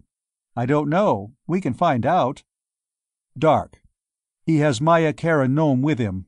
She's the girl who was the secretary at the Barber College when it was raided, and she's one of the Phoenix now. I want her rescued. At the same time, if possible. If not, I'll go to Mars City and do it myself later, but I want to get all of you cleared of the city first. Mantar. What do you want me to do? Dark. The most difficult thing of all. I want you to stay in Hesperidum, and send out all the Phoenix you have with you to contact those in other Martian cities. They are to rendezvous at Hesperidum, and then you will gather supplies and form another caravan to join the rest of us in Icaria. Cheng. When shall I move out? Dark. As soon as you can gather your men and material together. But stay out of sight of the farm and don't attack until you hear from me. I should be there within the next 48 hours. The instructions given, the telepathic conference faded out, and Dark was a solitary man plodding across the desert, pulling a loaded cart behind him. He came in sight of the Canfell hydroponic farm in just about the time that he had predicted to Cheng, but waited until nightfall to approach it. Phobos was abroad in the east at sunset, so Dark waited a little longer, until the nearer moon plunged beneath the eastern horizon. Deimos was not in the sky this night, and Phobos' disappearance left it near pitch dark. Dark moved across the starlit desert, pulling his cart to the walls of the farm. The farm was not a massive, sprawling fortress like Ultravirus, because most of it was underground.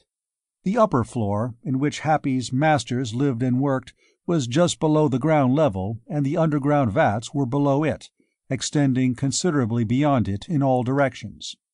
The only parts of the farm that projected above ground were its 4 entrances, small buildings of white stone, each with its own airlock. Dark went through the airlock of the nearest one. These entrance buildings were the barracks of the toughs, in which they slept at night, secure from the possibility of escape because no Marsuits were available to them. Dark had moved quietly through a barracks of sleeping toughs the night he had left the farm for Ultravirus, but this time he had his cart with him. There was no alternative but a bold course. Spearing the light of an electric torch before him, he walked down the aisle toward the barred gate leading into the regions below, pulling the metal-wheeled cart across the stone floor behind him. On all sides of him arose an angry growling and shouting, an upsurge from the many throats of the animal noises that were the toughs' nearest approach to human language. Dark moved forward steadily, keeping a telepathic radar out to warn him of any impending attack. The very boldness of his action paid off. Its openness apparently convinced the toughs that this was merely another unusually noisy case of one of the masters returning to the farm at night, as Dark sensed had occurred often before. Dark was not molested. The barred gate had no controls on this side. Dark operated it psychokinetically. It raised slowly. He pulled his cart through, and he lowered it behind him and went on down the ramp into the underground cavern. He went straight to Old Beard's hiding place and awoke him. Old Beard greeted him joyously. "I was afraid something had happened to you, you were gone so long," said Old Beard. "I had to walk back," said Dark. "None of the ground cars at Ultravirus was in operating condition." "Then there's no chance of the rest of us escaping," said Old Beard disappointedly. "We can't get at the ground cars here, and the Marsuits you brought won't help. The oxygen supply of a Marsuit isn't adequate to take us from here to the nearest civilization." "I think we can get to the ground cars," answered Dark confidently. "I brought heat guns, as well as Marsuits. Besides, I have a larger plan now than merely escape." He related to Old Beard all the things that had happened, including the fact that Old Beard was his father. "I am very happy," said Old Beard simply, tears in his pale eyes. "I liked you very much from the start, Dark, and I'm glad that you can bear the name of Dark Kensington rightfully." When Dark told him of the plan for the conquest of the farm, Old Beard stroked his beard thoughtfully. "I'm afraid that the attack from within will depend largely on you and me, although Shadow probably will be able to help effectively," said Old Beard. "The jellies aren't very aggressive, and even with a few heat guns, I'm afraid they won't be of much use."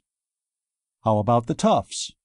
"The toughs would be fine, if you want to wipe out all the masters and all the jellies, and possibly us too. They're vicious and unintelligent, and they can't be disciplined or depended upon." "With the attack from the outside timed right, I think the three of us can handle it," said Dark. "How many of the masters are here?" "Only 10," answered Old Beard. "And they aren't soldiers, but scientists. But they do have weapons, and they know how to handle them. They have to, in order to keep the toughs from getting out of line." "Perhaps we can whip the jellies up to the point of causing a good deal of initial trouble and confusion, and then the three of us move in at the proper moment after the attack from outside is under way," said Dark.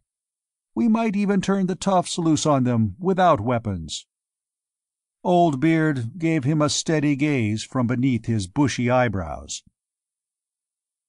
"I don't think we want to use the toughs," he said slowly.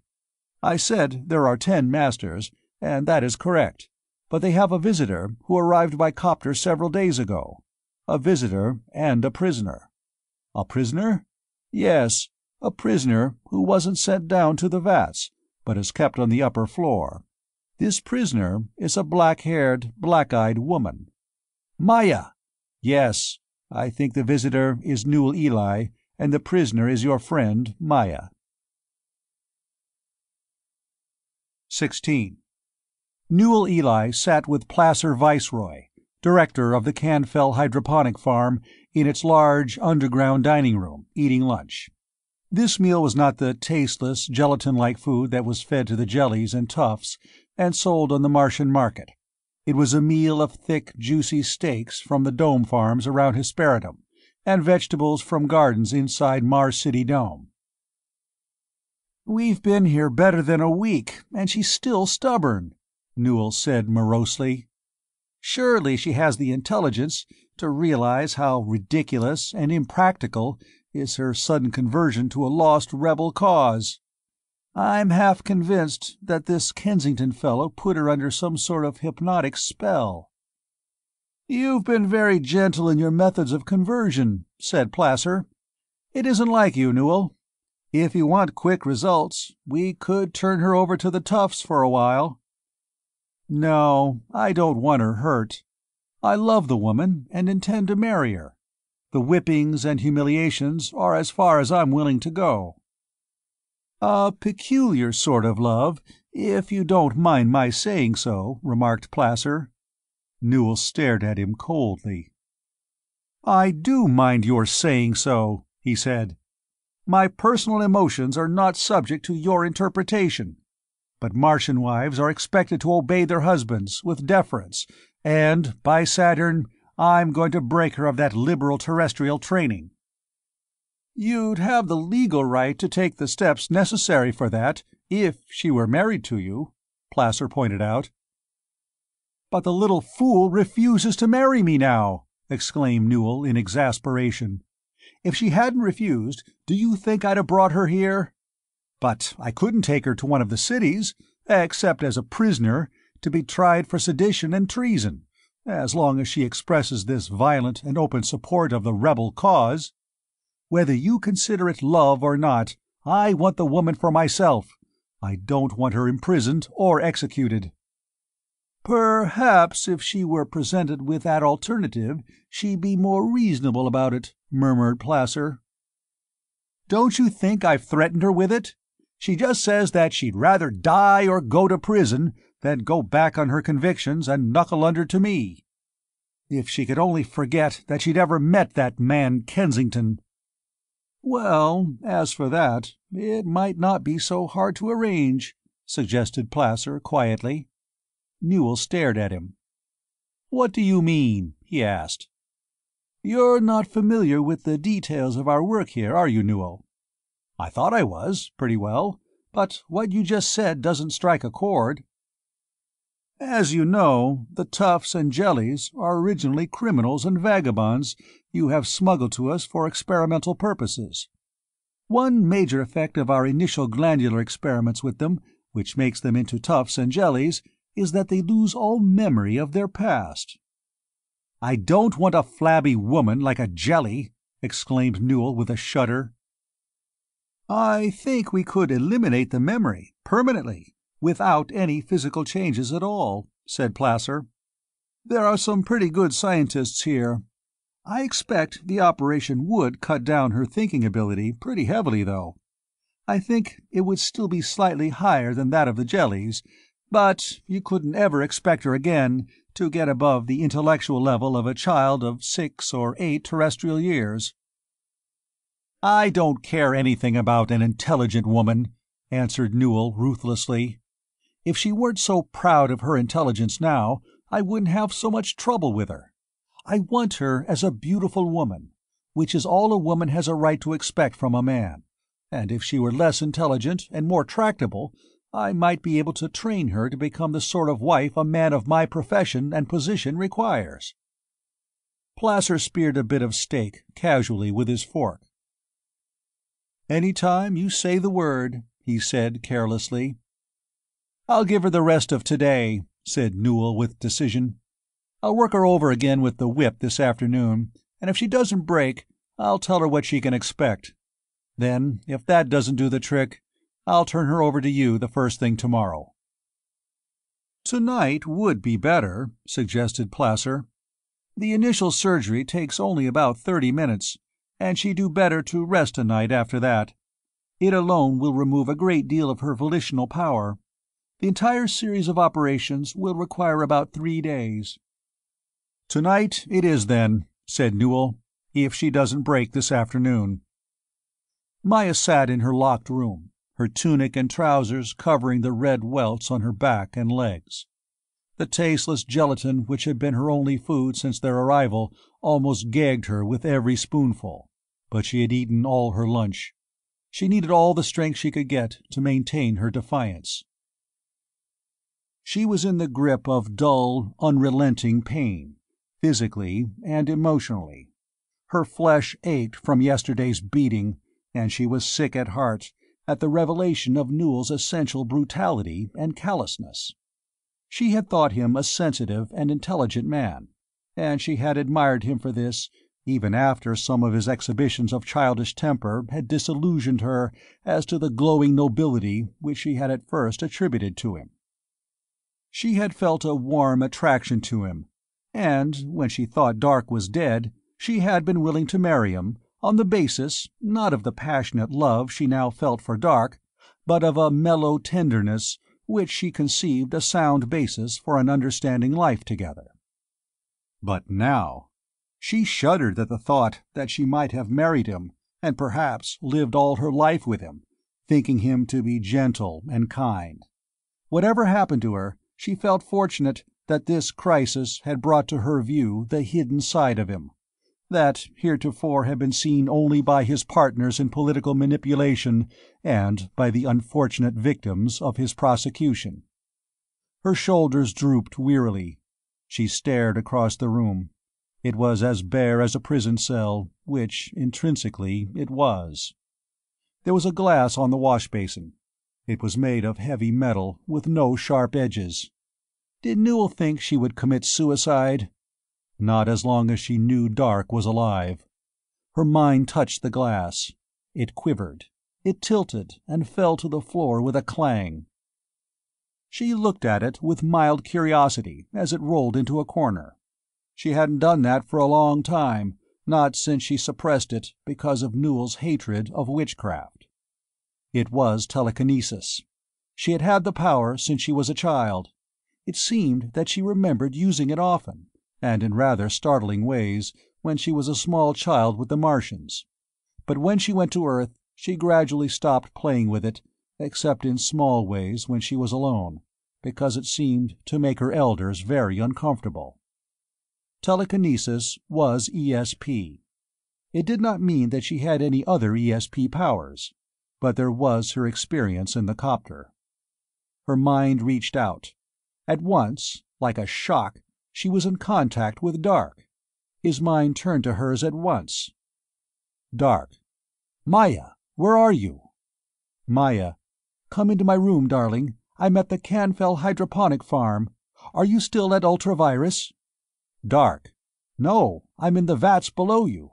I knew you were here, but I didn't know where. I can see your room now, though, and its place in the building. Maya. Can you free me? Dark. Not now. There are 4 toughs outside your door guarding it. I can't attack them without arousing the masters. Soon, though. Maya. I don't know how I'm doing this. I didn't know I had telepathic powers. Dark. A good many people have them, potentially. They don't have to have been changed as I was, but they usually require development. Maya. I'm just glad I can, to know that you're here. Dark. Maya, why are you in pain? Maya. Newell has been whipping me, to try to get me to recant on my expressions of support for the rebel cause. There was a white-hot explosion in her brain that almost literally seared her mind. Staggered at its impact, she recognized it as the explosion of Dark's sudden anger. Then she was no longer in contact with him. 100 feet away, in another room, Newell pulled on a pair of black gloves and picked up a short, thick-lashed whip. Coiling the whip, he stepped out into the corridor and turned toward Maya's room. He met Placer, walking in the opposite direction. "You're going to make your last try now?" asked Placer. "Yes," replied Newell. "I hope it works. Actually, her spirit and quick wit are among the reasons I like the girl. But I don't intend to be defied in this." He proceeded on down the hall. As he started past the barred gate to one of the ramps leading down into the vats below, the buzzer beside it sounded. A jelly was standing behind the gate, fat, pathetic face pressed against the bars. Newell stopped. No one else was in sight in the corridor. "What do you want?" he asked the jelly. "Master, I seek entry in answer to the summons," replied the jelly in a voice that quavered with fright. "What summons?" "It was ordered that one of us come above and do a task for the masters," replied the jelly. "I am one of those who must work today, and I have come in answer to the summons." Newell looked up and down the corridor. He saw no one. "What sort of task?" he asked, reluctant to accept the responsibility of admitting the jelly. "I don't know, master." "Look," said Newell, "I'm not a master. I don't know anything about the summons. Someone else will have to let you in." If I'm late, they'll let the toughs whip me," wailed the jelly pathetically. "Please let me in, master." Newell, the whip coiled in his hand, impatient to get to Maya's room, was moved to pity at the creature's plight. Besides, the jellies were harmless, and this one certainly wouldn't be seeking admittance without having been called. "All right, then," said Newell, and flipped the switch. The bars grated open, and the jelly came into the corridor. But as Newell reached out to activate the switch and close the gate, the jelly, with surprising agility, slipped between him and the switch. "What in space?" growled Newell. "Get out of the way!"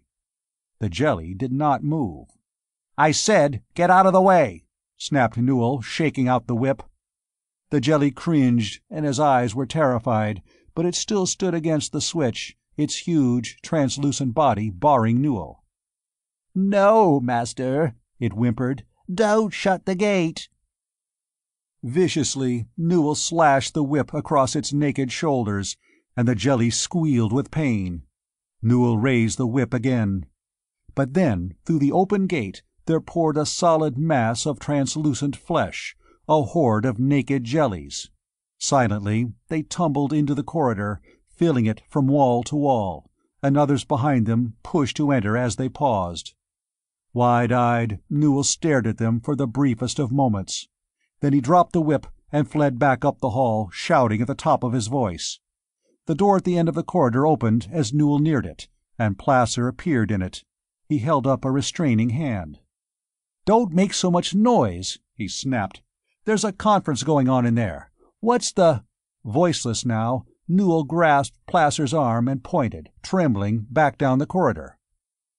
"What in space?" demanded Placer irritably, peering at the mass of jellies pouring out of the gate and beginning to move hesitantly along the corridor in both directions. "Jellies!" croaked Newell. "The jellies are loose! They're attacking us!" "Soft hunks of blubber," said Placer contemptuously. "They can't hurt anybody. I wonder what idiot left that gate open." "I did," admitted Newell. "I mean, one of them wanted in, and I let him in, and then he backed up against the switch so I couldn't close it, until the others came in." "I don't know what sort of harebrained idea has gotten into their feeble minds," said Placer, "but I can take care of it in short order." He stepped back into the room, and Newell heard him apologizing to the others for the disturbance. Then Placer reappeared, 2 whips in his hand, and closed the door behind him. He handed one of the whips to Newell. "They're a lot more tractable than that woman of yours," said Placer. "Let's go." Placer moved down the corridor toward the slowly advancing jellies, and Newell followed reluctantly, at a respectable distance. "Get back below!" shouted Placer at the jellies as he neared them. "You know better than to come up here without permission." They stopped and milled as he approached them relentlessly, those in front trying to hold back and those behind them pushing them on. Placer moved straight up to them and began slashing right and left with his whip. There was a sudden surge forward of the jellies, and Placer was engulfed. He vanished in a mass of seething, translucent flesh. Newell stopped, appalled, and began to edge backward. There was a flurry of movement in the forefront of the jellies, and Placer burst out of the group, his hair awry, his clothing torn, his whip gone. He staggered toward Newell at a half-run. "Get back to the room!" cried Placer. "I don't know what stirred them up, but they can't be frightened back with whips." The 2 men ran back down the corridor and burst through the door, startling a conference group of 5 of the other masters. "Heat guns!" snapped Placer. "Something stirred the jellies up, and they're up here causing trouble. I'll turn the toughs loose on them."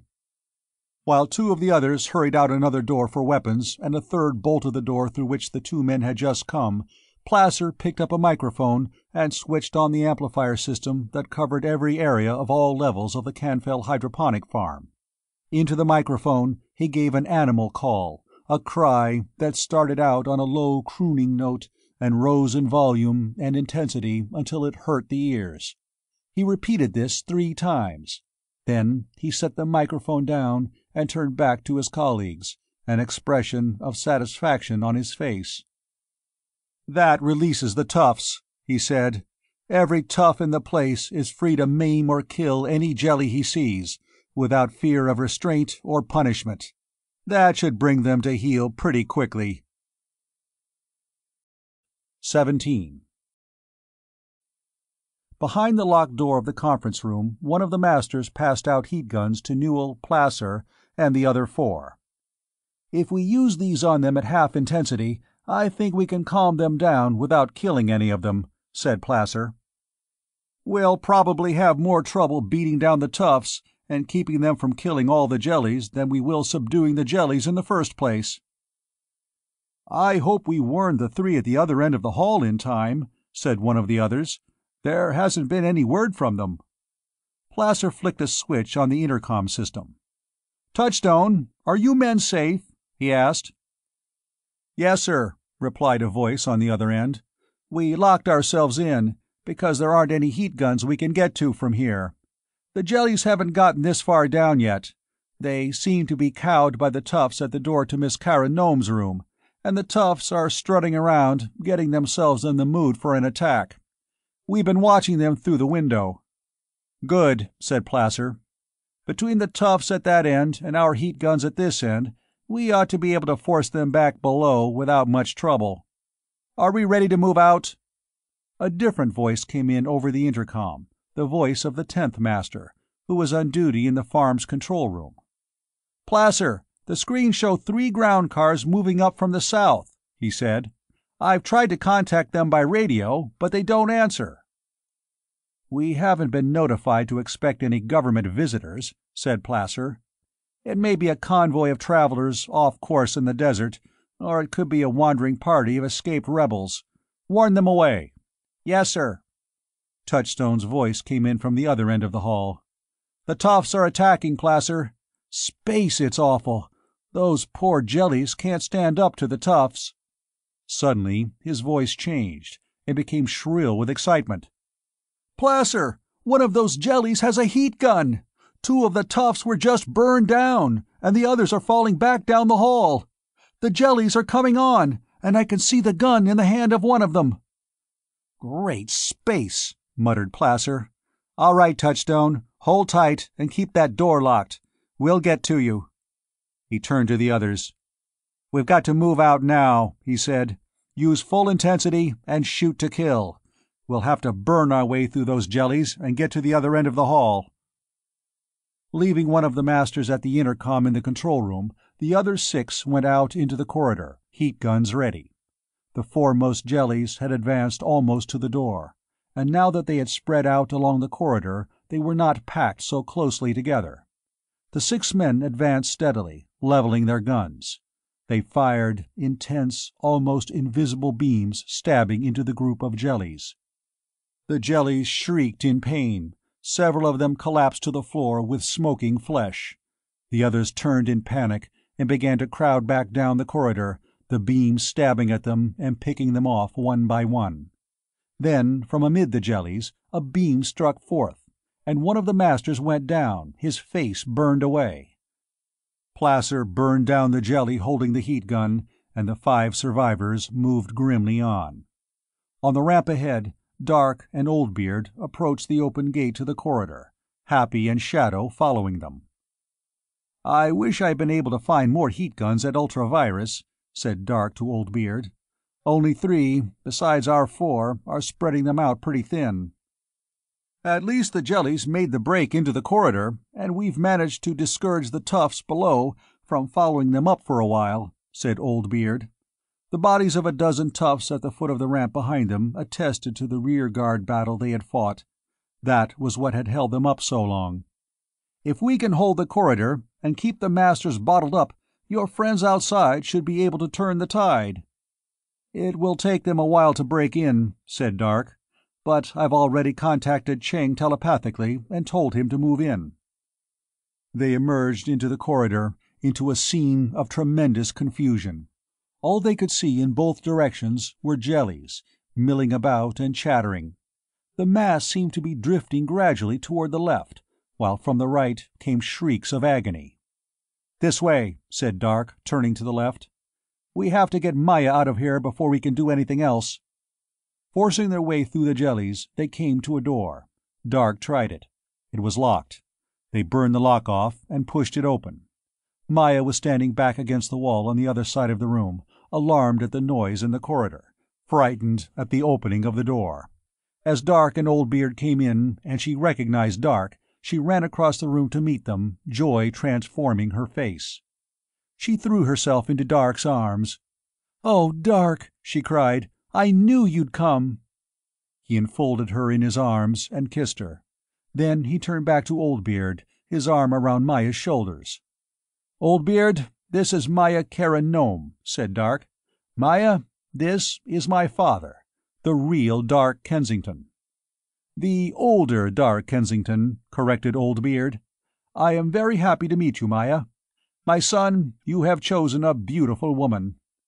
Happy and Shadow had followed the other two into the room and were standing against the door, holding it closed.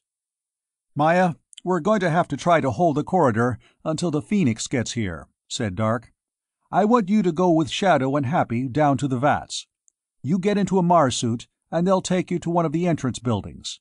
I'll tell Cheng to pick you up in one of the ground cars, and then Happy and Shadow can come back here to help us." "I'll do nothing of the sort," said Maya flatly. "You need them up here now, and I won't leave you. I'm going to stay here and help you. After all, I can handle a heat gun better than any of these jellies." "But Maya, I want to know that you're safe." "I don't want to be safe until you are. Please let me stay, Dark." "All right," Dark surrendered. "Shadow, give her your heat gun." The five of them left the room together. They emerged into a scene of incredible carnage. The jellies, with only 3 heat guns which they were inept at using, had been no match for the masters. Almost all of the jellies were lying dead on the floor of the corridor, and the remaining few were backed up at the end of the hall to their right.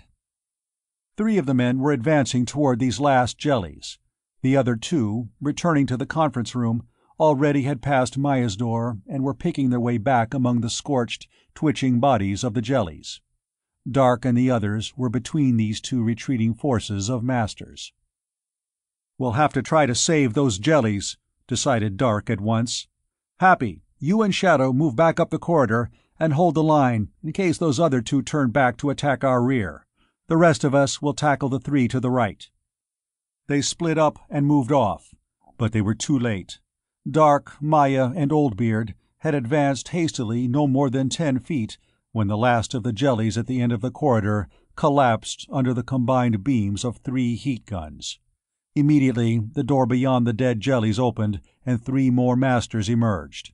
They joined the first 3, and were given the heat guns taken from the vanquished jellies. Dark stopped and held up his hand, halting the advance of his little group. "We're too badly outnumbered now," he said. "Let's collect Happy and Shadow and get back down to the vats, where we can hide until the Phoenix break in."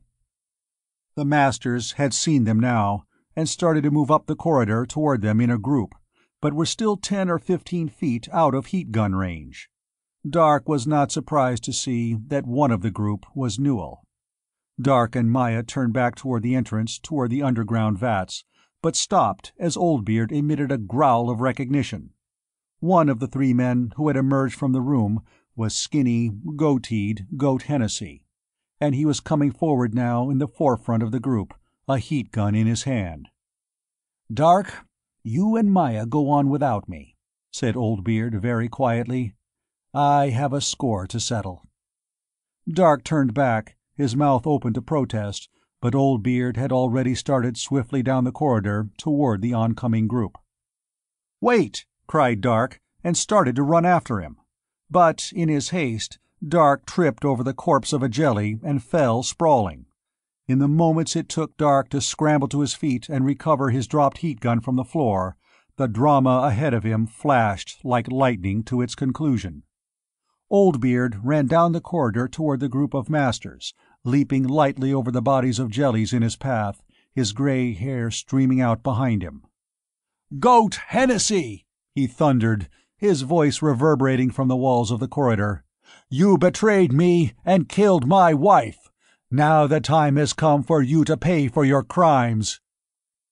The masters stopped in their tracks, frozen at the sight of this figure of retribution charging down on them.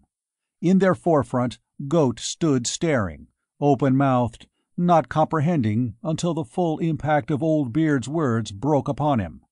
Then, recognition dawning, he squalled in amazement and fear. "Dark Kensington!" With that cry, Goat turned in terror to escape, but Dark was now within range, and the intense beam of his downward chopping heat gun caught Goat at the base of the skull and swept all the way down his back. Goat Hennessy plunged forward to the floor, dead, his spine burned away. Even as Goat fell, his companions emerged from their paralysis. The beams of 5 heat guns focused on Old Beard, and he died in a burst of flame that flared from wall to wall of the narrow corridor. Appalled at his father's sudden death, Dark almost leaped after him, to attack the 5 survivors single-handed, but Maya grasped his arm. "No, Dark," she urged. "Please don't." Realizing on the instant that to die now would only leave Maya at the mercy of the Masters and Newell, Dark turned back. He and Maya ran for the door to the ramp leading underground, Dark calling to Happy and Shadow to join them. But Happy, and presumably the invisible Shadow, were well up the corridor, and they too were under attack now. The 2 Masters who had been heading for the conference room had turned back, and were now in range of Happy, their heat guns blasting. Happy had remained true to Dark's charge to hold the line against any attack from the rear. Frightened but staunch, he was standing his ground, waving his own heat beam at the approaching pair of Masters. But Happy was too unfamiliar with the weapon and too nervous to hit either of his targets. The beams of both Masters found him at the same time, and, with a woeful shriek that was cut off in a choking gurgle, the unfortunate jelly collapsed to a smoking heap on the floor, quivered once, and lay still. Apparently, from out of nowhere, the unarmed Shadow descended like a thunderbolt on one of Happy's killers. The surprised Master went sprawling, his heat gun flying from his hand. Shadow might have vanquished the other too, except that this startled individual, waving his heat beam wildly in an attempt to catch the elusive, vanishing and reappearing figure, scored a lucky hit. There was a tremendous flare of flame, and the extraordinary form of Shadow appeared for the last time, a charred, flat body lying on the floor of the corridor, like the Shadow for which he had been named. The whole tragedy ran its course in less than a minute.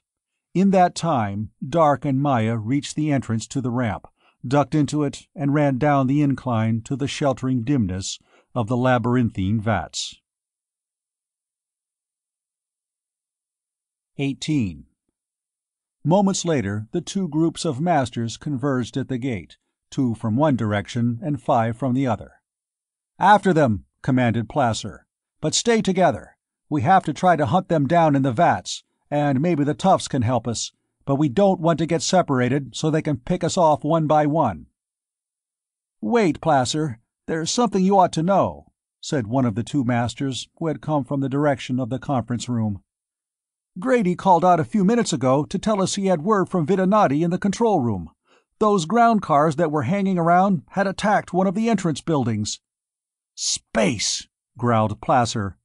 "There must be a conspiracy involved here somewhere. We better stay up here, then." He pulled the lever beside the gate to the ramp, and it rumbled down and crashed into place. "At least those 2 are trapped below," he said with satisfaction. "We can hunt them down at our leisure when we've repelled this attack from outside. If we can take them alive, I'm of a mind to make them pay well for their responsibility in our losing all our experimental jellies." The 7 of them went on to the conference room, picking their way among the bodies of the jellies. Placer took over the intercom from Grady. "Videnati, this is Placer," he said. "What's the situation?" "The ground cars attacked the south building," replied Videnati. "They moved in and concentrated all 3 car beams on the airlock and burned it through. I counted 9 men in Mars suits who left the ground cars and went into the building. Of course, as soon as they started blasting the airlocks, I closed the emergency barrier to block off the downward ramp." "Obviously, since we still have air in the place," commented Placer dryly. You'd better call Mars City and get them to send help." "I've already done that," said Vidinati. "A jet squadron's on its way." "Good," said Placer.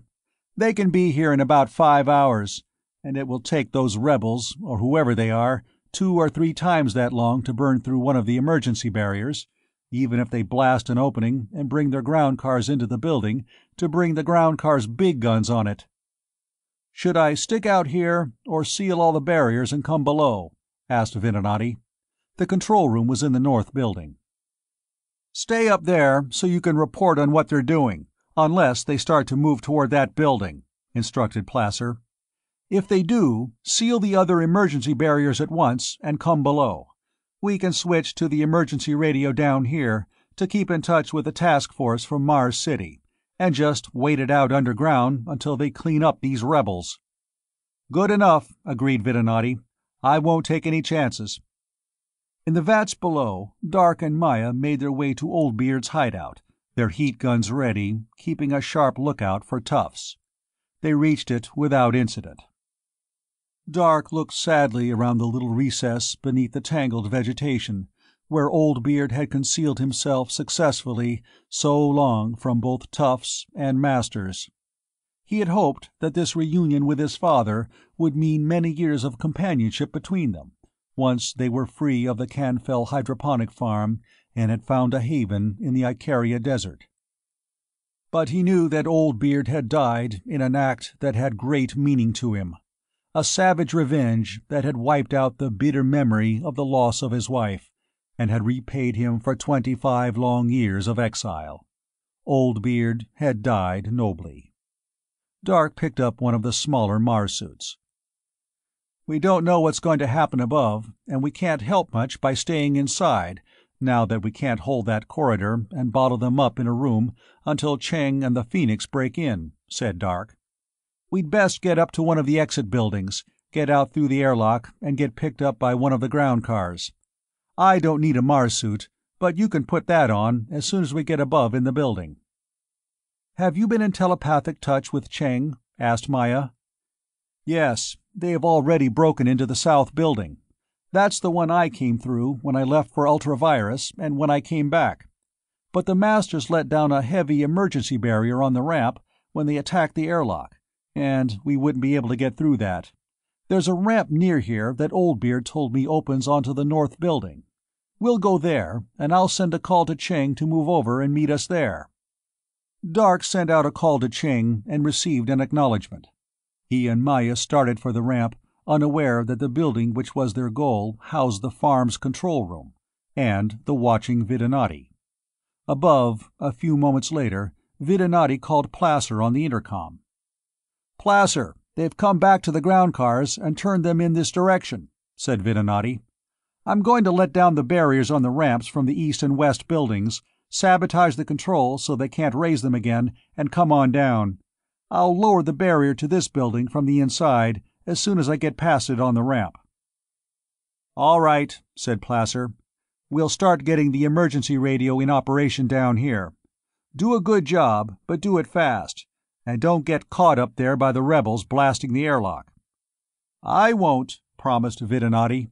"It'll only take me a few minutes, and I can be down the ramp before they can focus their beams on the airlock." In the lead ground car, as the three of them wheeled around and headed slowly for the north building, Cheng turned to one of his companions with a frown. "I've been trying to get through telepathically to Dark, but I can't reach him," said Cheng.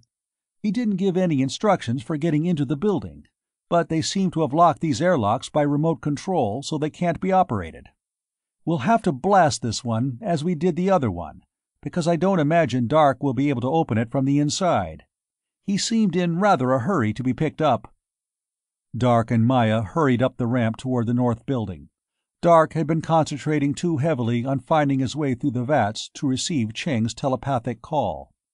They passed the barred gate that opened into the corridors of the upper level, and a few moments later reached the top of the ramp and the gate to the north building. Dark had been prepared to open this by telekinesis, but to his surprise it was already open.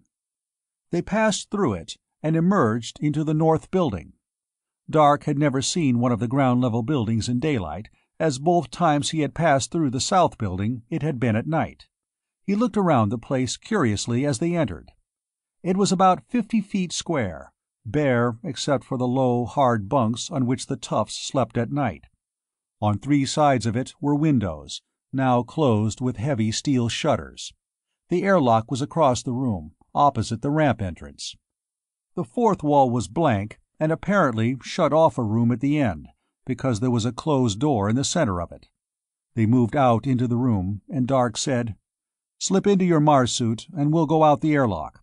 I told Ching to bring the ground cars over this way, and they ought to be ready to pick us up by the time we get out." "I don't see why we didn't stay down in the vats until the Phoenix break in," said Maya. "We were well hidden down there, and there might have been some way we could have helped the Phoenix from inside." "Primarily because I'm not sure now that the Phoenix can break in," answered Dark. "I don't know about that heavy emergency barrier the Masters let down on the south ramp, and I was surprised and relieved to find they hadn't dropped one on this ramp, too. If they had, we'd have been trapped below. If they have those barriers on all 4 ramps, the Phoenix can't stay around long enough to burn through them, because the Masters have probably already called for help from Mars City." Maya had laid her Mars helmet down on one of the bunks and was pulling the Mars suit on over her tunic and trousers. The door at the other end of the room opened, and a man emerged, a heat gun in his hand. Vidonati stopped in his tracks, startled, at the sight of Dark and Maya. Dark grunted in surprise and reached for his heat gun. Even as Dark freed his weapon, Vidonati fired. The beam missed them, melting away the top of Maya's Mars helmet and setting the bunk aflame. Then, as the beam of Dark's gun swung toward him, Vidonati ducked precipitately back into the control room. "He got your Mars helmet!" exclaimed Dark. "We're going to have to go in and flush him out of there, and just hope there's another Mars suit in there before we can open the airlock." Heat gun in hand, Dark started for the door of the control room, Maya at his heels. It was then that the Phoenix, the 3 ground cars drawn up with their heavy guns focused, blasted the airlock of the north building. In seconds, the airlock was burned through. There was no emergency barrier down on this ramp. The heavy, earth-pressured air of the north building whistled out into the desert. As from a punctured balloon, the pressured atmosphere of the entire Canfell hydroponic farm rushed after it, roaring up the ramp, in a moment stripping the vats, the upper level, and the north building. Caught in the tornadic blast, Dark could only cling to a bolted-down cot with one hand and hold on to Maya around the waist with the other. As the pressure dropped precipitately and oxygen no longer touched his lungs, he could actually feel his alternate metabolism shifting into gear. He could feel his breathing stop and the glow of solar energy begin to spread through his body. As the wind faded and died, Dark released Maya and rose exultantly to his feet. Down below, he knew, Newell and the Masters were gasping out their lives in the thin air, like beached fish. Their recent attacker, Vidonati, lay half out the door of the control room, his hands clutching convulsively at the floor. "That's not the way I'd planned it, but it's just as good," Dark exclaimed. "We've taken the farm." Then he remembered. Maya had no Mars helmet.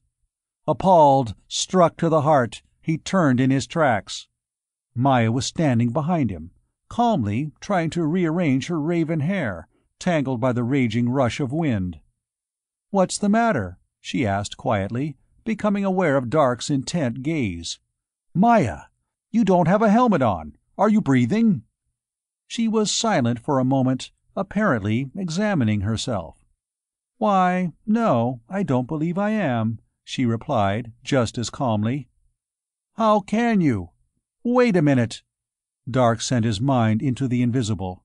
His probing thoughts fled over desert and lowland, seeking.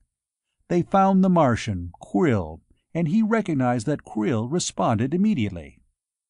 "Krill, how is it that Maya is able to live in the Martian atmosphere without breathing?" asked Dark telepathically. "She is as you," replied Krill.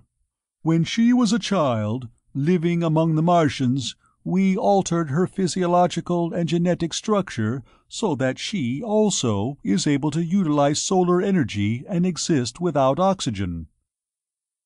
"Why didn't you tell me this before, at Ultravirus?" demanded Dark. "You did not ask," replied Krill, and the mental contact faded out.